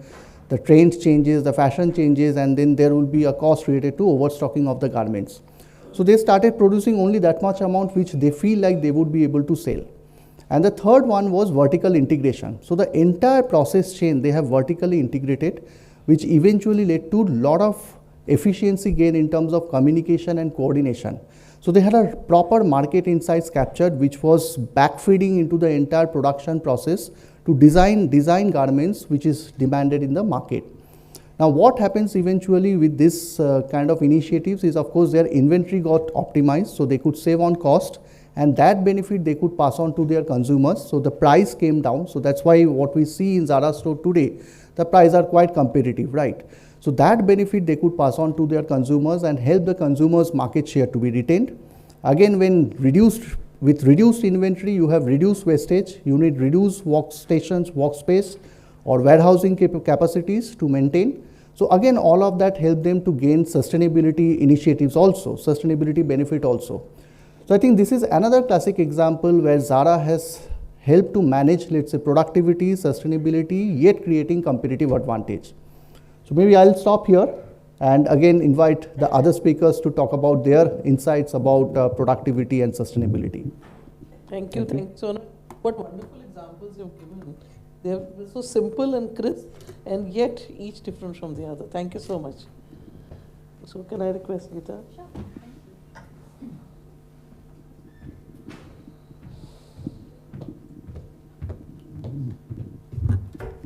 Okay, I have a lot of slides though, but they will change fast, so maybe better to have the presentation all the time there. But hello everyone, my name is Gitta Perez and I work as a head of Talent Boost India in Business Finland, meaning Embassy of Finland here in New Delhi. It is a great pleasure to be here today and to be invited to share some experiences from how we do things in Finland, from my home country, which in my opinion can be seen as a cornerstone to productivity. So do we have the presentation? Thank you. Okay, so we start with easy basics. Finland is a small country with a population of 5.5 million, one of the most sparsely populated countries in Europe, and the population is distributed very uneven. About 85% of us live in towns or cities, and 1.5 million in the capital area in the southern Finland. But if you go to the Arctic Lapland up in the north, there are only 2 inhabitants per square kilometer. Finland has been an independent country since 1917. International cooperation includes UN, EU, and NATO. And the form of government is republic with a parliamentary democracy. And one more. The society can be considered as highly equal when it comes to education or social security and healthcare, which are financed by state taxes, and Finns are very happy to pay the taxes. Main exports include things such as electronical goods, metal, machinery, wood and paper, and the main imports are raw materials, investment goods, energy, and consumer goods. If you are into arts, sports, energy, green transition, or startups, wood and paper, maybe you have seen some of these brands previously, and these are all some innovations or products, services from Finland. So now I should talk to you about productivity. As the previous speaker as well, I'm also a little bit confused why I'm here, but I took the chance to then go to the perspective of an individual and how the society in Finland has been structured in that way that it enables the productivity. And we start with happiness and equality. If you have heard something about Finland, probably it's the fact that we have been chosen as the world's happiest country in the 6th year from now. And Finns ourselves, we tend to laugh at that. But I think it's that kind of humble mentality where you don't really want to make a scene about yourself, because being in the center of the attention, it can be considered as a Finnish nightmare. Anyhow, Finns are satisfied with everyday life. The everyday life is good. Clean air, fresh water, stable society with free election system, free press, and no corruption. But is there a secret? Why are we so happy? And I would put it like this. The secret is the infrastructure of happiness, the way the society has been arranged, the way that it allows each and everyone to be happy. And in Finland, happiness starts from the fact that everyone gets an equal start. Everyone has an equal access to education. In Finland, the best school is the nearest school of your home. There are no differences when it comes to the quality of the education. The education is free of charge, the class sizes are rather small, and a student-centered approach lies at the heart of the teaching. We can also mention student-centered approach solution-based learning as a core of the education. Learning is based on discussion, student participation, and working together, and the higher education institutions have a strong focus on research and innovation. In Finland, teachers are highly valued and respected. The teaching career is prestigious, demanding, and reserved for the most talented and hardworking. Only 1/5 of all applicants to primary teacher education programs in Finnish universities are admitted. The teachers are more sort of coaches. The idea is not to pour information for the young minds. It's more of stimulating the minds. Somebody has described his or her work as a teacher like being the leader of an orchestra. You are trying to get the best out of each and everyone in your class all the time. Once Finnish teachers are hired and in classrooms, they are given a lot of responsibility. With such a high-quality human capital, school management can be performed differently. We don't have classroom inspectors or supervisors. In its place, principals act as pedagogical leaders and provide teachers with trust and steering instead of controlling them. Teachers are encouraged to work in close collaboration with their peers, constantly mentoring and tutoring each other. Although Finnish teachers must follow the national curriculum, they have the autonomy when it comes to implementing the practices.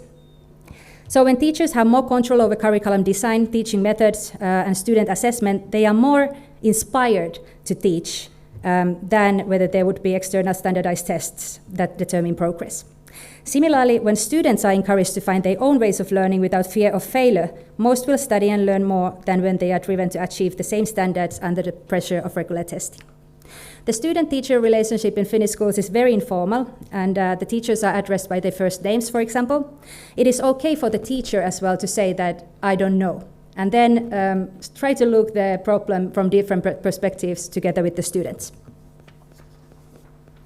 The society encourages one for continuous learning, and Finns are very committed and eager to do that. So the teaching or learning doesn't just stop to the classroom.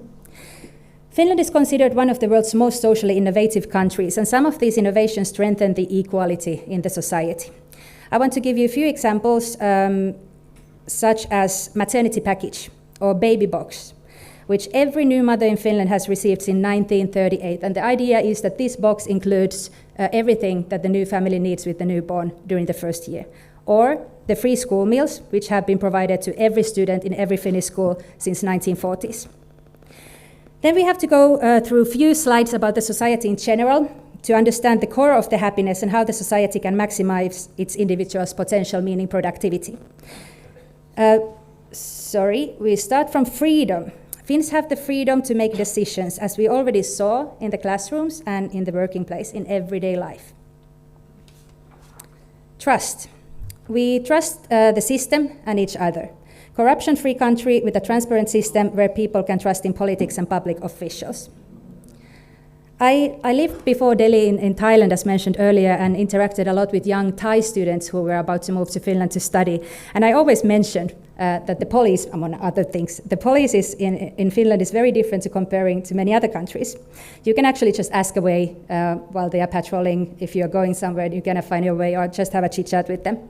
A nice fact about the Finnish police is that, on average, the whole Finnish police force shoots firearms around 10 times in a year. And when I say this, I mean all them together, 10 times. My husband is from Cameroon, and we have often discussed about these kind of differences in our countries.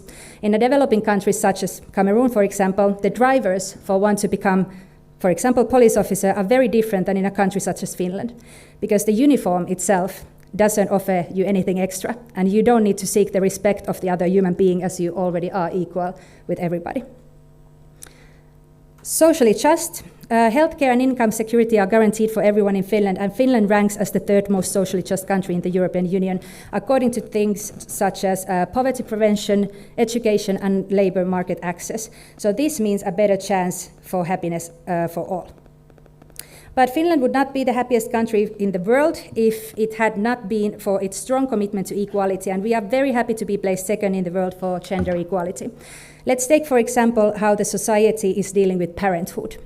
Women in Finland make 49% of the Finnish labor force, and it's possible for mothers to have a career as well.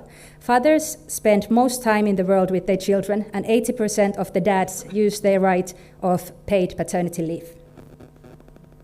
So when you summarize this all that I just went through in my monologue, we get to the point where everyone can realize their potential. In my opinion, as a small country, Finland needs to maximize the opportunities for its citizens to succeed. It is better for Finland as a country and society to have the whole country educated to the same level rather than create systems to support the few highly talented ones. That is, for example, the reason why University of Helsinki, the capital, and a company called Reactor created the Elements of AI course, which is open and free for everybody, including you. The mentality is that nobody is left behind, as it was mentioned in one of the slides earlier. Everyone has the right to have the same information and the same level of knowledge. It is, in my opinion, a dangerous path if for example, these kind of skills and information in regards to AI, for example, are only given to the elite. In a well-functioning, safe, fair, equal, and error-friendly society, people can worry less and concentrate on living their lives.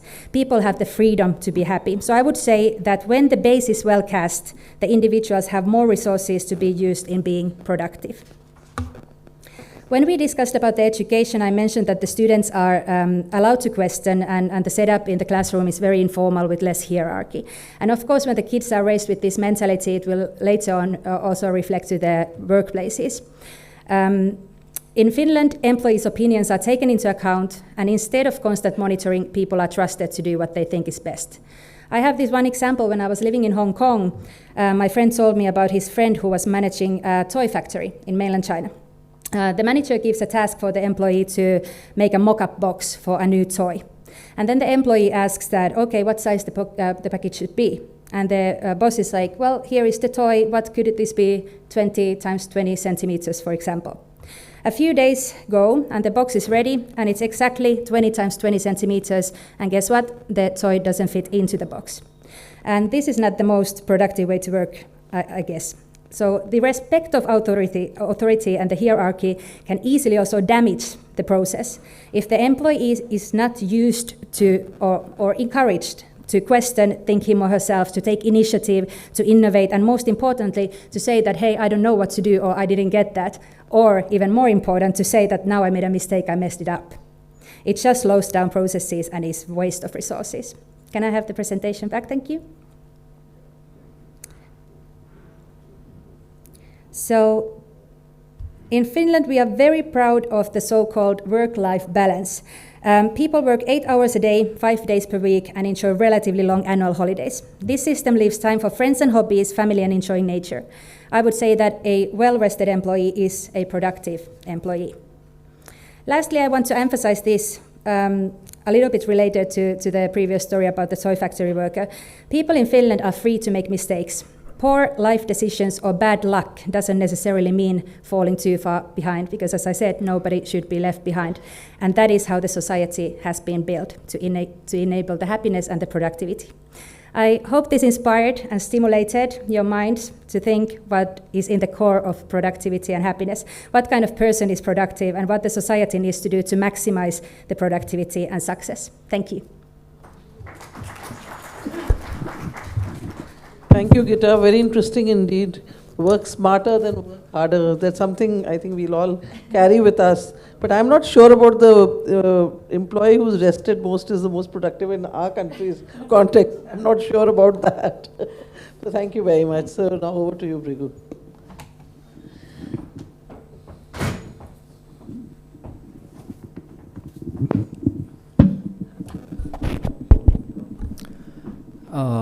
A very good afternoon to all of you.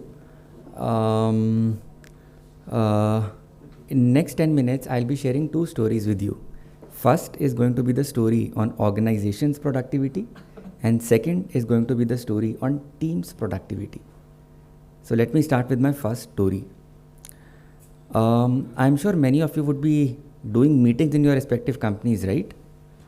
How many of you do at least 1 meeting in a day? Just raise your hand, please. At least 1 meeting in a day. And how many of you do 2 meetings in a day? 3.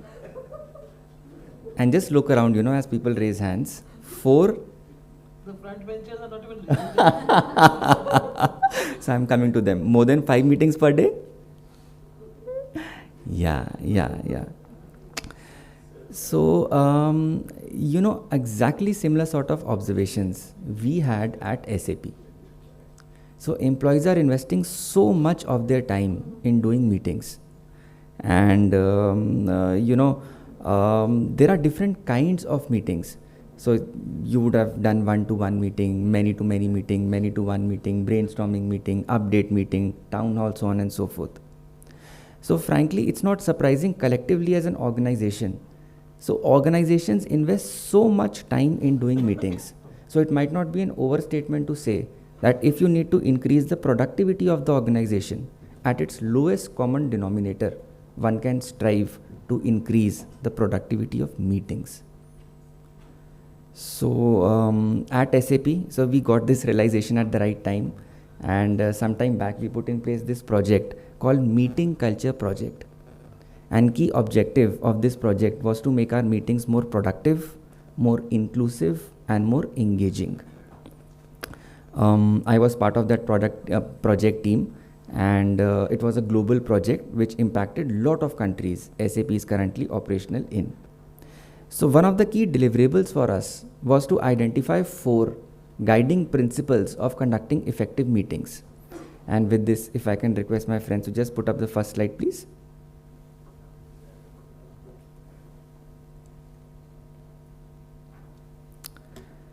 So our first guiding principle of conducting effective meeting is do meetings only when they are absolutely necessary. So meetings are the most expensive way of communication in the organization. So if something can be done without a meeting, if the objective can be realized through an email, if the objective can be realized through a MS Team chat, why not? So why use one of the most expensive channels of communication? At SAP some time back, we came up with this concept called Focus Fridays, wherein we require our employees one day in a week to do focused work, wherein they are least distracted because of meetings. It's a less meeting day or sort of no meeting day. I know a lot of companies in India now have a similar concept, but SAP, initially experimented with this concept few years back. We encourage employees to work with a principle. So don't attend meetings if you don't add value to that meeting, or if that meeting does not add value to you. And I know it sounds simple, but it can become complex. Just imagine a scenario wherein you get a meeting request from your senior. How comfortable will you be to decline that meeting? In certain countries, this plays out even more. Our second principle of conducting effective meetings was make the meetings short and actionable. How many of you have heard of Parkinson's law? So which states that work expands to fill time. And therefore our advice to our employees is that time box your meetings. Start your meetings with a fixed start time and end time. Lot of us have this habit, right? Before we set up a meeting, we share the agenda of that meeting with everyone. So what we have seen is that meetings which are fundamentally based on outcomes are more impactful than those based on agendas. So define the outcome of your meeting very judiciously. And lastly, in SAP, we encourage employees to take breaks between meetings so that mentally they can transition themselves from one meeting to the second meeting. So very often you will see that the time of meeting in our company is 25 minutes, not half an hour. It's 50 minutes, not 1 hour. So, and the last principle, in fact, third principle that we have for conducting effective meetings is to proactively help people engage.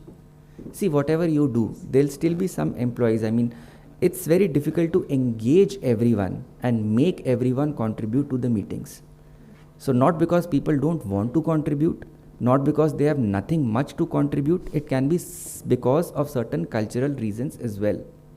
So there are certain countries, in which speaking, when your boss is speaking simultaneously or, speaking alongside a senior is considered a sign of disrespect. Or interjecting when someone else is speaking is considered a sign of disrespect. In certain cases, language barriers as well, inhibit people to actively participate in the meetings. So as leaders in the organization, I'm looking at first 2 rows.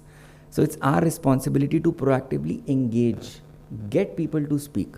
And there are multiple ways of doing this. This can either be done through a round robin sort of way or just being more approachable. From participant standpoint, the accountability of participating in the meeting is also on them. So, when I started my career, and this was, I think, around 10 to 12 years back, I myself was very hesitant to speak in meetings. So, for two reasons. One, my English proficiency was not that good. And second, I was a consultant at that point in time. So, I used to face senior employees. I used to feel low on confidence. So what I used to do was, so before every meeting, I used to tell myself that, boss, in this meeting, I will at least make 2 contributions. Good or bad, that's a different story. And for every contribution which I used to make, I used to give myself 1 star. And then at the end of the week, I used to count my stars and share my stars with my wife. It was one personal hack which probably worked for me. Fourth principle, and which perhaps to me is one of the most important principles to do productive meetings, is to be open to learning. And it's extremely important to invite diverse point of views in a meeting or in any interaction for that matter. I don't know how many of you are aware of this Netflix culture concept. It's called farming for dissent. Whenever any Netflix employee comes up with the idea, the person is required to socialize that idea with multiple stakeholders in the company and to look out for perspectives which are inherently different from that person's idea, opposing that person's idea, farming for dissent. Because innovation lies at the cross section of my view and your view, not only at my view. So these are some of the ways, and we call this as, in SAP, how we meet behaviors. So we are trying to institutionalize these behaviors in the way we are conducting our meetings. So as I mentioned, it's just a pilot for us, long way still to go. But yes, we understand that productive meetings have a significant impact on building productive organizations. Now let me come to my second story. And let me start with a question scenario. There is this team A and there is this team B. Team A has all the participants, all the team members located in one office, and team B has all the team members who are in different offices all across the world. So what do you think, which team is likely to be more productive? A or B? A. Panel can also answer. Depends. Okay. One more scenario. There is this team A, there is this team B. Team A predominantly has tenured employees, people who know each other, who have worked with each other and have been in that organization for say less than 10 years. And team B consists of mix of tenured employees and freshers. Which team is likely to be more productive, team A or team B? B. Okay. So, Google did this very interesting research some time back, and I'm very sure I can see a lot of young people here. They called their research as Project Aristotle. So they were very curious to understand, what makes a particular team click? What makes a particular team effective or productive? So what they came up was this. So they found out whatever questions I just put across to you, whether it's co-location, whether it's tenure, whether it's seniority, it does not have any impact on team effectiveness. So what predominantly impacts team effectiveness? First, psychological safety, followed by dependability, clarity, and meaning impact.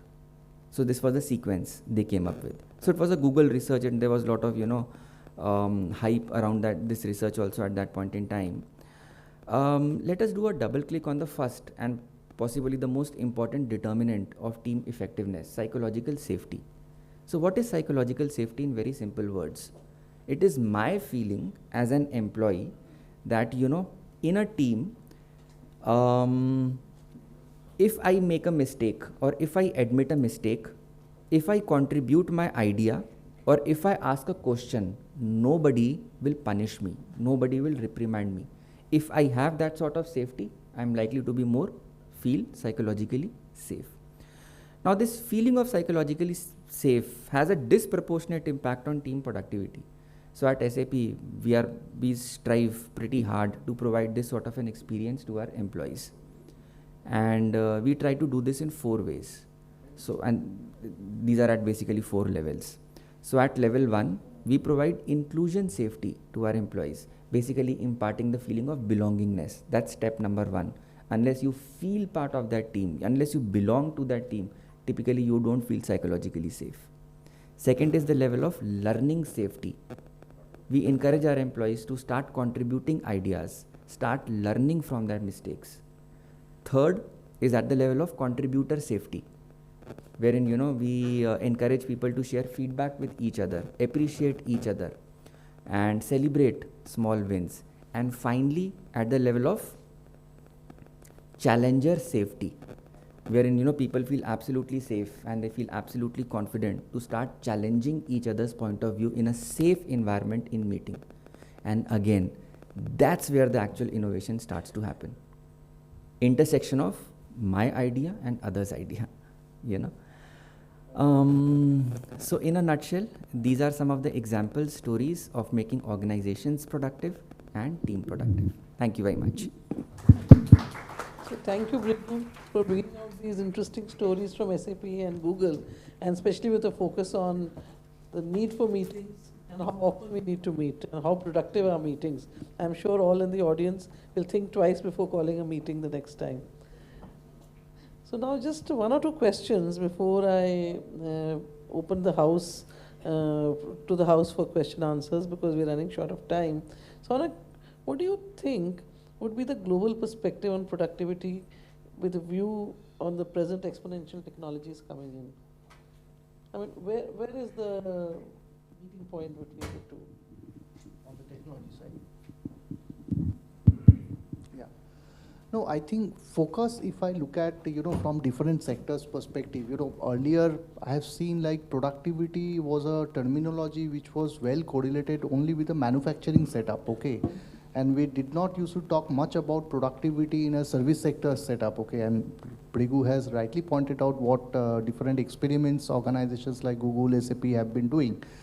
So of course, there is a lot of focus which have come up over the years to improve productivity. And it is not only the production output, we are also talking about employee productivity, which essentially would catalyze any kind of enhancement on the production output.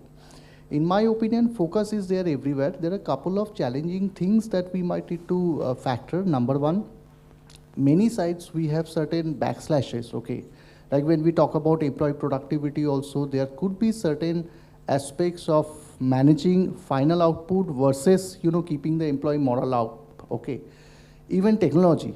In many cases, I have experienced that, technology is a bottleneck. While we are not able to improve our productivity in particular in let's say, a specific sector is because of the technology. Cost prohibitiveness is another challenge, okay? Many times it requires a lot of investment, which many organizations may be reluctant to make an investment of that sort. The third thing is adaptability to the new things, okay? When we are changing a process, when we are changing a technology, or when we are trying to change a kind of a culture also, there are natural resistance which come up, from the people only. So I think these are a couple of challenges which we are facing today, but overall new technologies, new adaptability, I think organizations today have started moving towards that direction, that they have understood that we have to adapt to new changes. And in fact, COVID was an eye-opener for us. Many organizations traditionally, which they never thought of, they would start working remotely. Even those organizations have also started adopting to those practices. So I think the openness towards adapting new things have significantly improved. Thank you. So Brigu and Gita, any one of you, would you like to add something to this? Especially with the focus on AI, on exponential technologies, and with a global view, if you can give something, especially talking about your own company maybe. See, according to me, there are 4 ways you can look at productivity. From organization standpoint, you can look at productivity from structure lens. So there are a lot of innovations which have started to happen around organization structure. In fact, Amazon came up with this concept of 2 pizza teams. You shouldn't have more number of members in a team, which can't finish 2 pizzas. And I would just request you to Google it. One of the innovative ways to design organizations, structure organizations. And intent here is to innovate and is to be more productive. So first lens is structure lens. Second way to make the entire organization more productive is process lens. And a lot of conversation, I'm sure, would have happened since morning on processes. Technology is used to make processes more efficient and effective. plus add the layer of experience on top of processes. So technology and processes largely go hand in hand. Fourth lens to look at productivity is culture. And this is something which is very difficult to define, difficult to change in the organization, very abstract in that sense. But yes, optimization of culture can also lead to productivity. I have a strong point of view that the real productivity is unlocked again at the intersection of structure, technology, process and culture. If you make change in one element without addressing other elements, I'm not sure if we'll be able to truly realize the potential of productivity. Thank you.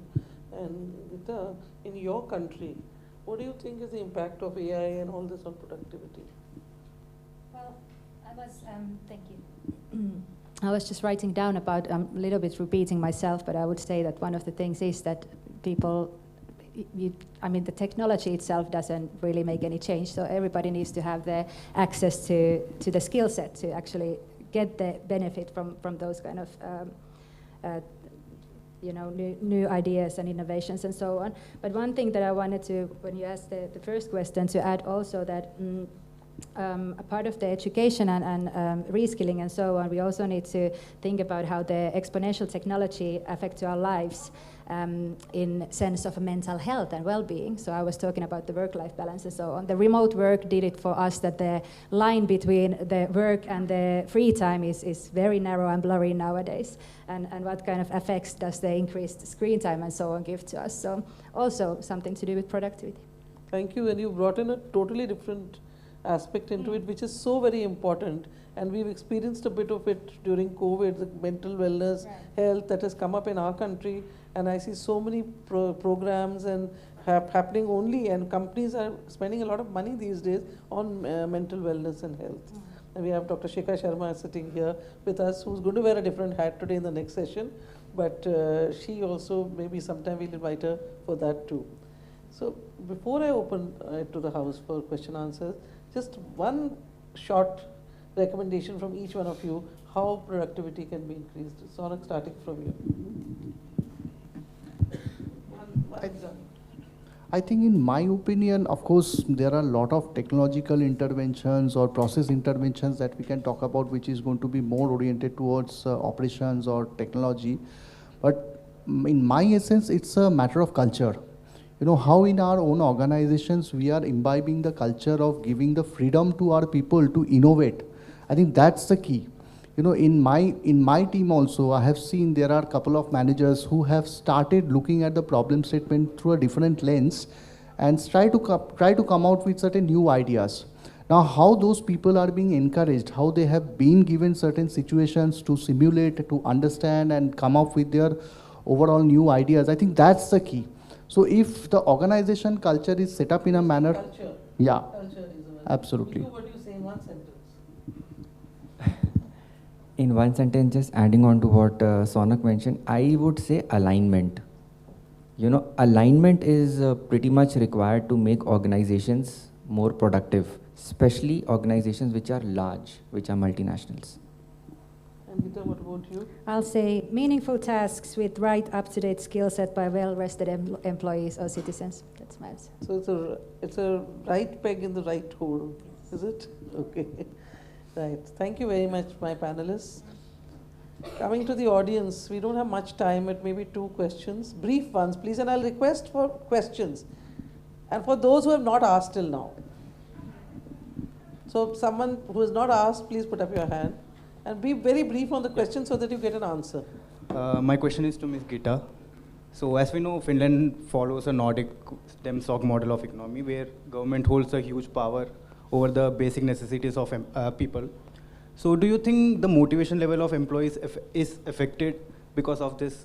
Like in a country where basic necessities is not met by government and we have to work harder for our children's education, to send our children to good schools, do you think the motivation is more in this country over the countries where government meets the necessities? Well, it's an interesting question, thank you, and I think there is plenty of answers and ideas that can match to that. But to keep strictly in my presentation and my ideas that I have been repeating, I think that when there is less things that people need to worry, some of the basic needs are done, then starts the innovation. Then you have that extra 30 or 20% or whatever to give back in a very efficient way. But to answer to your question, which one is better? I don't think that you can just copy and paste, any systems to any country. Maybe the idea is to just pick the best pieces by the best brains and then make it like a global mixture that fits to that specific country. Where human beings are concerned, cut paste never works. It can make a mess of everything. Yeah, please. I am Tarun Kumar, ex-General Manager, Northern Coalfields Limited. My question is for Sonak in particular, and Phrugu also can join in the answer. The imminent IA is going to disrupt our life at every spheres. What things are on the anvil so that our life doesn't go a disruptive jerk? Hope I am clear. On the AI side. Yeah. Yeah. No, I think, of course, it is going to disrupt, there is no doubt about it. But question is how we are adapting to that disruption and how we are making it to create, again, competitive advantage. I mean, today, as we speak, there are many applications of AI which is eventually, let's say, reducing the workload. The routine, mundane work which we have been doing, let's say, looking at the data analytics part where you have to evaluate lines and trillions and zillions of line items. Okay, so AI applications are helping us to make it much more faster, smoother. That is literally bringing us good insights from that set of data. So my only point of view on the AI side is, there are a lot of changes, there are a lot of disruptions going to happen. Now, how we are going to adapt to those changes and use it to the best of our competitive advantage is something that organizations will decide. Thank you. Here is my question. So I would like to ask that to the panelists for the wonderful session. First of all, thank you so much. So my question is, work from home culture is being adopted by every organization. So how we can stay connected with our teams and members, how we can stay connected with our team remotely? What strategies we can use? No, so you're right. So, hybrid working or working from anywhere has started to become pretty pervasive. So organizations are adapting, plus individuals are also adapting, to this change. Organizations are adapting from systemic standpoint. So they are adopting more and more technologies to make work from home more feasible. They are changing some of their practices to ensure that, while you are working from home, you feel included, you feel part of the team, you feel engaged. And from the employee standpoint, and obviously, employee also would have to need to put in that extra effort or the intention to bind with the organization, at that level. However, having said that, I also see merit, sometimes people meeting together in office to do some specific jobs. So to me, it's not either or. So I think both will stay in future, working from home, working from office. It will more depend on the kind of task you are required to accomplish. So if you are doing a more focused work, you might work from home. But if you require more collaboration or maybe more brainstorming, sometimes, just sitting across the table might be more helpful. But to add to that, and as a hardcore HR professional, I don't agree with this work from home, because I personally believe the connect, the collaboration, the effective team, the communication that you can have when you all meet, having grown in ONGC for 30 years and again with EIL, the kind of fun of enjoying work, that camaraderie which is there, that's missing. But yes, we have to make do with it. Where it is there, you can't help it. Yes, ma'am. People are carrying their laptop to the mountains also and working from there. That's fine, but at the end of the day, that camaraderie, my batchmates whom I joined with today are so close to me. People don't even see the face of the person who has joined. They're joining from home. So it's not going to be the same 10 years, 20 years down the line. You're very right on that. Personally, I would rather have organizations working from the organization, and there's more discipline there. I would always feel productivity would be more, but there are two thoughts on that. So with that, I'm afraid this has to be the last question. We'll have to close this session because we are running out of time. Thank you so much. Thank you, Sonak, Brigu, and Gita, for your lovely comments. Thank you, ma'am. And thank you, esteemed panelists, for that very invigorating discussion. May I invite on stage Sri Abdul Kalam, President WCPSI, May I request you, sir, to please join us on stage to kindly present mementos to the esteemed speakers. As a token of our appreciation and thanks, we start by thanking Sri Sonak Saha.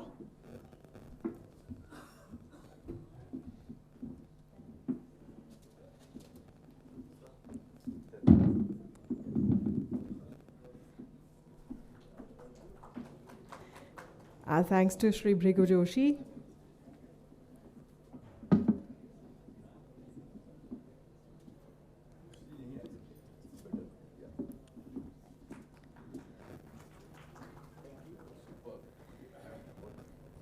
Our thanks to Ms. Gita Perez.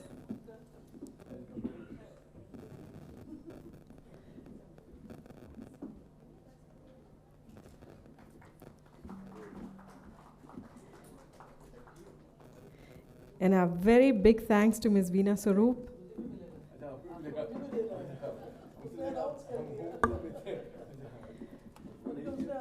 Ma'am, I was specifically told that we have to give a memento to you, being the moderator of the session and all.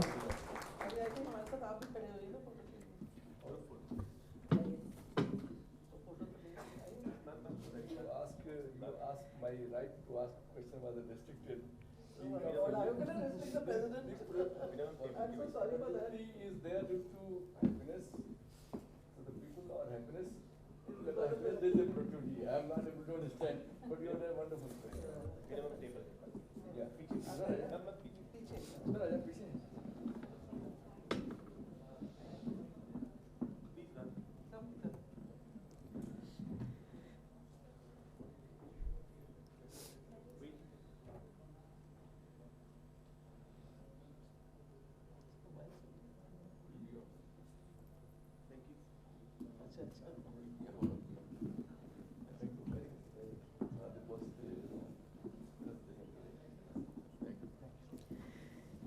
Thank you, Sri Kalam. May I request you all to please join us back in the audience.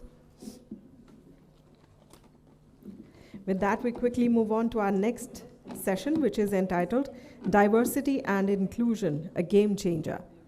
And the esteemed moderator of this session, as well as the esteemed speakers, may I request them all to please join us on stage.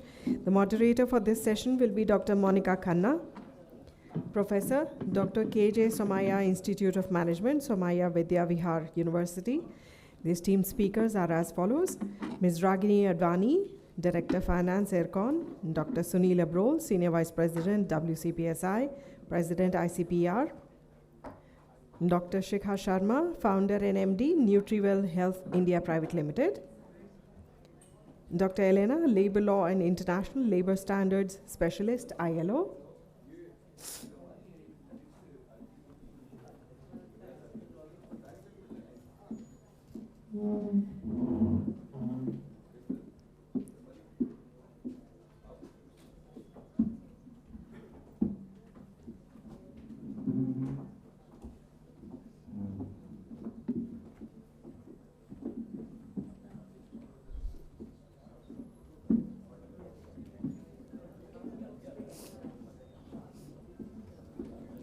a brief introduction to our esteemed speakers as well as the moderator.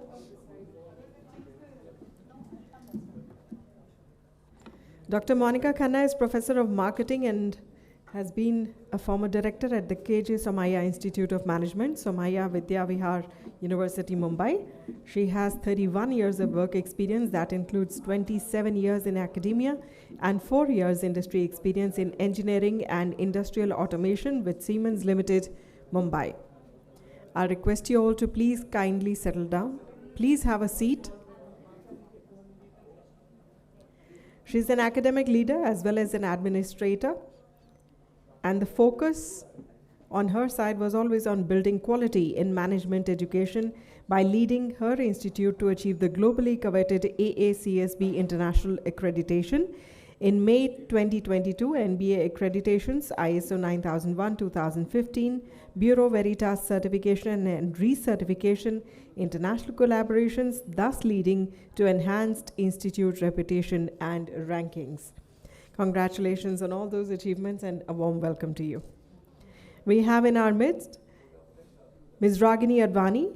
She's a chartered accountant and cost accountant by qualification with about 25 years of post-qualification experience in finance. She's a rank holder both in chartered accountancy and cost accountancy exams.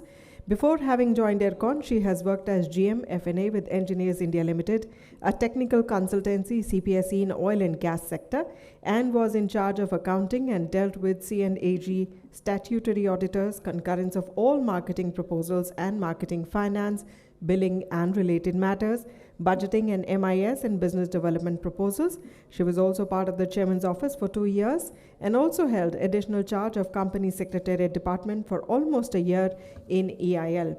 A warm welcome to you. We warmly welcome in our midst Dr. Sunil Abrol. He is director on the board of World Confederation of Productivity Science and vice president of World Academy of Productivity Science since the year 2005. He is president of Institute for Consultancy and Productivity Research India since 2010 and director NOCN India Skills Foundation. Dr. Abrol obtained his PhD in organizational psychology from the University of Delhi and also holds a PhD in international business from the Indian Institute of Foreign Trade, New Delhi, India. He's a certified trainer by Auckland College of Education, New Zealand, and a certified management consultant by the International Council of Management Consultants Institutes, US. A very warm welcome to you, sir. We warmly welcome in our midst Ms. Shikha Nehra Sharma. Of course, she needs no introduction to the August gathering, a very famous face. She's a doctor by training, did her MBBS from Maulana Azad Medical College, which is ranked in top 3 medical colleges of India. She's the founder of NutriWell Health, a company formed with the purpose of promoting preventive health care and improving the lives of people at large. It is a women-led organization with its expert Ayurvedic doctors and nutritionists who have helped thousands of Indians all over the globe in achieving a perfect balance of modern nutrition and Vedic nutrition. She has received various accolades and has made an efficient use of technology through personal health and wellness applications. Advanced chatbots, etc., have also enabled her organization to become a pioneer in wellness advice and counseling. NutriWell Health is a woman-led organization with 80% of its employees being women. Kudos to you on that achievement. Warm welcome. We have with us Ms. Elena Gerasimova. She recently took up the position of Labor Law and Labor Standards Specialist with the ILO for South Asia and Country Office for India in New Delhi. She provides technical advisory services to 7 countries in the sub-region, namely Afghanistan, Bangladesh, India, Maldives, Nepal, Pakistan, and Sri Lanka. Before joining this office, she worked at Decent Work and International Labor Standards Specialist with the ILO office for Pacific Island countries and was based in Suva, Fiji. She provided technical support to 11 ILO member states in the Pacific, managing multi-country projects and programs on climate change and migration, compliance and international labor standards, coordinating work with Alliance 8.7. A very warm welcome to you. I now hand it over to the moderator of this session. It's over to you, ma'am.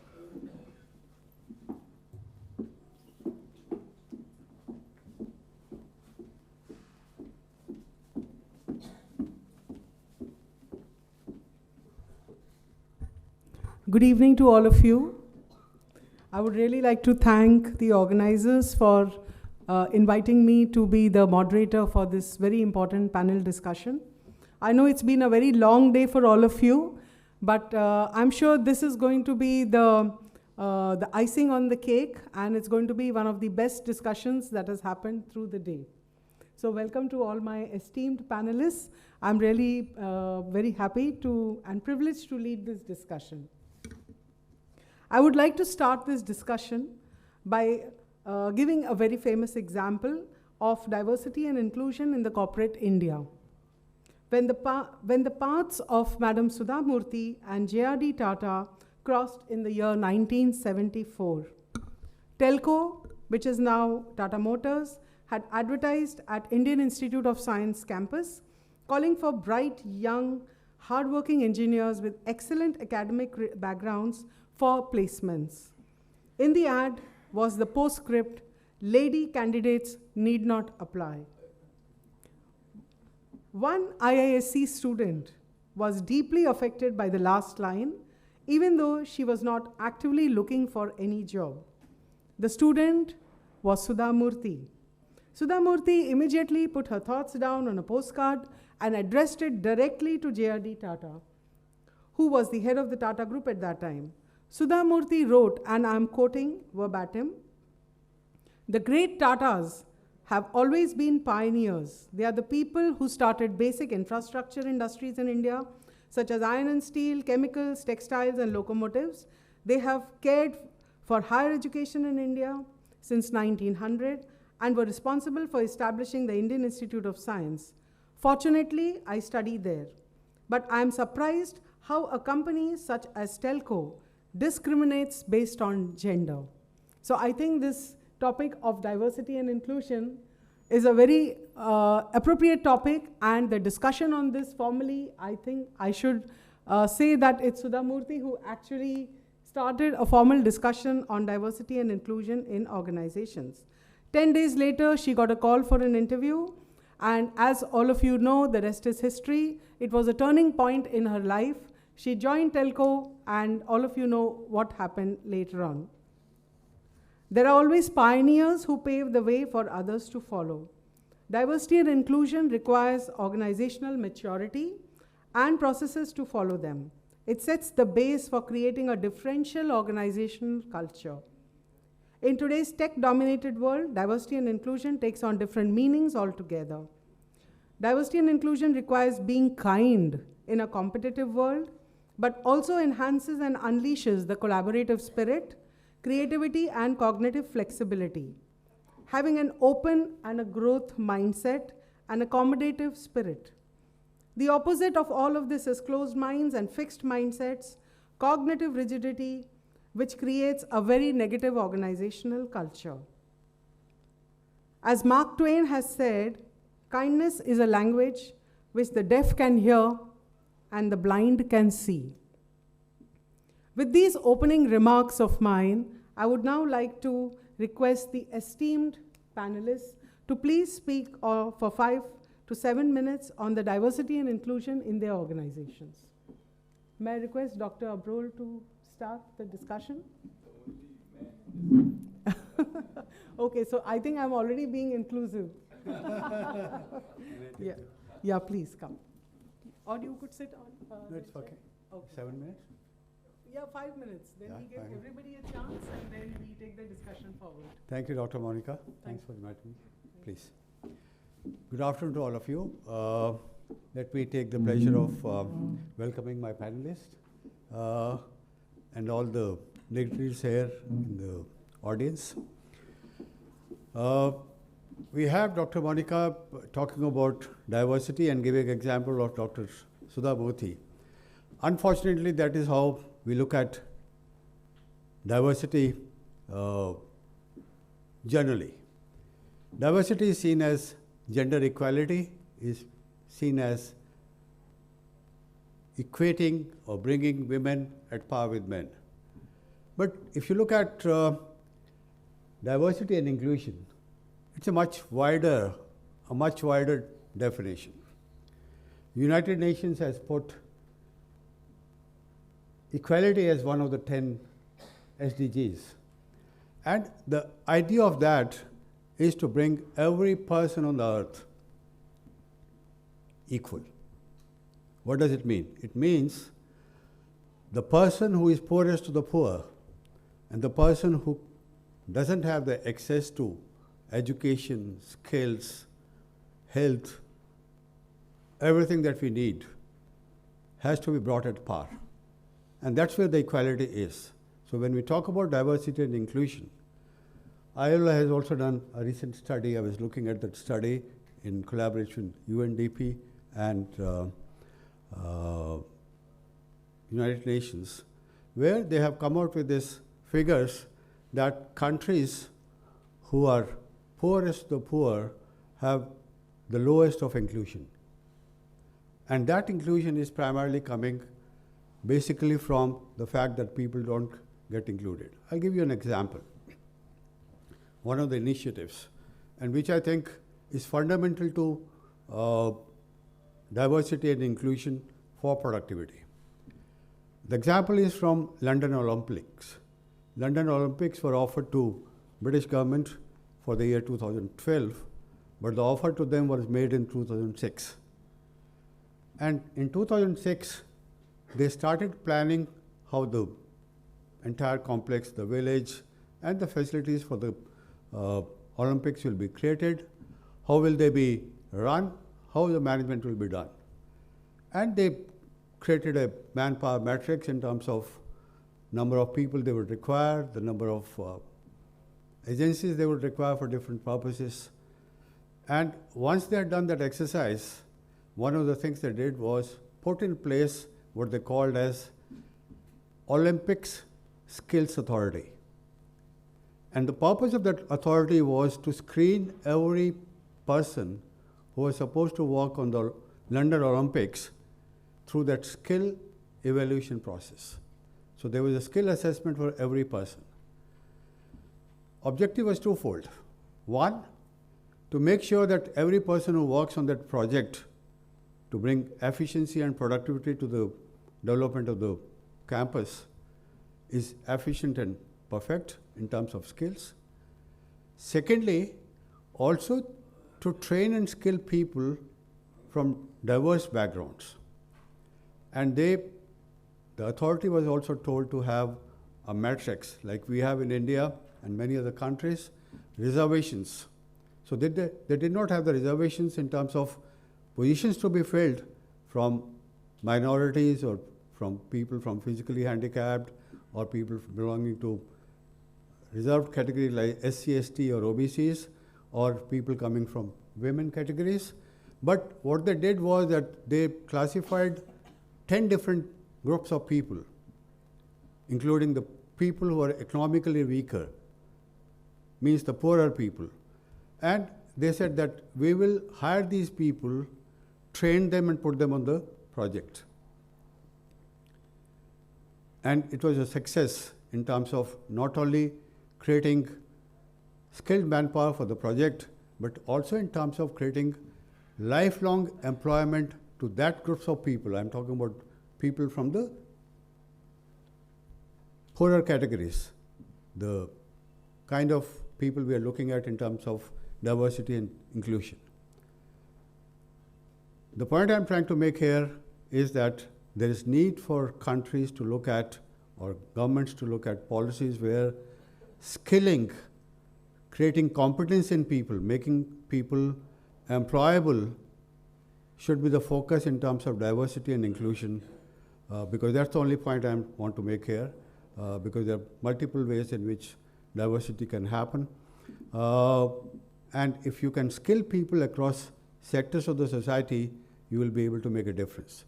I'll close by giving the slogan of WCPS, which is the World Body for Productivity Sciences. It is SEE, Social, Economic, and Environmental Productivity. So when we talk about diversity and inclusion, it's social productivity. Thank you so much.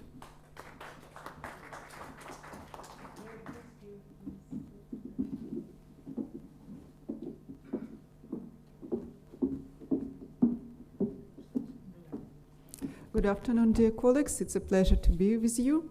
So I represent International Labour Organization. You know, it is one of the ILO, one of the UN specialized agencies which work with many issues related to the world of work.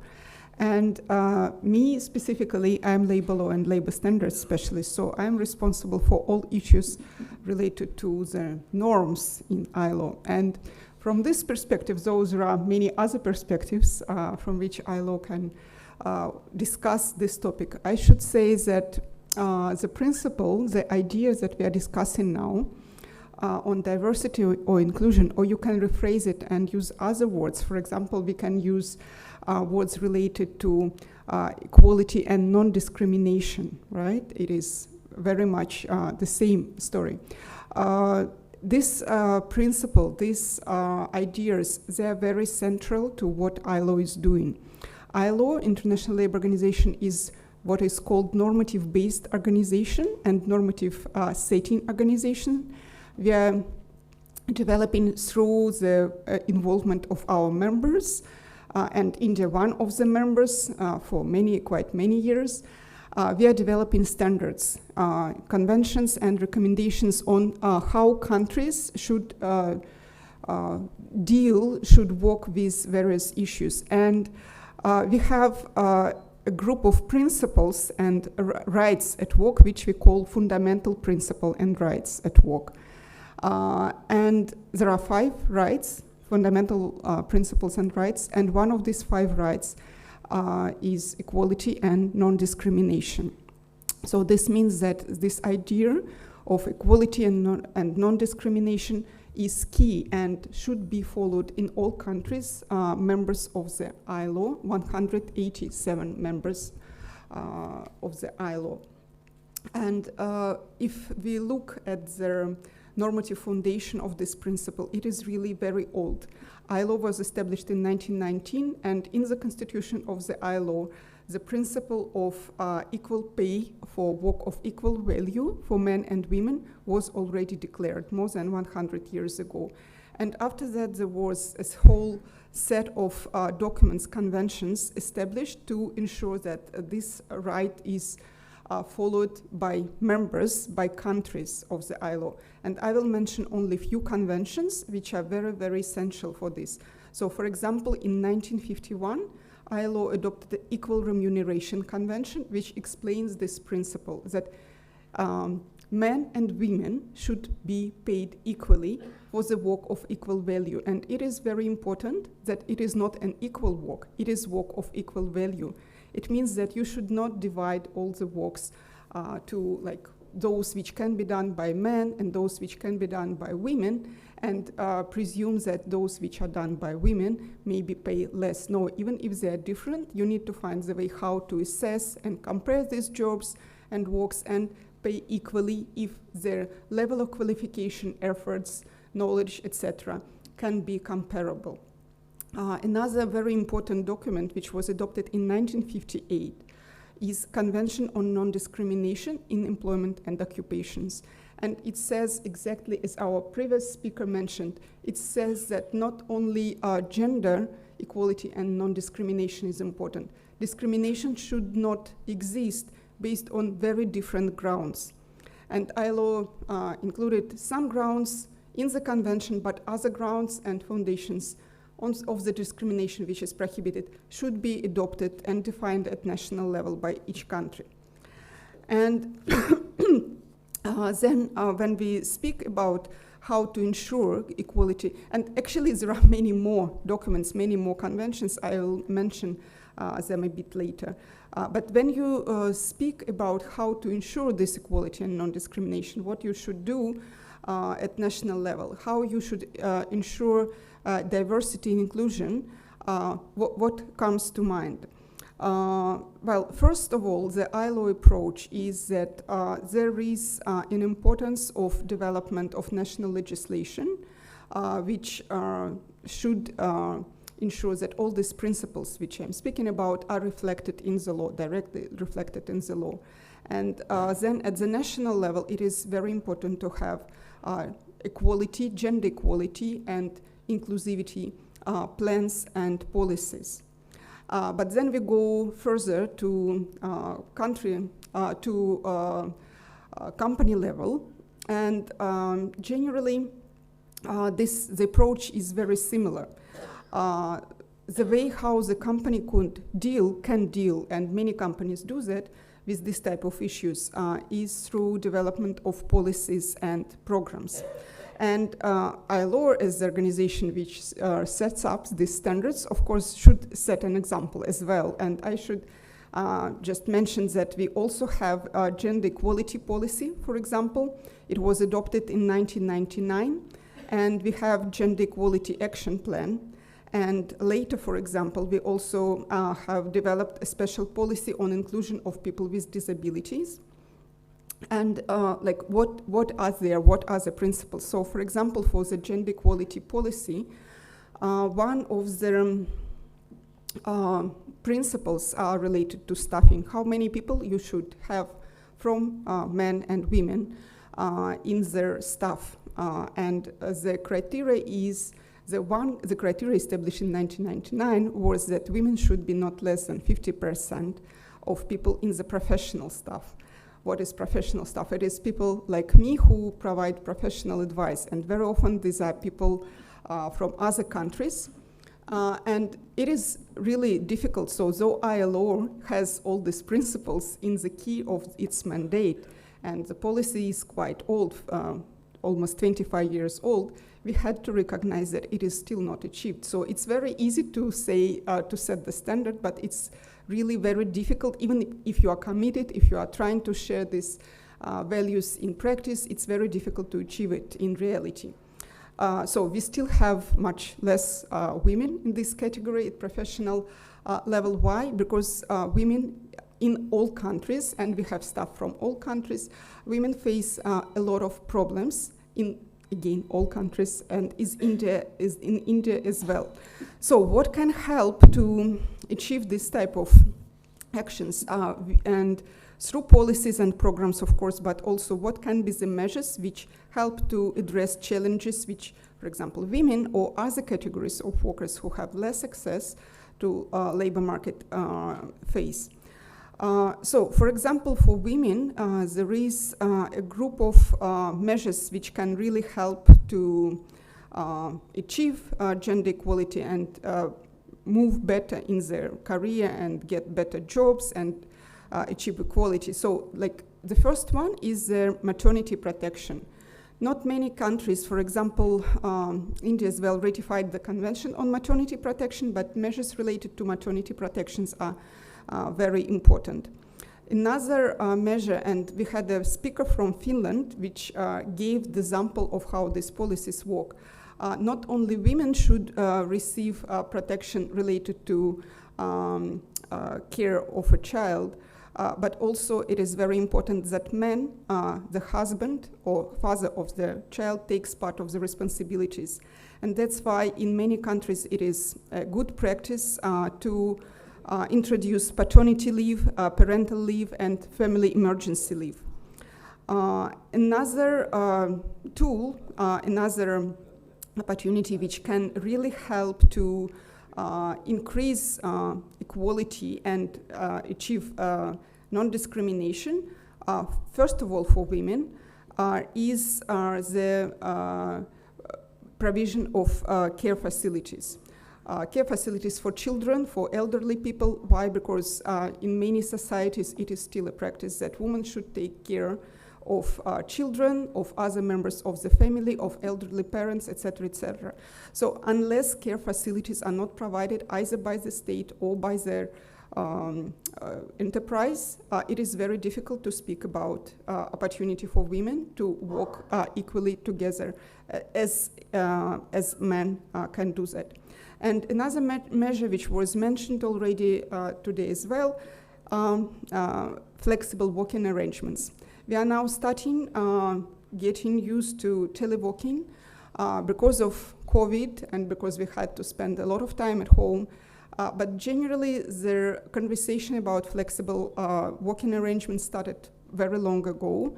Before that, why? And again, it is very important for women because it gives an opportunity to ensure family and work balance, to plan how you can organize your family life, child care about elderly people, etc., how you can combine all that with work. We have all that in ILO policies. I should say it really helps, but it is not only, of course, for the ILO. It is really what should be ensured at national level by all their countries, and we have a lot of tools and many programs which help to develop these policies and programs. And just why these principles are so important, because you are speaking these conferences about the productivity, because of course, like the most productive people are not those which are defined by gender principle or any other criteria. They are those who have most skills, talent, knowledge, ability to do. And it is very important to give an opportunity to those people who have an opportunity, who have this potential, give them an opportunity to realize this potential to come to the labor market. Yeah, and maybe I'll stop here and we'll be happy to discuss further and answer your questions. Thank you.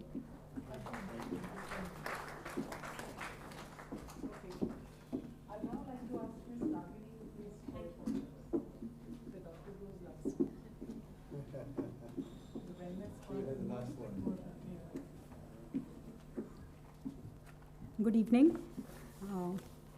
It's my pleasure to be here. Recently, we heard our Prime Minister saying democracy, demography, and diversity.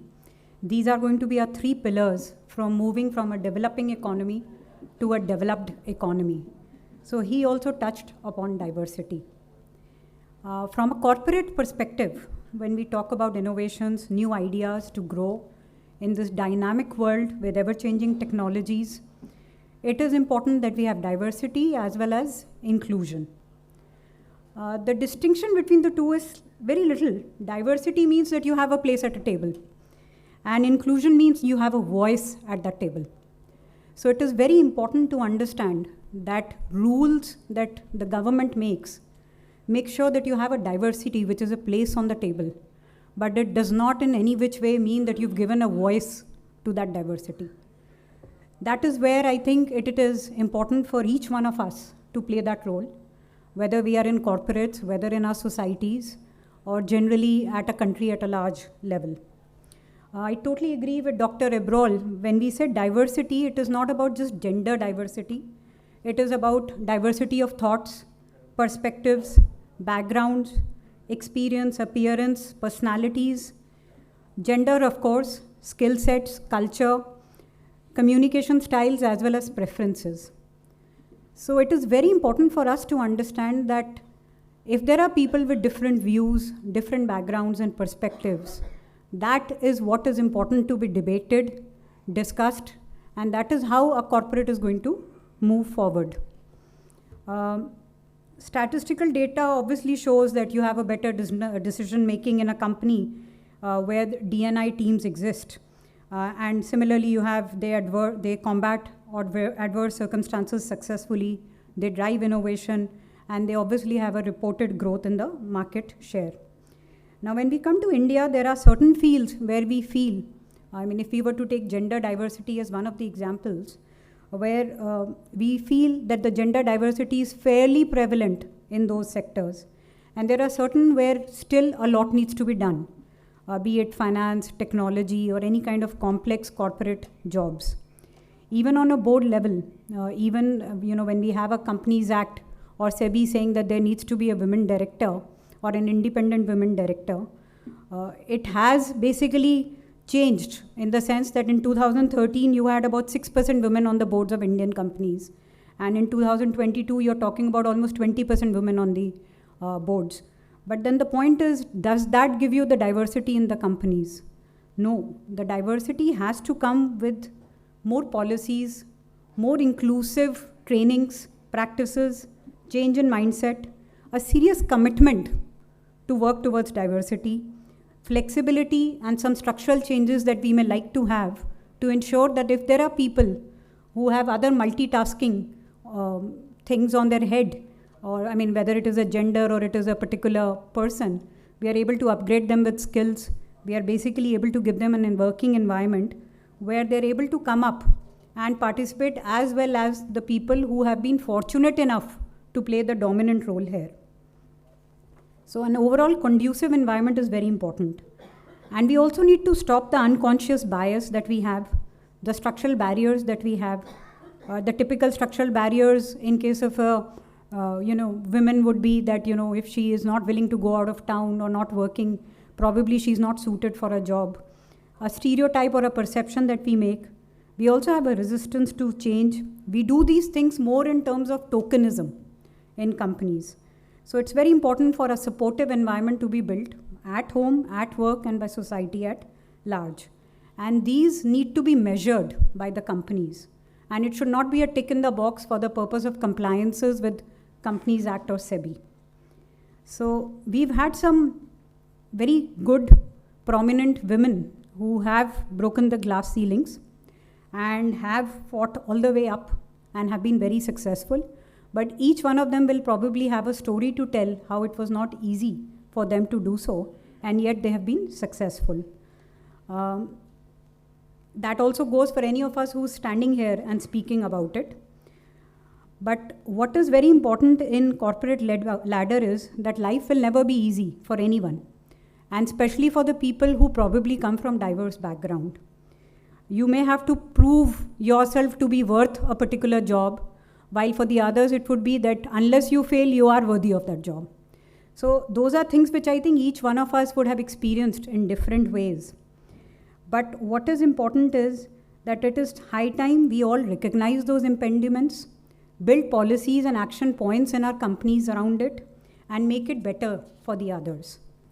And again, when we talk about gender, I think we only be talking about the male and females.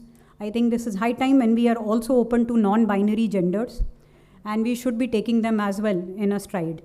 We have a long way to go. We have leaders who will lead us by example, but I think we all need to be the change that we want to see and break down these barriers. Thank you.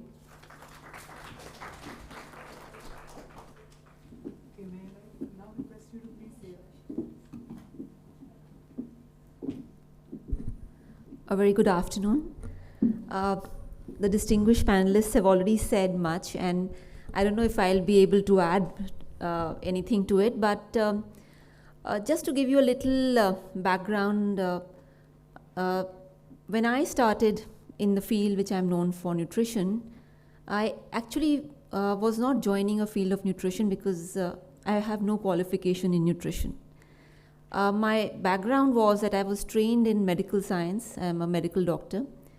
But when I saw a problem, and the problem was that Hippocrates, who is considered the father of modern medicine, had clearly said that health begins with food.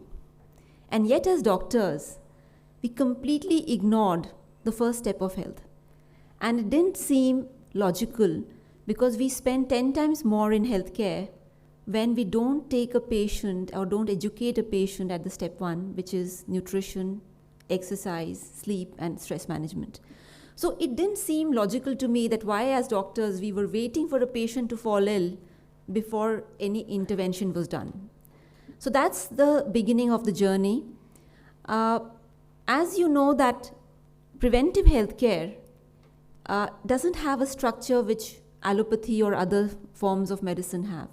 And the reason is because preventive healthcare is largely left to people to do it themselves without any support, without any guidance, without any protocols. And that is why it has failed miserably in many countries.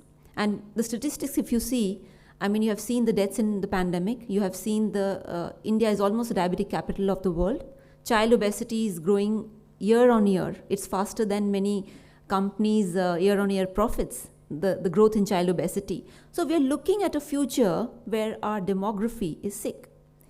And are we going to do something about it is the big question. Are we going to put those processes and protocols at the right time is the big question. The second part which I want to bring in is that internal versus external. When we look at any situation, any problem, the way to handle one is external structures. And the second part is internal structures. So when we looked at our own company, and since we hire nutritionists and Ayurvedic doctors, one of the biggest talent loss for us was that nutritionists would come and join us, and then the moment they were married to another city, they would leave. And once they had a baby, they would again leave. For us, we didn't know how to solve this problem. And for years, we had very high attrition because most of our workforce was in that age group. And like I said, 85% was always women, because nutrition as a subject, you'll be surprised, colleges only have women colleges. They only take women. So there are very few colleges who take men for the field of nutrition, because nutrition has been always considered a field for women because it's connected to the kitchen. So how we solved the problem was very accidental. During the pandemic, when the work from home started, we realized this was a big opportunity for us to ensure we don't lose any talent anymore. So we changed our business model, we changed our organizational structure, and we said everybody who is an employee has a choice now to become a consultant with us and will be getting paid per customer. So that means we allowed people to actually earn much more than what they were earning before.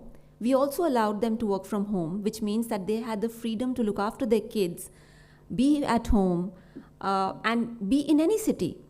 So the good thing was that we got a lot of our old employees back into this model. The troublesome factor was, because now they were working from home, their work was not taken seriously by their own families. So they had constant interruptions at home. Their families did not see their work as worthwhile to give them space to work in a focused manner. So some of them actually said, we prefer to work in office because we're not getting the space and the lack of interruption when we are working from home. So that was a new kind of thing we had to face. The second problem what we faced was camaraderie. When people start working from home, the influences which an institution has over the person diminishes radically. And we had to take extra efforts to engage our people, because now the influences were more local. When I say local, familial influences, why do you need to work? Leave the job. Or why do you need to do this? Leave it. So finally what we realized is that we have to step up our engagement policies, our activities which engage our employees, so that we can counterbalance forces which were happening in this new paradigm. That was the second part. Now, when we look at the sector which is healthcare, it receives the least amount of funding at a national level. We call our people as assets. We call humans as assets. In fact, there should be a time when in the profit and loss balance sheets, people are not called expenses, but they're called assets, because they are who will turn around the vision into a reality. The second thing which is very important is when we talk about the triple bottom line, we completely forget that how are we managing talent inside out. When I say inside out, we talk about stress. We talk about work stress. We talk about stressors in the normal life. In India, and because I came from a Western training, I was not trained in the amazing aspects which within India are taught, which is Vedic nutrition, Vedic lifestyle, meditation, pranayam, yoga. During the pandemic, all of that came up again. And that's what I feel is, why aren't we able to conduct workshops which help all employees to manage their minds? The mind is the biggest tool as a human we get. And an unmanaged, untrained mind can cause much more damage than anything else. And we know that. Why do IIT students commit suicide? It is a sharp mind in the wrong direction. So I would just leave it at that. I would say that we have to look at multiple things. We have to look at one, how do we train minds at a structured level, at a systematic level, and do it because a best mind is the best productive agency for any organization or any country. The second thing I would say is that when we look at women who are raising children, why isn't it considered an economic activity? Because they are raising the future of any country. So why isn't that also part of a training? And why is it just left very casually? Because from 0 to 10 years, the child is mostly under a mother's guidance, influence, and what she says, how she handles the child really can impact his future. So I think we have to relook at what do we call as economy, and is it just tangible economy, the money, or is it also the intangibles which are never measured? And thirdly, I would say, of course, is healthcare as a vertical needs far more investment, far more focus, because India can give healthcare to the entire world. This is the land of Ayurveda. So I will take questions later.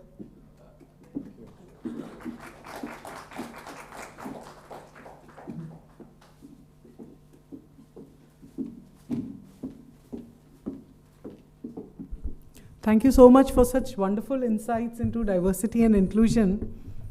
My thought is that all of us, we are grappling with one aspect, and that is the humaneness part of our society. We're trying to be human. And I personally, I was just, my thoughts were getting triggered. And I think today we have reached a situation where it's not just about humaneness. When we talk of sustainability, I think we need to be kind to our environment, and it should include animals, it should include plants, it should include the entire ecosystem, the environment in which we are staying. That has to be humane, there has to be diversity, inclusion, open-mindedness in that itself. Some of the thoughts that I felt were really wonderful, and I'd like to just, I was very impressed with the way in which Madam has spoken about how ILO has built on the diversity and inclusion. I think as human beings, we really need to introspect a lot, that we need to make policies for all these things, and these are not something which are coming out in a natural way. That includes gender diversity, racial discrimination, and various other biases that we are all, either facing or inflicting on someone or the other. Also, there was one thought on diversity and inclusion is not just about place at the table, but also voice at the table. I think that's a wonderful thought. And what I personally now think is it's also about what is the value to the table that's being brought. So that's another aspect. So we should not just discard somebody because it doesn't suit us or because it doesn't fit in with the typical stereotype. So these are very, very important thoughts as far as diversity and inclusion is concerned. Now, what I would like to ask the esteemed panel members, anybody could answer this. How do you think diversity and inclusion impacts work styles, especially when organizations work in teams? And do you have any examples to share where you felt that the diversity and inclusion brought a better outcome from the meeting or the thought process? Or was it a setback? It created some hurdles because you had people who are not really fitting into the meeting or into the system. Anybody could share any examples you feel like? So I think, So, the mics, yeah. Hello. Yeah, so I think diversity is important, but it is also important to manage diversity. Okay. So if you've managed diversity, then the views that come and the suggestions that come, as long as I mentioned, that everyone else also needs to change their mindset. So if the mindset is open-mindedness, particular objective of attaining something, but with different views, different directions, and then going particularly, then it really helps. But typically, if you would see in most companies, as of today in India, I would say that the diversity is only for the namesake. So it is there. If there is someone there, he gives his view like any other, it's great. But if there are too many people with diverse backgrounds, typically such kind of meetings are avoided, or if at all they take place, they're structured in a way that probably that voice is not heard so much. But yes, in my own personal experiences, at least in EIL as well as in IRCON, it has taken us through in a very big way on certain instances. And it always helps to have that kind of a culture. But the action and the mindset of every person on the table has to be the same, which has to be more pro-diversity rather than taking them as a mere formality. Right, just lip service. Yeah. Yeah. Well, if you, so it's, I think I didn't mention, when you repeated, the summary about what I was saying, I think I didn't mention one very important thing. You know, everything what ILO has developed about non-discrimination and other principles, what, as I mentioned, is summarized in the conventions. It is not just about moral obligations or culture. Honestly, it is about the real legal obligations of the countries.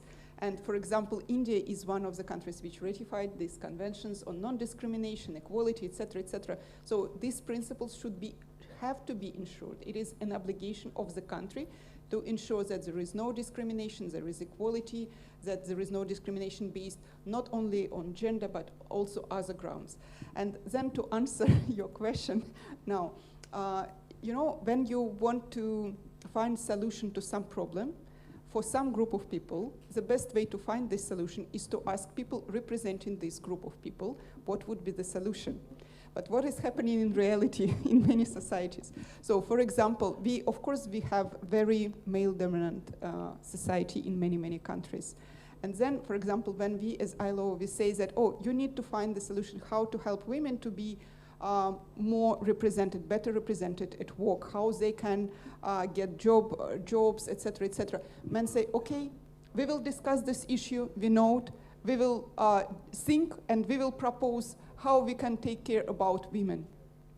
But they do not invite women to take decisions. So what we are telling all the time, women, for example, in this situation should be given the right to propose the solution. They should be sitting at this table. They should participate in decision making, because men will never think as a woman. Just because they hear about their problems, they don't feel them and they don't see the solutions. The same story with disabled people or people from excluded groups, vulnerable groups, whatever we are discussing, indigenous people, people from, Dalit people, or what any group that you are discussing which doesn't have equal rights with those groups which are privileged. So if you want to understand how to help them to improve their situation, ask them and include them into the decision making. Exactly. I think that's a very good point. That's really very insightful. Would you like to add something?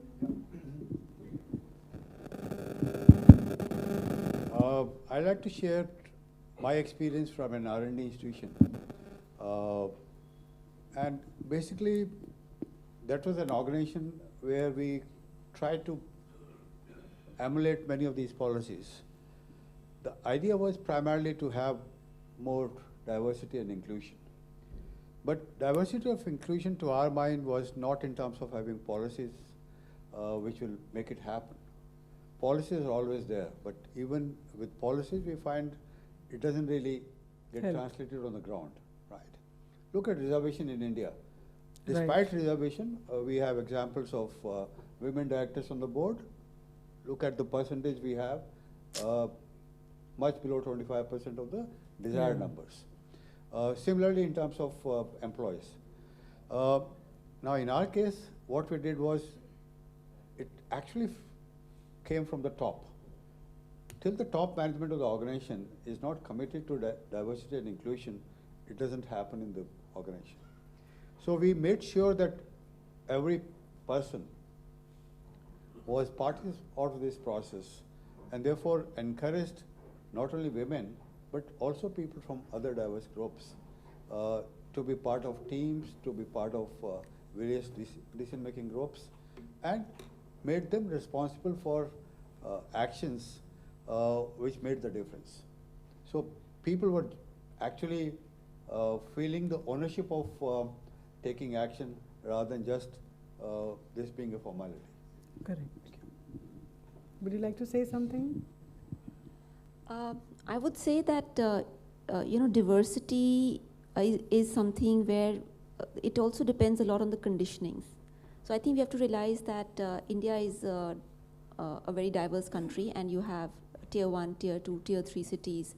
And the conditionings in each city are very, very different regarding work, regarding relationships, regarding everything. So we have to keep in mind that the conditioning sometimes play out in office settings. And you also have to decondition, like what I believe, and I could be wrong, is that humans have 3 major influences. One is their own families. The second is the colleges or the educational institutes. And the third are the workplaces. So workplaces are actually not a place where people just work and get a salary. They can really redefine that human being. And if workplaces take ownership of that responsibility, that you can redefine the human, then a lot of changes can happen at the workplace. That's right. Yeah, I also feel that, all the discussion that we are having today, it is more to do with the organized sector of society, the organized workplace.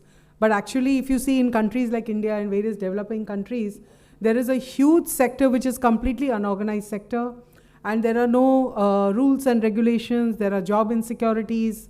And also, I would also like to say that bullying at the workplace or incivility at the workplace is pretty common and pretty rampant.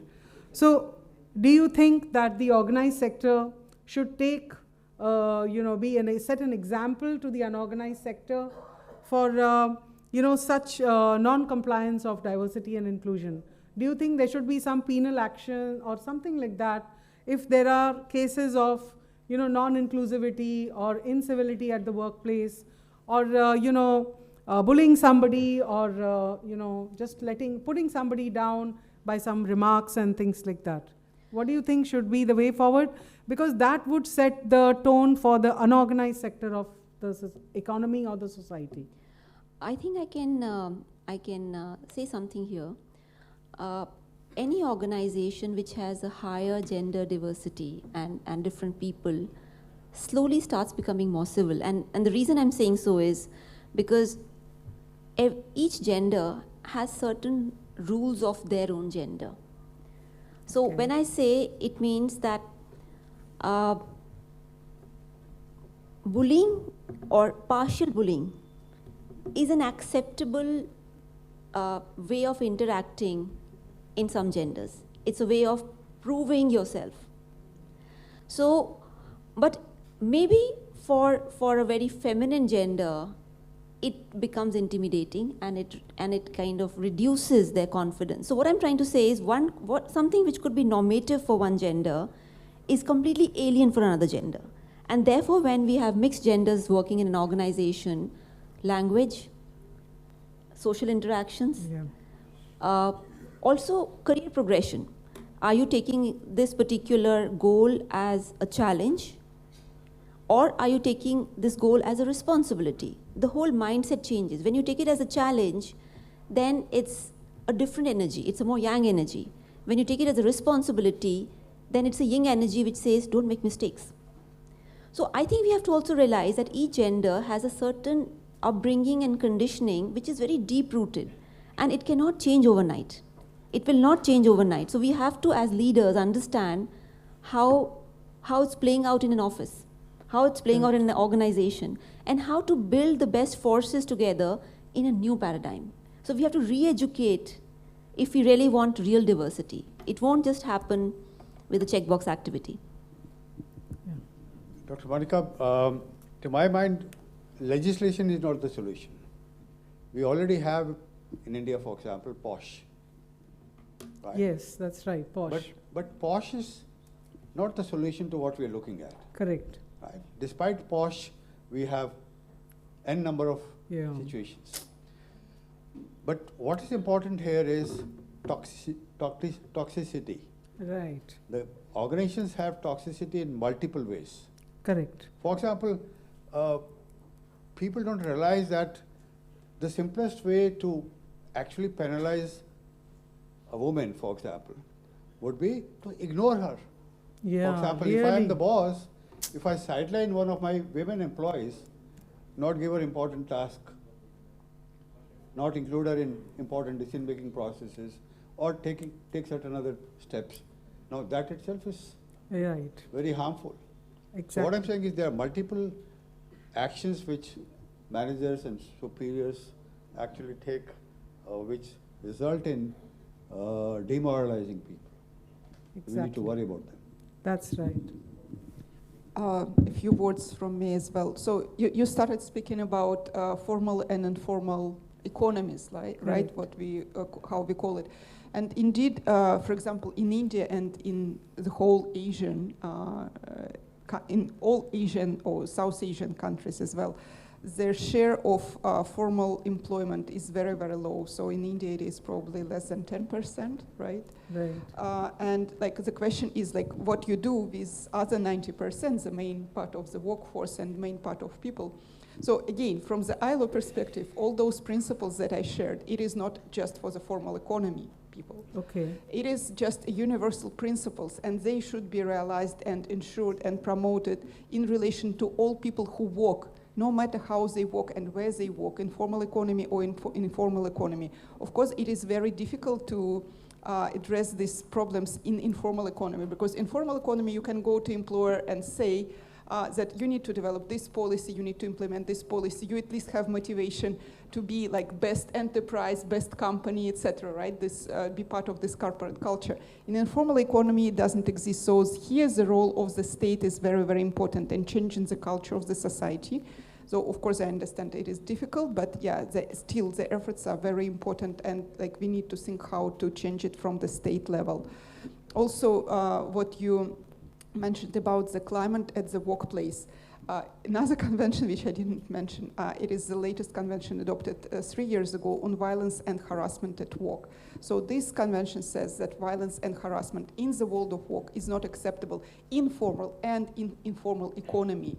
Like all types of harassment and all types of violence, economic, psychological, social, like all types of harassment are not possible. Another question, like how we change the culture, because again, many people feel that it is very normal to create conditions for women, for example, which are unbearable, to make comments, to make, to treat them the way which you don't even need to fire them. They will leave themselves just because they feel that the situation is so unpleasant. But again, India didn't ratify this convention. So there is a very big campaign for ratification of this convention, led by non-governmental organizations and civil society organizations, some trade unions. So I think for employers, this convention would be also very important. So you can become part of this campaign and think about how to improve this climate and environment in India. Thank you. Would you like to say something, Ragini? Yeah, so, you know, what I feel is that as a mindset in India, many of the organized and unorganized sector, lack of education is one of the prominent things. So what I feel, over the years, people are moving towards education. The girls as well as boys are moving. So it would bring about a culture change, which would be very much required in an unorganized sector to understand the diversity concept. Correct. Till now, probably that understanding is not there. Second thing which I feel is that some people tend to misutilize this concept of diversity and inclusion. They tend to take it as a matter of right. So, you know, the people who you feel need to be included, be it gender, be it specially abled people or some racial, you know, castes and categories, they use this at times as a matter of right, but not for the purpose of responsibility or accountability. That's a very prominent thing that happens in India, at least in many corporates. So all this has to be proven by action. So in an unorganized sector, if you want that one particular person who's probably running that show to start taking in more diversified people, it will be with the education, with the change in society's culture, and also with the fact that the others have to prove that when they come on that particular seat, table or a job, they will do it in the way it is assigned to be. So these are several factors which are right now impediments for unorganized sector, and probably it will take longer time there as compared to an organized sector to move ahead. That's right. So this very interesting debate that we are having just now, it's about diversity, inclusion, and it borders between exploitation on one side as a matter of right, and also on the other side, it's about getting the right education to be aware that these things do exist in our society, and organizations are supposed to follow this. What I personally believe also is that I think the concept of diversity and inclusion should be very much included in our education. I think our education system itself is creating a lot of barriers and segments and sub-segments, because the entire thing is based only on how many marks the person has got. It's some sort of a competitive rat race and completely forgetting the human angle. So if we want a diverse and an inclusive society, I think the pillar and the base of this whole thing should start from the school itself, where we are taught to be more tolerant, we are taught to be more accommodative and inclusive in our day-to-day interactions and with the people at large. I think we've had a wonderful discussion, and I think I can just go on and on. So I would like each of you to give some closing remarks, and then we throw it open to the audience to ask some questions. Would you like to say something?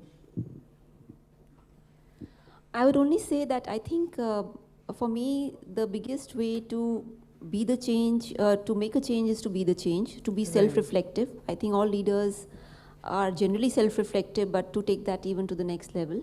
Wonderful. And a lot of answers you start getting once you look within. So that's my suggestion.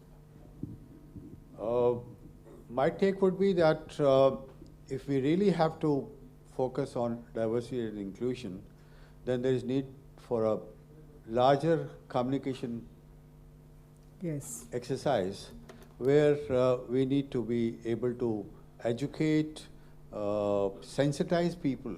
Right. In fact, sensitivity is a major challenge I know today. So we need to communicate, we need to sensitize, and we need to really reach out to every person in the society for inclusion and diversity. Very well said. Thank you. I would fully support this, and because you said about education, like when we speak about education, we think about next generation children. They should receive proper education at school, at the universities, etc., etc. But I think we cannot wait for so long. I think we also need to do something with people who are adults now.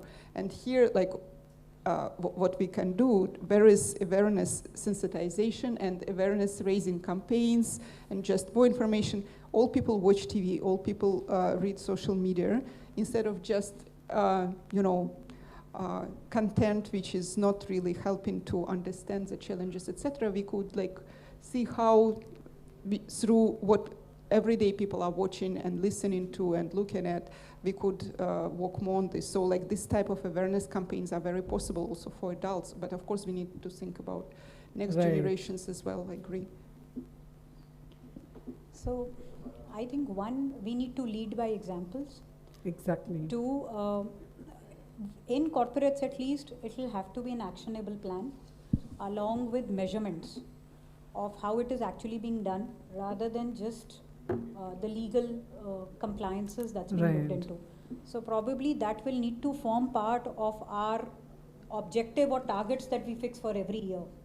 It will have to be an inclusive exercise there for this to carry on, and obviously then society at a large, once these events and activities start, town halls start, seminars, trainings, and you have your own actionable points within a company, then I think it should take it to a larger path. Right. I think ILO could help in this, because ILO has lots of programs in how to help to establish these practices, policies, programs, etc., etc. So if you are really interested in this, I think we can discuss after. Yeah, definitely. What can be done in collaboration, probably, we can help to start this practice. Thank you so much. I think the need of the hour is a larger debate. And as rightfully said by the panel members, we can't wait for education and then some change to happen that would take several decades. But I think on the larger, social media platforms or on various other platforms, I think that's where the real debate for diversity and inclusion should happen, so that it becomes a mass movement. Otherwise, it would be just, this concept is just restricted to few organized sector companies, which are very good, but they also have their own problems and the legal challenges are there. I think it's more a legal compliance issue rather than anything else, but the debate should be open and it should involve all members and all sectors of the society. Then you really create true diversity and inclusion. I would now like to throw open to the audience. If you have some questions, maybe we can take a few questions. Would anybody like to ask some questions? Yeah, sure.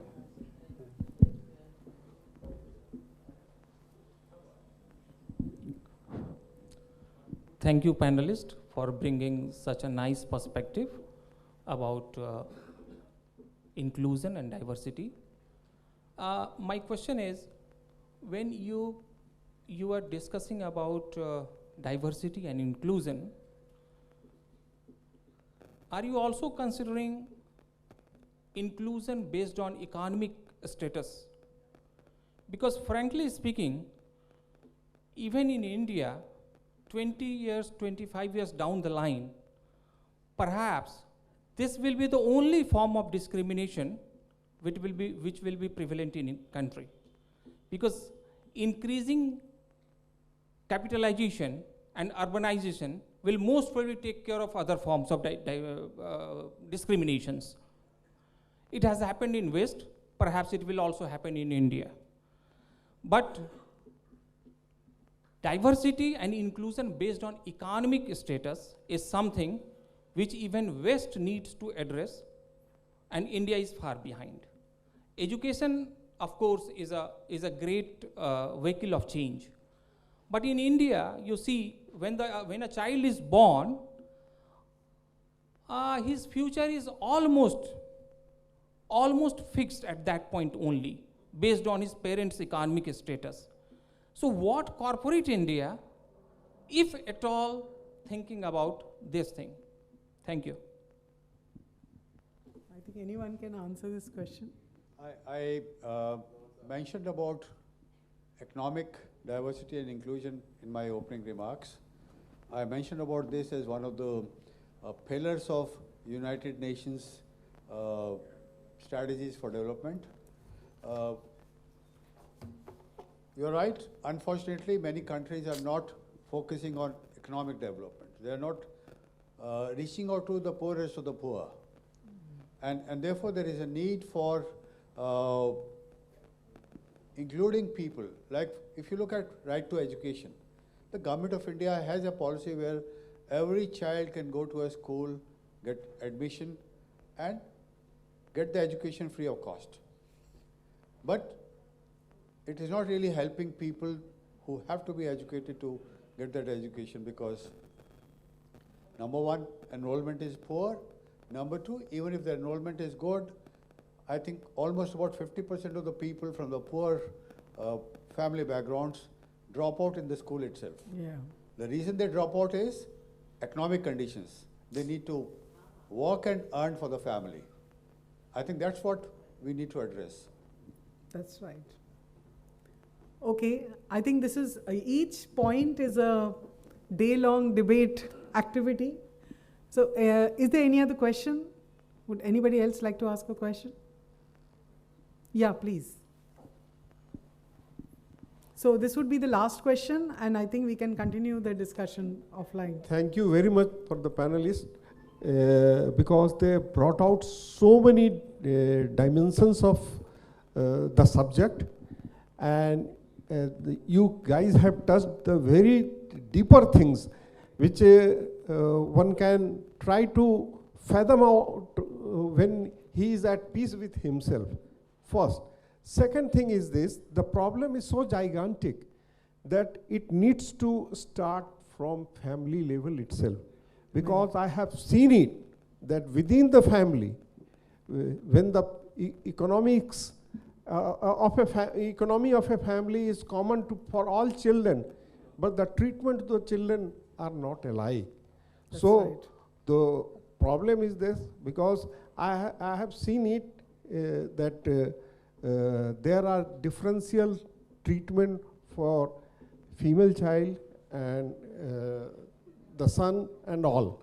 So it is a very, very big stigma, and sooner the better we should dispense with it. That's it. Thank you very much. Once again, you people have been very wonderful, and just like our president has told, that not only you guys have brought it on the table, you have put it on the actionable table. So that's a great message. And to top of it, 9 female members. And so majority members are female, Yeah. panelist members are female, and this is one of the key takes of this conference. Thank you very much for such invigorating discourse and discussion. Thank you. Thank you so much. Thank you. Thank you. Thank you.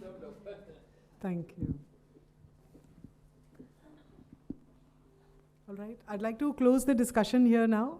Thank you so much for being such a patient audience. Thank you.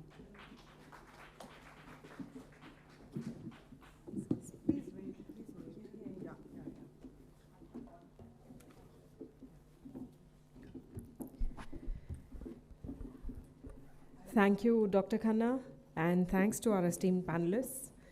May I now invite on stage may I request you to please kindly stay back. I request Dr. J.K. Mehta, former Regional Manager, World Energy Council, Director, Devbhoomi Software Private Limited, and President, Society for Happiness, to please join us on stage to present mementos to the esteemed speakers and the moderator of this session.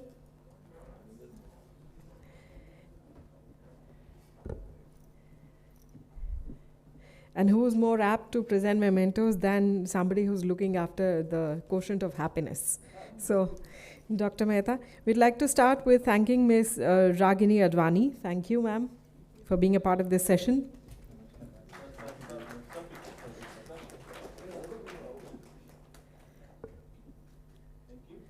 We'd like to thank Dr. Elena. Thank you for your presence here today.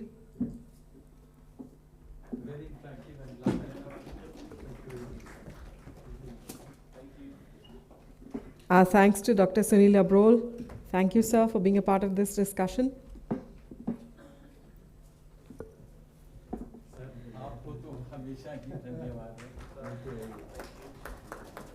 We'd like to thank Dr. Shikha Sharma. I'm your silent admirer. And we all are, sir. Not just silent admirers, but I think quite vocal admirers. And a big thanks to Dr. Monica Khanna for carrying forward this discussion. And thank you, Dr. Mehta, for joining us on stage to present the mementos.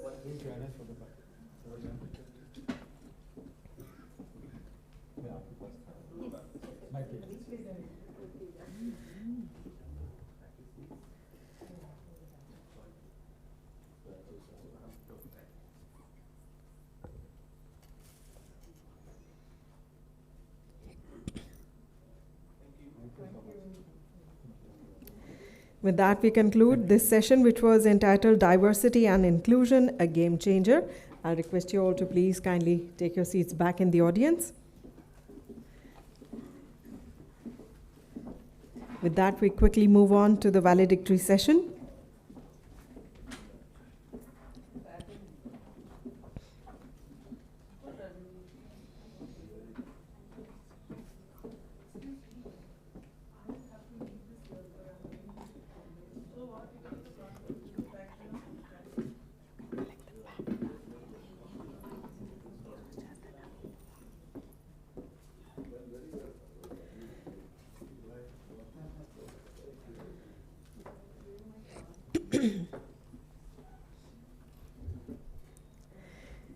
And to start with the valedictory session, may I first invite on stage Sri Abdul Kalam, President, WCPSI, former Chairman and Managing Director, ACL.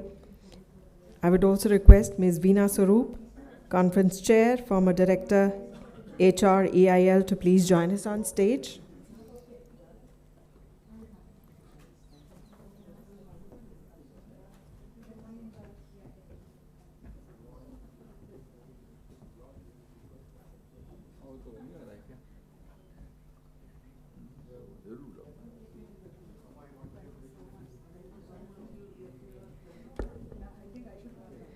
I request Dr. Sunil Abrol, Senior Vice President, WCPSI, to please join us on stage for the valedictory session. May I request Sri Jitendra Malik, Director, Technical NCL, to please join us on stage. May I also request Sri R.B. Upadhyay, Treasurer, WCPSI, to please join us on stage.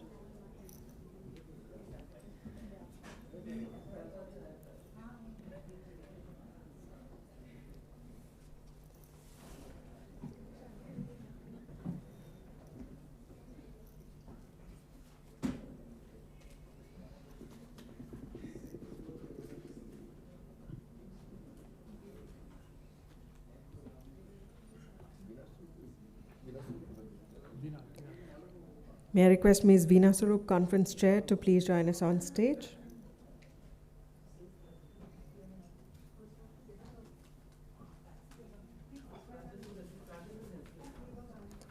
May I once again request Dr. Sunil Abrol to please join us on stage.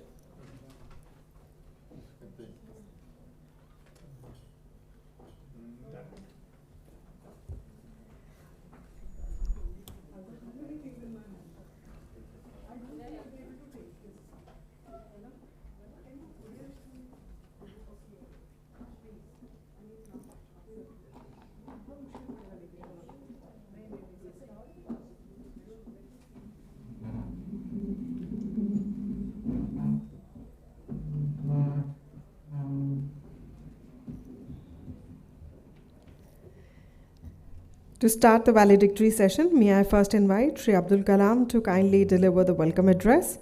Please put your hands together and give a warm welcome.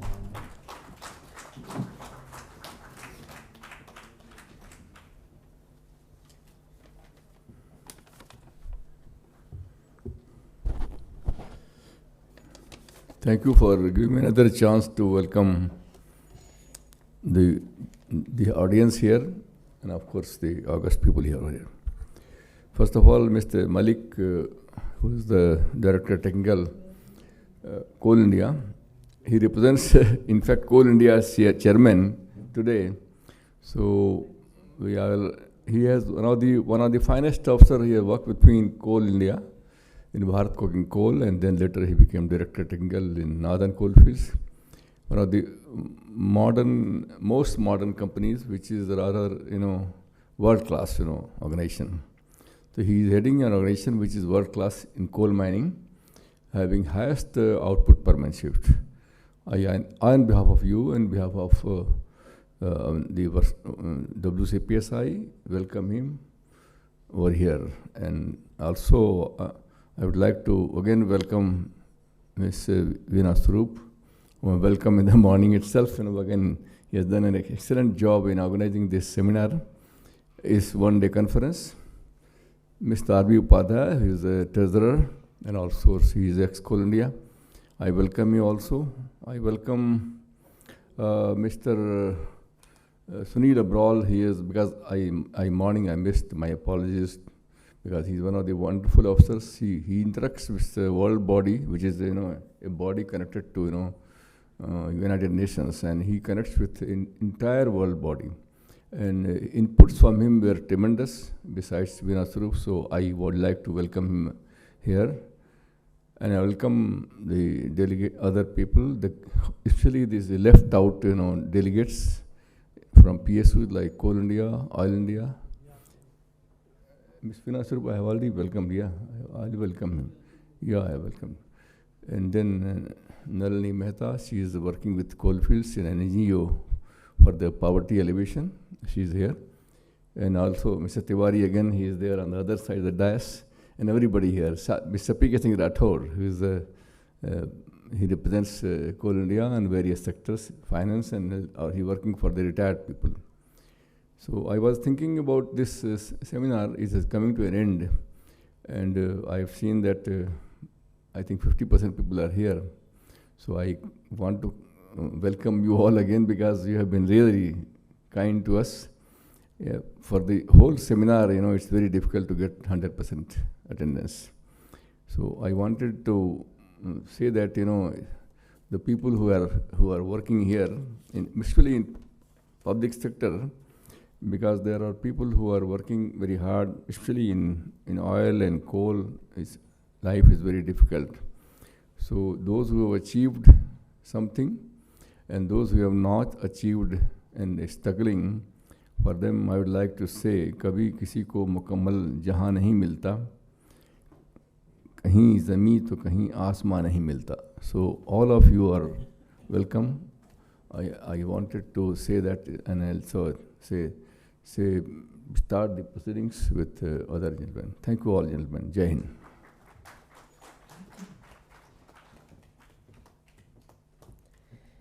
Thank you, sir. I now invite Ms. Veena Swarup, Conference Chair, to kindly do the conference summing up. Please welcome with a round of applause.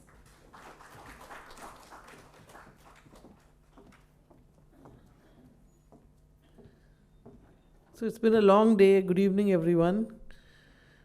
I really don't think this conference needs any summing up because all of you have been so attentive.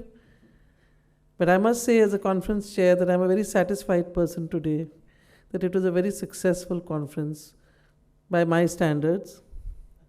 And we had a good participation from public sector, private sector, academia, from within Delhi and NCR, from outside.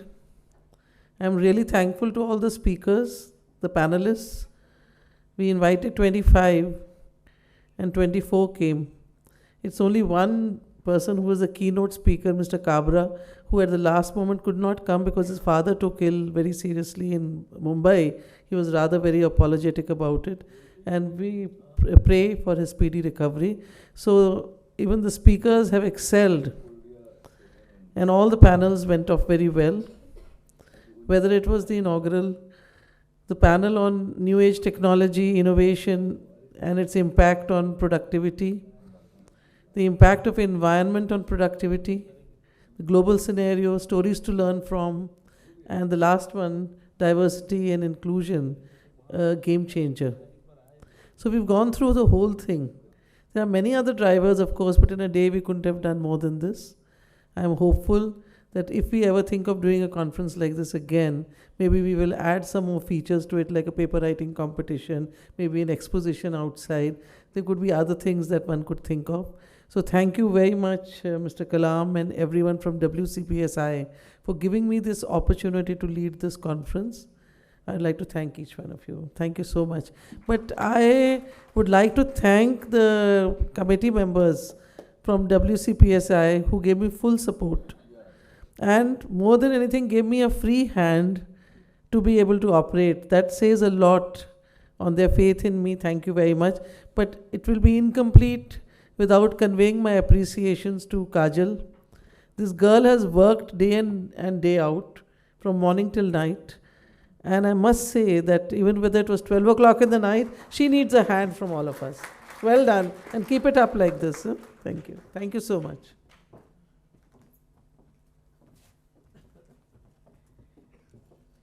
Thank you, ma'am. And now may I invite Shri Jitendra Malik, Director Technical, Coal India Limited, to kindly give the valedictory address. Please welcome with a round of applause.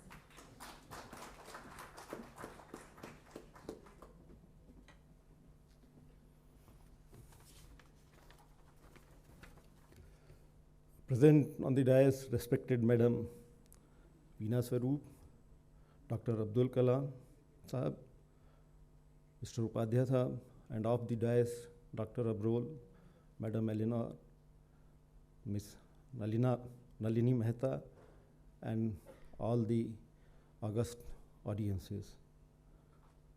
I am deeply honored to address this esteemed assembly as we draw the curtains on the insightful discussions and knowledge sharing session of the World Confederation of Productivity Science, focused on the mining and energy sector.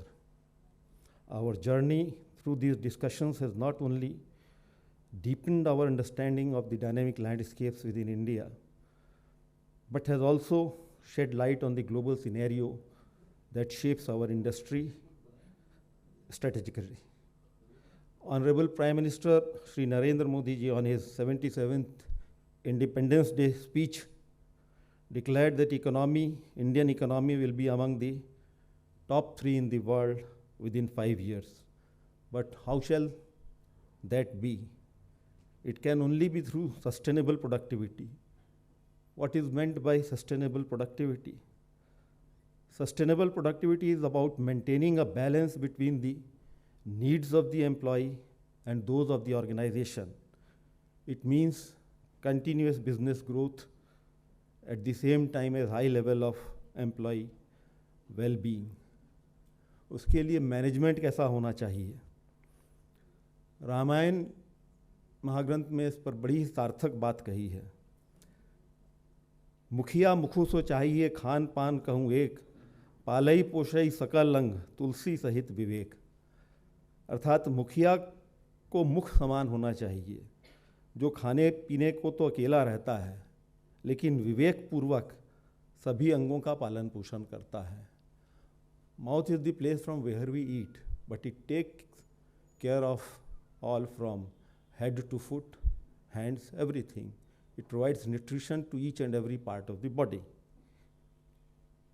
Rapid urbanization, population growth, and the burgeoning demand for the resources continue to drive our efforts to innovate, optimize, and elevate productivity.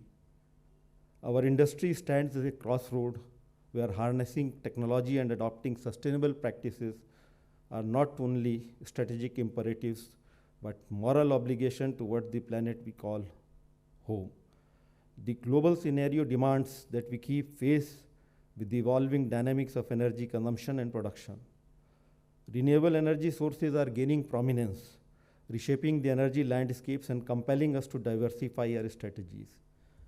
The emergence of electric vehicles, the proliferation of solar and wind energy, and the evolution of energy storage solutions underscore the critical needs for adaptability in the face of rapid change. But being a coal person, I cannot restrain myself from proudly stating that major production of electricity is achieved through coal-based thermal power stations, which is 75% of the total power generation in India.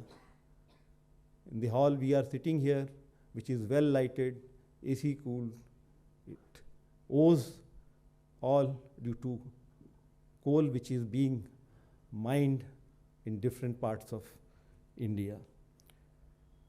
However, in its stride with India ahead of all, it has taken various steps for green technologies, solar projects, coal gasification, etc. Solar projects are a new initiative, but the problem is that solar power generation is at its peak from 12 to 3, and during this period, most of our industry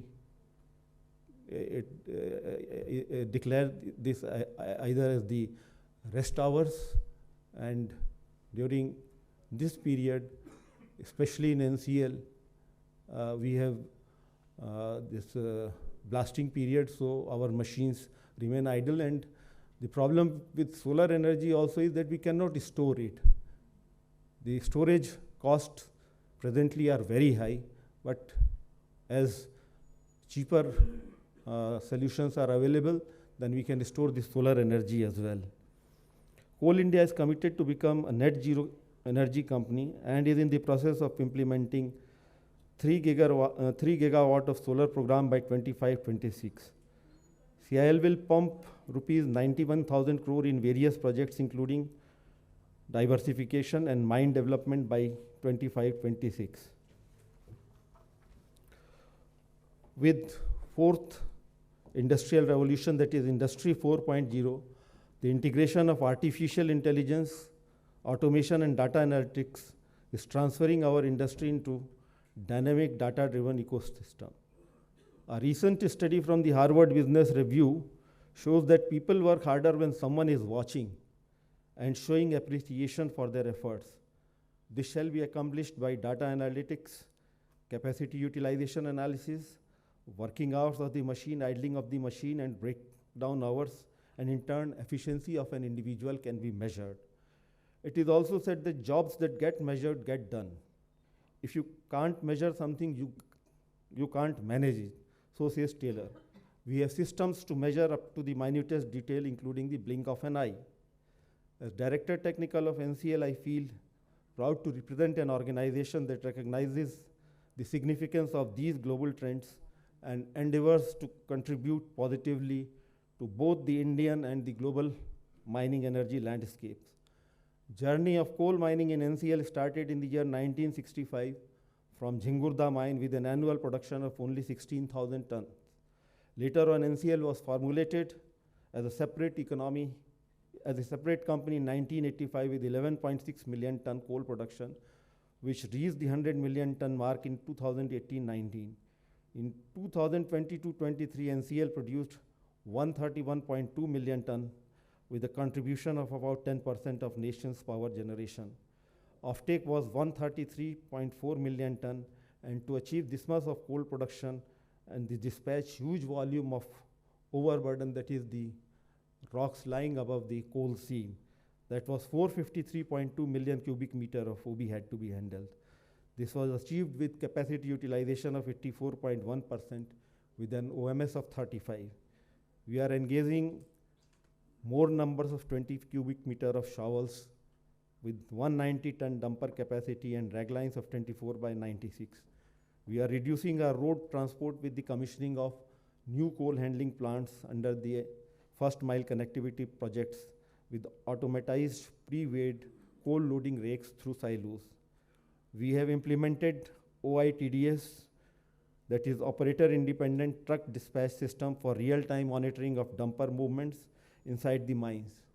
Mine digitalization is being implemented on a large scale in our mines, whereby it is being used for land acquisition management system, integrated mine planning, drilling and blast optimization, for dragline planning, spare life cycle management, connecting workers, fuel management systems, employee productivity improvement through learning management systems, digital twin, safety management systems, and video analytics, and number of other tools.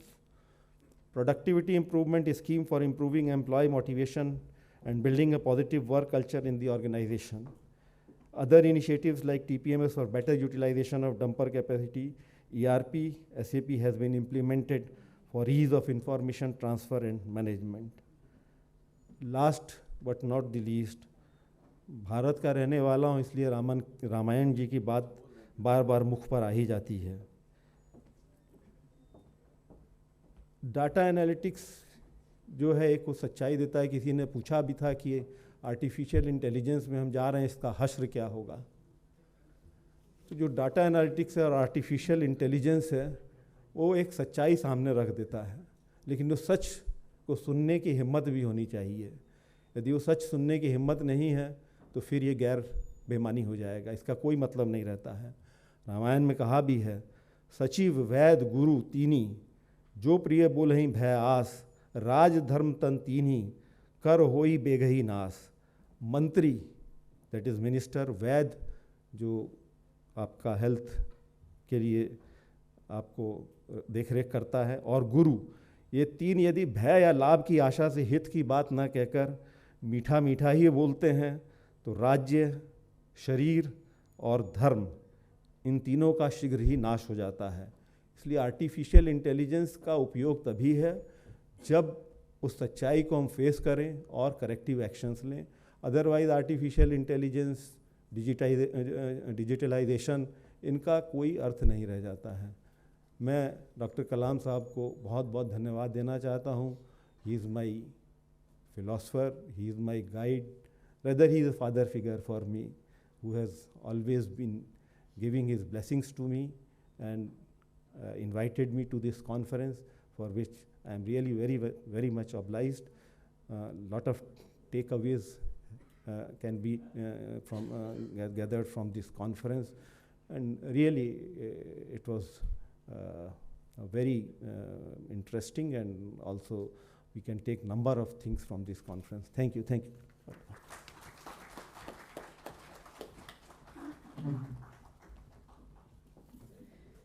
Thank you, sir, for being here with us and inspiring us with your words. And now, may I invite Mr.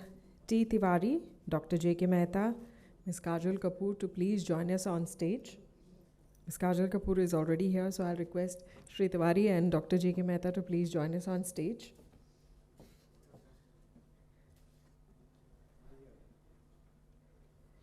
I will be requesting Dr. Sunil Abrol to join us because he will be presenting mementos. I'll be requesting him to do the honors, but first may I invite Shri Tiwari and Dr. J.K. Mehta to please join us on stage. I'll request Kajal to please stay back.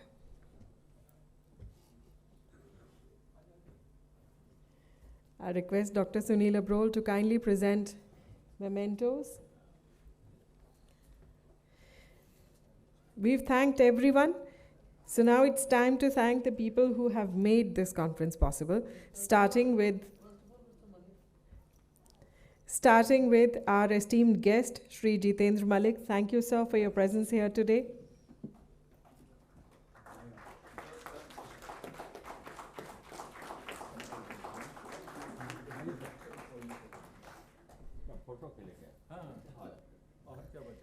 Coal India Limited is also one of our esteemed sponsors, so we thank them.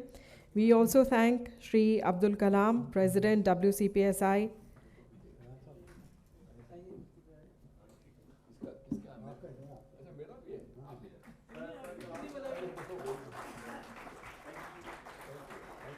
We thank Shri R.B. Upadhyay.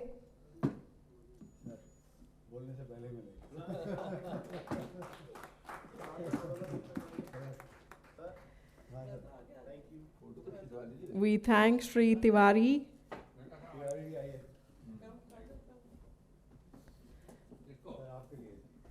Secretary General WCPSI, Shri T. Tiwari.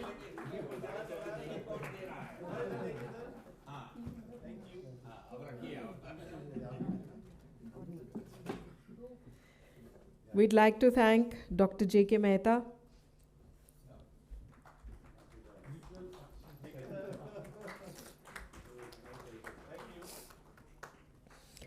And of course, we've heard her name being mentioned, so the most hardworking, smiling face in the room, Ms. Kajal Kapoor.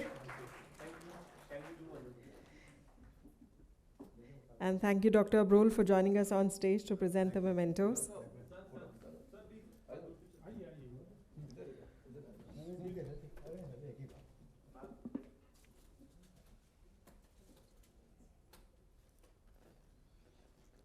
Thank you. I'll now request Shri R.B. Upadhyay, Treasurer WCPSI, to kindly propose the vote of thanks.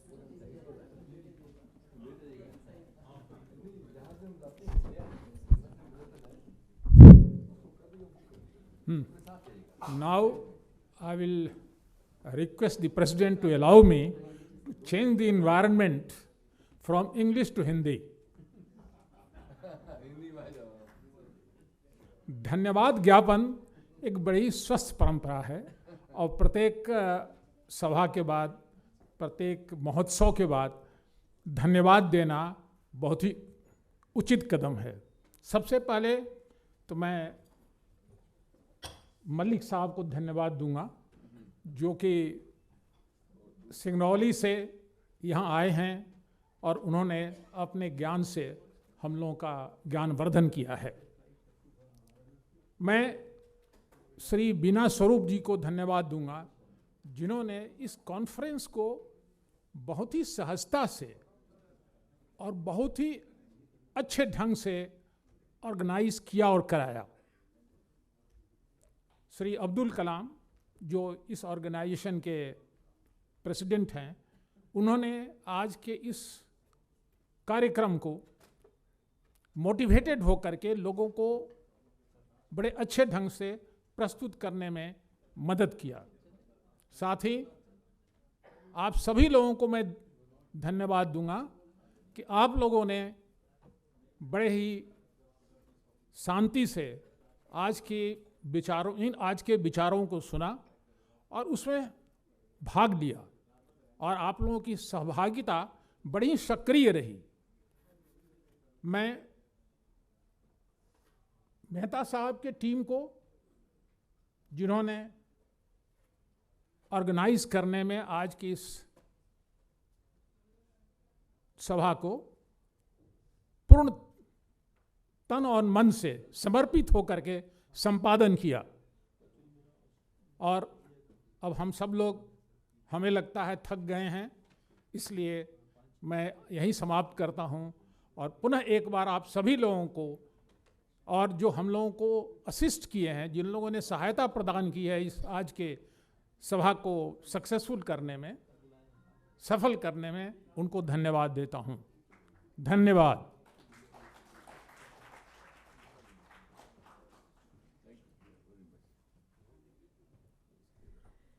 Ladies and gentlemen, that draws the curtains down on today's conference on Productivity and Business Conference. This was being organized by World Confederation of Productivity Science.